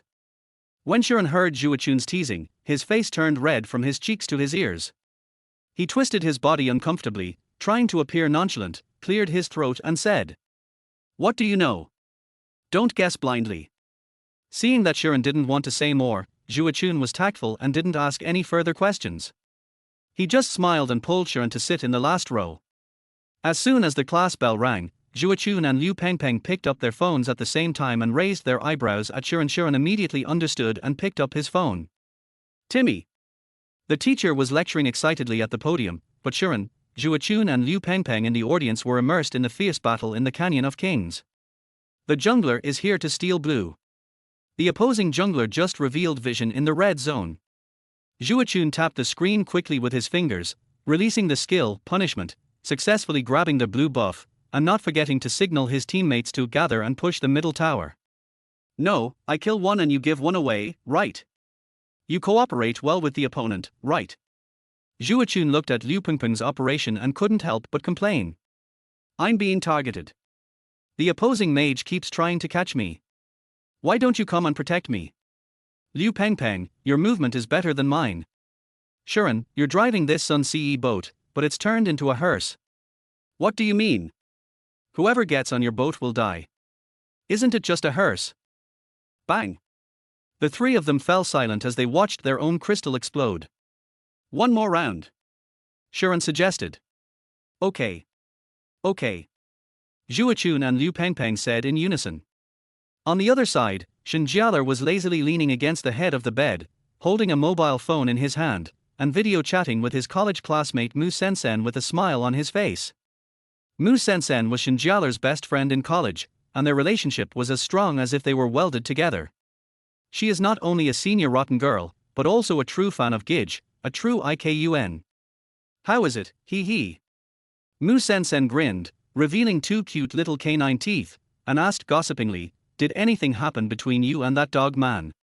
As she spoke, she shook her head excitedly, and her long hair swung up and down.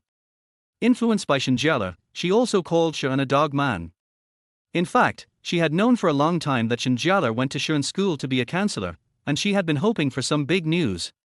"Mu Sensen, Shi An said he still likes me." After Shen Jiale finished speaking, a blush appeared on his face. What? Please tell me in detail. I have enough data." Mu Sensen sat up straight at once, her face full of shock, and she couldn't wait to know the details. "You are trying to trick him into saying this." Mu Sensen's eyes, which were originally full of expectation, dimmed in an instant, the corners of his mouth turned downward, and his face was full of disappointment. Looking at Shen Jiale's red face with excitement on the phone screen, Mu Sensen secretly complained in his heart. "I thought these two had reconciled, but after all this time this is what happened." Yes, these subconscious words are the most true. As she spoke, she jumped twice on the bed excitedly. What if he just said it casually? What does it matter? He said he still likes me. But you are from a different place. What does it matter? He said he still likes me. You two haven't reconciled yet. Mu Sensen rolled her eyes, looking disappointed in her friend, and tapped the screen with her finger. What does it matter? He said he still likes me. Mu Sensen was speechless. She opened her eyes wide, opened her mouth, and couldn't say anything for a long time. Then, she shook her head helplessly and said with a look of disgust. "Drag the love brain out and behead him. I'm not in love, okay?" Shen Jiale pouted and retorted unconvincedly. "Okay, you're not, I am." Mu Sensen was speechless. This silly woman was really brainless. "Lulu, I'm coming to Jianghai tomorrow. Get ready to welcome me. Don't forget to bring your dog along." Mu Sensen's eyes sparkled with excitement. She sat up straight, her face full of anticipation. She couldn't wait to eat the melon on the spot. "I finally got the chance to see what's going on between these two in person. It's bound to be interesting." "What? Why did you come?" "That's not possible. After all, someone is injured. Mu Sensen raised his eyebrows, crossed his arms across his chest, and looked like he was enjoying a good show. Chapter 31, Dog Saliva Can Reduce Inflammation. The author has just finished his thesis defense, so it is late. After the morning class, Shi An felt like all his energy had been drained and he was not feeling well at all. Tomorrow is the weekend, and Zhu Chun suggested with great anticipation that everyone go out for dinner, but Shi An frowned and refused without hesitation. After saying that, he quickly stood up, grabbed his school bag and walked out of the classroom in a hurry, leaving Zhu Chun with a look of astonishment. Zhu Chun looked at Sharon's departing back, his face full of suspicion. He scratched his head, frowned, and thought to himself. What's wrong with this guy? Why is he busy even on weekends? He used to be the most active. Sharon returned to Shen Jiale's residence and walked into the kitchen to start cooking. He put on an apron and skillfully cut and fried vegetables. Shen Jiale tiptoed behind Sharon, stretched out her finger, quietly poked Sharon's back, with a flattering smile on her lips. Hey, you're not still angry, are you? Oh, how dare I? I'm afraid you'll bite me to death. Sharon rolled his eyes, but did not stop his hands and continued to stir-fry the vegetables in the wok. Well, it's still your fault for peeking. Shen Jiale wrinkled his nose, put his hands on his hips, stared at Sharon with a righteous look on his face. Oh, that's your fault for leaving your clothes in a mess. I didn't mean to look at you. Besides, you even touched me secretly when I was sleeping before. Sharon was not willing to be outdone. He stopped what he was doing and turned to look at Shen Jiale. Look at what you bit me. I'm too embarrassed to face anyone. Sharon pointed at the obvious teeth marks on his face. Well, then I'll let you bite it back, okay. Shen Jiale hesitated for a moment, then bit his lip, as if he had made a great decision. She stood on tiptoe and put her face in front of Sharon, her eyes tightly closed, a blush on her face. Sharon looked at Shen Jiale's rosy face, a little absent-minded. Shen Jiale's skin was like delicate mutton fat jade, emitting a soft luster, and it seemed that water could be squeezed out with a light pinch. Why don't you bite? TSK, do you think I'm a dog like you? I won't bite. Sharon came back to his senses, snorted softly, and turned his head away, but a blush unconsciously appeared on his face. Then do you want to touch it back? Shen Jiale straightened her back, tilted her head slightly and looked at Sharon. Sharon swallowed subconsciously, his throat felt dry. He refused with difficulty. I am a gentleman. Lie, you coward. Shen Jiale curled his lips in disdain, made a face, then turned and walked out. Suddenly, Shen Jiale seemed to have thought of something and turned back. She said to Sharon, close your eyes. What? Sharon looked alert, his eyes slightly narrowed, staring at Shen Jiale, his heart full of doubts. Close your eyes. Don't worry. I won't hit you. Shen Jiale blinked and soothed softly. Sharon closed his eyes doubtfully.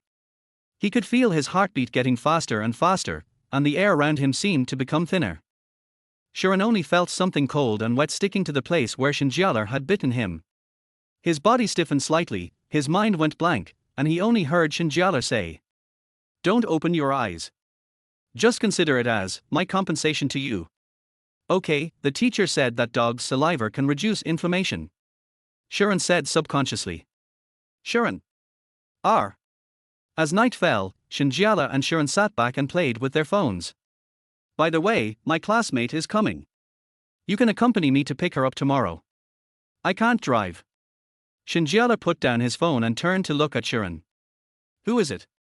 When Sharon heard this, his fingers stopped on the phone screen, curiosity flashed in his eyes, and he turned his head to look at Shen Jiale with a puzzled look on his face. The woman you admire most, Mu Miu Miu. Because Mu Sensen's name was full of wood, Shen Jiale simply called her Miu Miu. She still remembered that Mu Sensen said that the fortune teller said that she lacked wood in the 5 elements, so this name became popular. It's her. Sharon's eyes suddenly lit up, and he almost jumped up from the sofa in excitement. His face was full of excitement, and the scene of his previous communication with Mu Sensen emerged in his mind. He is a senior, IKUN. When he was dating Shen Jiale, he had communicated with Mu Sensen several times. It felt like he had met a close friend and it was a pity that they had met too late. Then how are we going to pick her up? Your car can only seat 2 people. Sharon frowned, and his body couldn't help but tremble slightly when he thought of Shen Jiale's pink Audi TT. Does this lady only have 1 car? Finally I don't have to drive that pink Mercedes anymore. Sharon secretly rejoiced in his heart and breathed a sigh of relief. This is the new car you were talking about. Sharon looked at the car in front of him, his eyes widened and his face full of disbelief. Yeah, it's pretty good, right? Shen Jiale jumped to the side of the car, patted the body of the car with his hands, and stared at Sharon. His expression seemed to say, come and praise me. Looking at the aura black cat in front of him, Oh no, it should be called Blue Cat now. Sharon was speechless. The entire car is sky blue, with Doraemon patterns printed all over the body, and the rearview mirror has been transformed into a Doraemon bell. Is there any difference between this and that Audi TT? I suddenly remembered that I have something else to do, so I won't go. Sharon avoided the gaze, scratched his head, turned around and pretended to leave. Go ahead. Don't worry about me. I can do it myself. It's just one-handed driving. I'll just die anyway. Sharon. Let's go. Sharon paused, but turned back. He strode towards the driver's seat, opened the door neatly, and got in. TSK, I can't cure you. This car is obviously very beautiful. Soon, the car was speeding on the road like a flash of blue lightning. Soon, they arrived at the high-speed railway station. Sharon parked the car skillfully, pulled the handbrake, and unbuckled the seatbelt, all in one go. The moment Sharon opened the door and got out of the car, he felt as if the air around him had frozen. Countless eyes were directed at them from all directions. After all, this car is too conspicuous. Shen Jiale, who was standing by, didn't care too much. She jumped out of the car neatly, and excitedly pulled Sharon's arm, urging, "Let's go." Sharon and Shen Jiale walked quickly into their high-speed rail station together. They arrived at the lobby of their high-speed rail station and stood in a conspicuous place. After waiting for a while, the high-speed train that Mu Sen was riding finally showed that it had arrived at the station. As the announcement sounded, a large number of passengers poured out like a tide. Mew Mew. Shen Jiale pushed the ground slightly with his feet and jumped high. She raised her left hand high and shook it vigorously. The amplitude of her arm swing was particularly large, for fear that Mu Sen couldn't see it.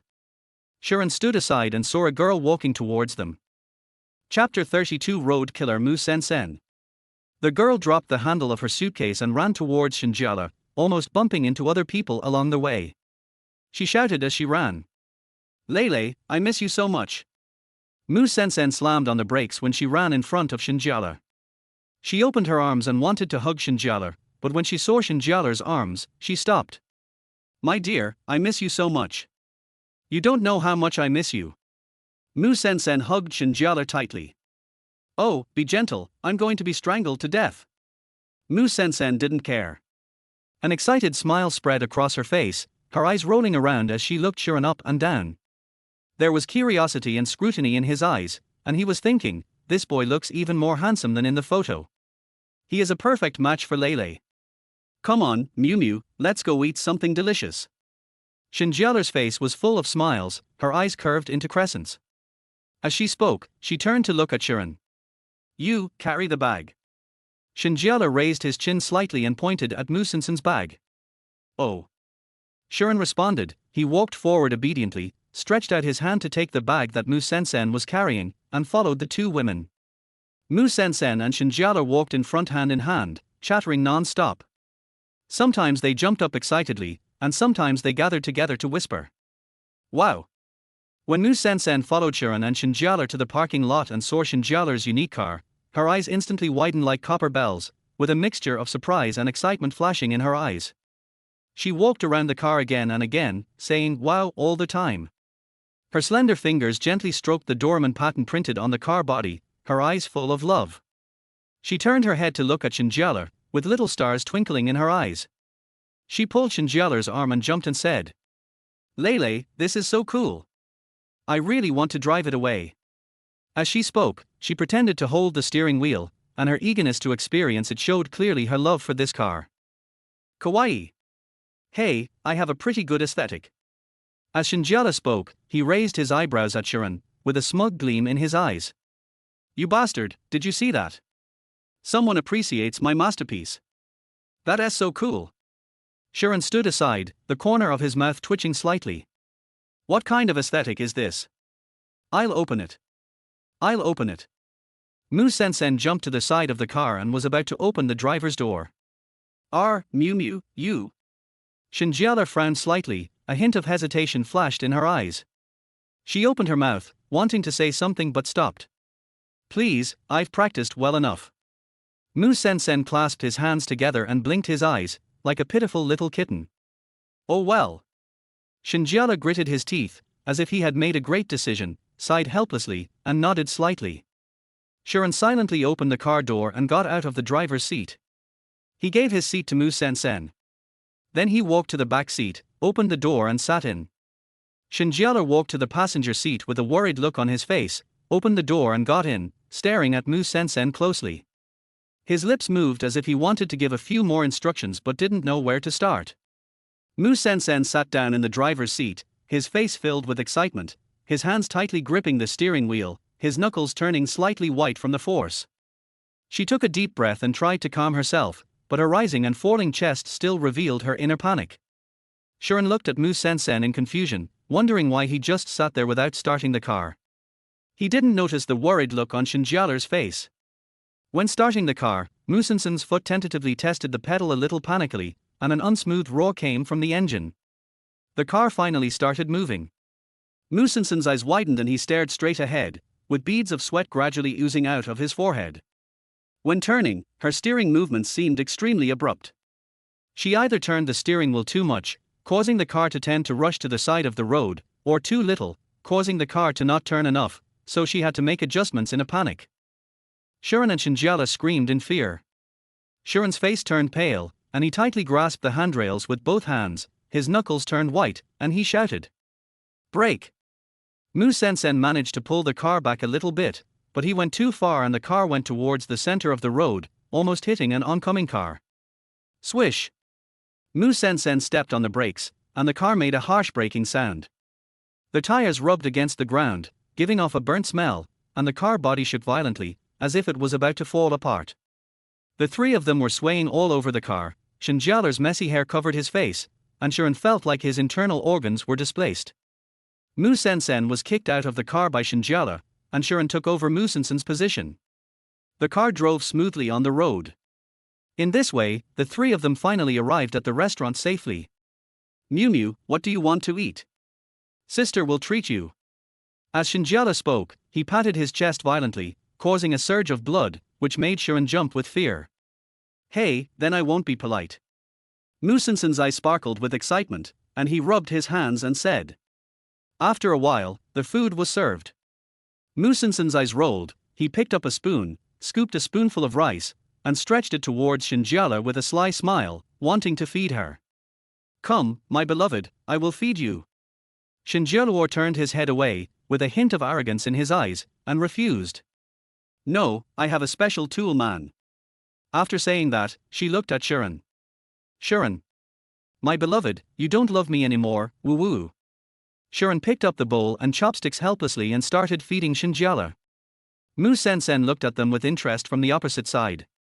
Shi An picked up the spoon, gently scooped a spoonful of food from the bowl, slightly leaned closer to Shen Jiale, handed the spoon to Shen Jiale's mouth, and whispered, "Come, try this." Shen Jiale opened her mouth slightly shyly and took a bite of the food in the spoon. The moment she bit the food, her eyes lit up and she nodded slightly and praised. "Millimeter, delicious." Mu Sen was watching this scene from the opposite side, her face full of teasing. The corners of her mouth slightly raised, revealing a wicked smile, and teased. "Oh my, you two are really showing off your love for each other. I feel like I'm getting sick of it."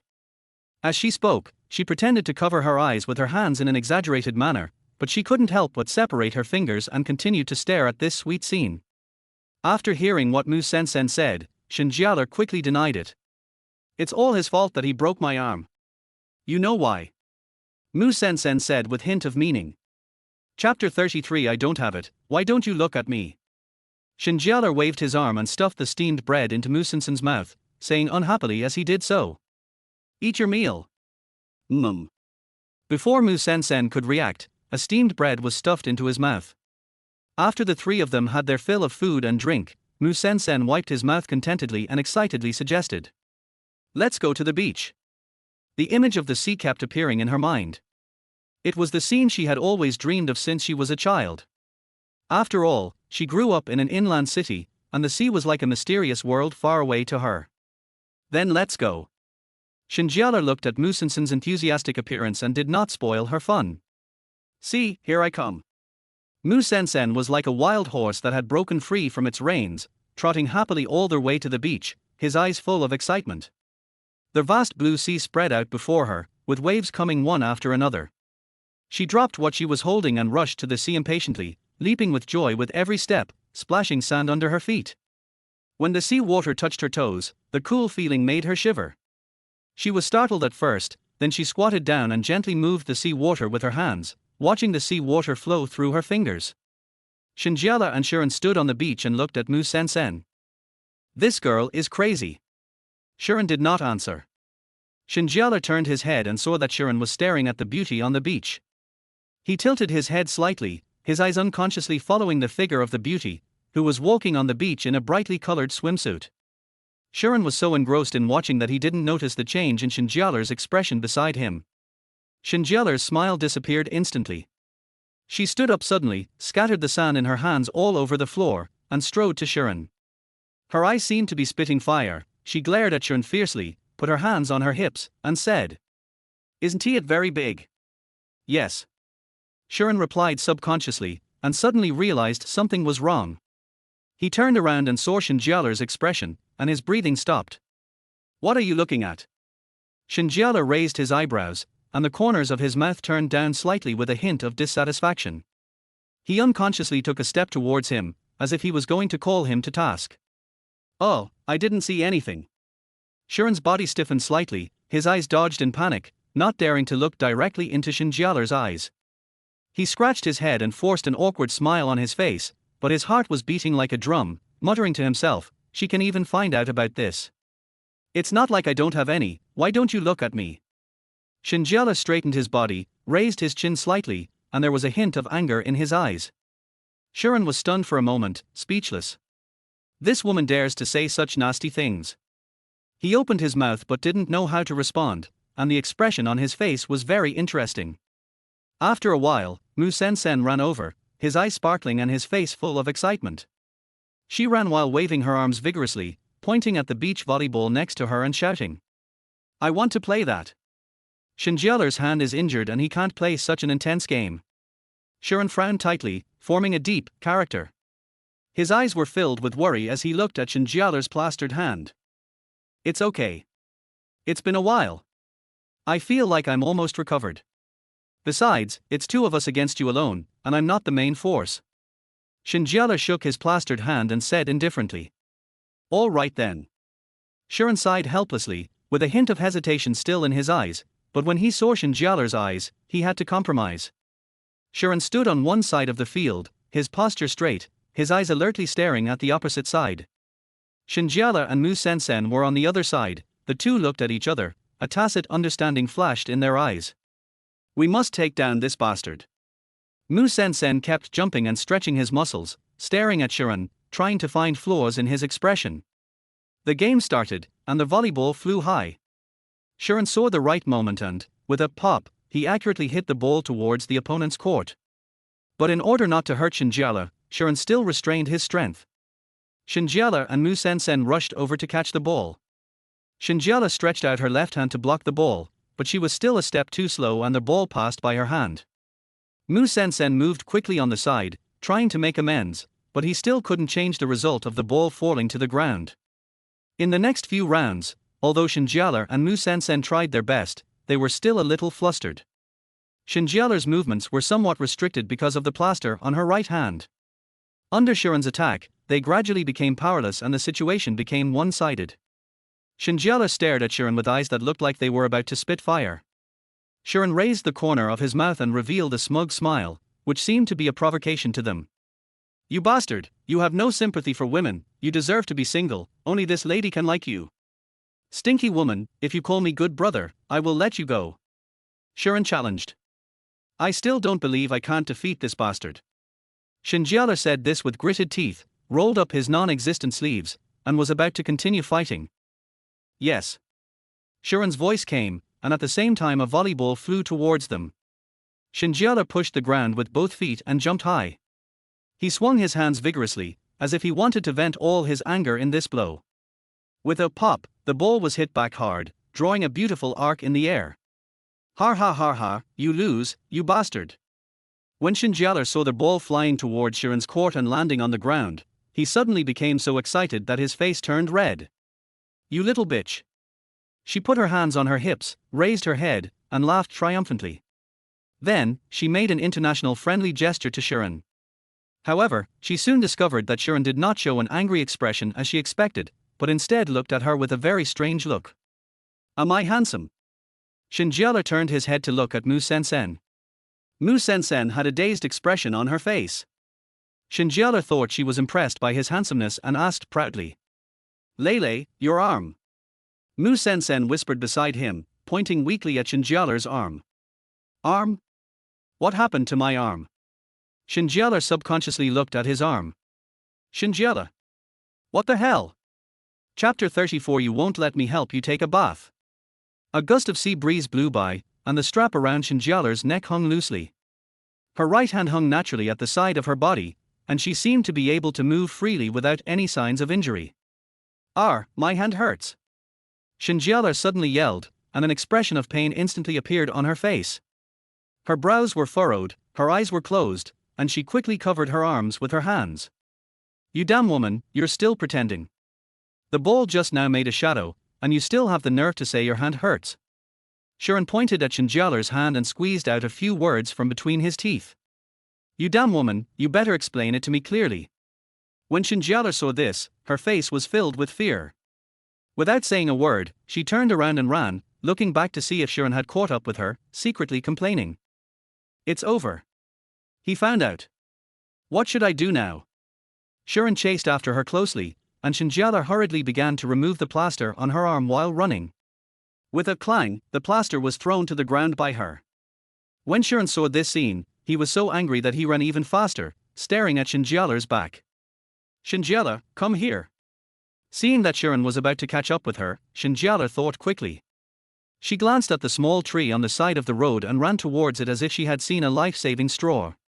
She ran to the tree, rushed over, hugged the trunk with both hands, clamped her legs tightly, and used her hands and feet to climb up in no time, sitting down on the branch. This tree is an ornamental tree planted by the sea. It is not very tall. Shen Jiale is currently only about 2 meters from the ground, but for her, it is already a safe refuge. Shi An ran to the tree panting, veins popping out on his forehead. Sweat dripped down his cheeks. He stared at Shen Jiale on the tree and shouted. Come down. I don't want it, come up. Shen Jiale sat on a tree branch and made a face at Shi An. She knew very well that Shi An was afraid of heights. Not to mention climbing trees, even if he looked down at the slightly higher escalator in the airport, he would turn pale with fright. You dead woman, I took such good care of you, but you were just pretending. Shi An was so angry that he stomped his feet under the tree, his eyes almost spitting fire, and he wished he could pull Shen Jiale down from the tree and give him a good beating. After hearing this, Shen Jiale shrank his head guiltily. Please let me go this time, idiot, please. Shen Jiale clasped his hands together and kept bowing to Shi An, his eyes full of pleading and a pitiful expression on his face. I'll take care of it. Come down first. Shi An took a deep breath, waved to Shen Jiale, and his tone softened a little. Let us trick this damn woman down first. Hurry up and say you'll let me go, or I won't go down. Shen Jiale shook his head happily, staring at Shi An without blinking. It's not easy to deceive me. Come down first and we'll talk. Shi An didn't expect Shen Jiale would not be fooled. I won't go down until you say you'll let me go. As Shen Jiale spoke, he twisted his body and tried to hug the tree trunk tightly to show his determination. But she didn't notice that the branch was a little loose. At this moment, her buttocks felt empty and she lost her balance. With a scream, she fell from under the tree. Shi An saw this and rushed forward, stretching out his arms. He caught Shen Jiale the moment she landed, but they were still knocked to the ground by the huge impact, and they both fell to the ground. Shen Jiale fell with a grimace in her teeth. She sat on the ground, rubbed her butt, and her body swayed. She finally sat up straight with great difficulty. Shi An quickly got up from the ground and stood up straight. He looked down at Shen Jiale, clenched his fists, and said through gritted teeth. Do you know how miserable I've been these past few days? When Shi An thought about the various difficulties Shen Jiale had caused him in the past few days, he couldn't help but burst into tears. It was a pure story of blood and sweat. Rebirth, I am a slave to my ex-girlfriend. I'm sorry, I was wrong. Please forgive me since you've taken advantage of me so many times. Shen Jiale sat on the ground, hugged Shi An's legs, and looked up at him. You? Sharon looked at Shen Jiale like this and couldn't get angry. When did your arm get better? Sharon was a little confused, with confusion in his eyes. They say it takes 100 days to heal a broken bone. How come she is fine after such a short time? There must be something fishy going on. Actually, there's nothing serious wrong with my arm. Shen Jiale stammered, her eyes dodging, not daring to look directly into Sharon's eyes. She lowered her head and scribbled on the ground with her fingers. Back in time, back to the day when Shen Jiale was in the hospital. After the doctor looked at the film, he shook his head and said to Shen Jiale, "From the film, it seems that there is nothing serious wrong with your arm. Just go back and apply some safflower oil. Doctor, can you put some plaster on me?" Shen Jiale's eyes flickered and he scratched his head embarrassedly. "There's nothing wrong with your arm, why are you fighting?" The doctor looked at her in confusion and pushed up his glasses. "Well, I just want to fight, doctor, just put a plaster cast on me, and I'll pay the original price." Shen Jiale clasped his hands together and smiled ingratiatingly at the doctor. "Doctor, could it be that this little girl hit her head?" At Shen Jiale's strong request, the doctor had to put a plaster cast on her arm. "Sharon, I'm going to let you have a taste of the pain I've been going through these days." Sharon spoke word by word. I know. As long as you're not angry, anything is fine." Shen Jiale looked well behaved, with a hint of flattery in his eyes. "In the school apartment. Shen Jiale, I want to wash my feet. Go get me some water." Sharon raised his chin slightly, with a commanding look in his eyes and a smug smile. He lay down on the sofa, crossed his legs, and felt secretly happy. "It's finally my turn to order you around." "Okay." Shen Jiale sighed and turned to walk towards the toilet. After a while, Shen Jiale laboriously carried a basin of water and placed it in front of Sharon. "Come on, idiot. You've been bothering me all afternoon." Shen Jiale was breathing heavily and wiped the sweat from his forehead with his hand. "Humph, this is just the beginning. I'm still angry." Sharon's mouth curled up into a wicked smile, his eyes narrowed into slits. He swung his legs and thought to himself, "This is just the beginning, I have to let you experience my pain. You don't want me to help you take a bath." Shen Jiale crossed his arms and took a step back unconsciously, his eyes full of vigilance. Chapter 35. The dog man was conquered by my cooking skills. Sharon. What the hell is going on in this damn woman's head? Har, you think it's a beautiful thing. Then what do you want to do? Shen Jiale raised his eyebrows, a hint of doubt flashed in his eyes. What is this bastard trying to do? Wash my feet. Sharon raised the corner of his mouth in a sly smile. As he spoke, he quickly stretched his foot forward and deliberately moved his toes twice. I don't want it. Shen Jiale's face was full of disgust. She jumped back a step as if she had been electrocuted, waving her hands in front of her. Hey, I washed your hair and rubbed your back before, and the only thing missing was wiping your butt. I didn't say anything, and you? Okay, I'll wash it. Shen Jiale frowned, she curled her lips, sighed, and squatted down reluctantly, looking away, not looking at Sharon's feet. Dog man.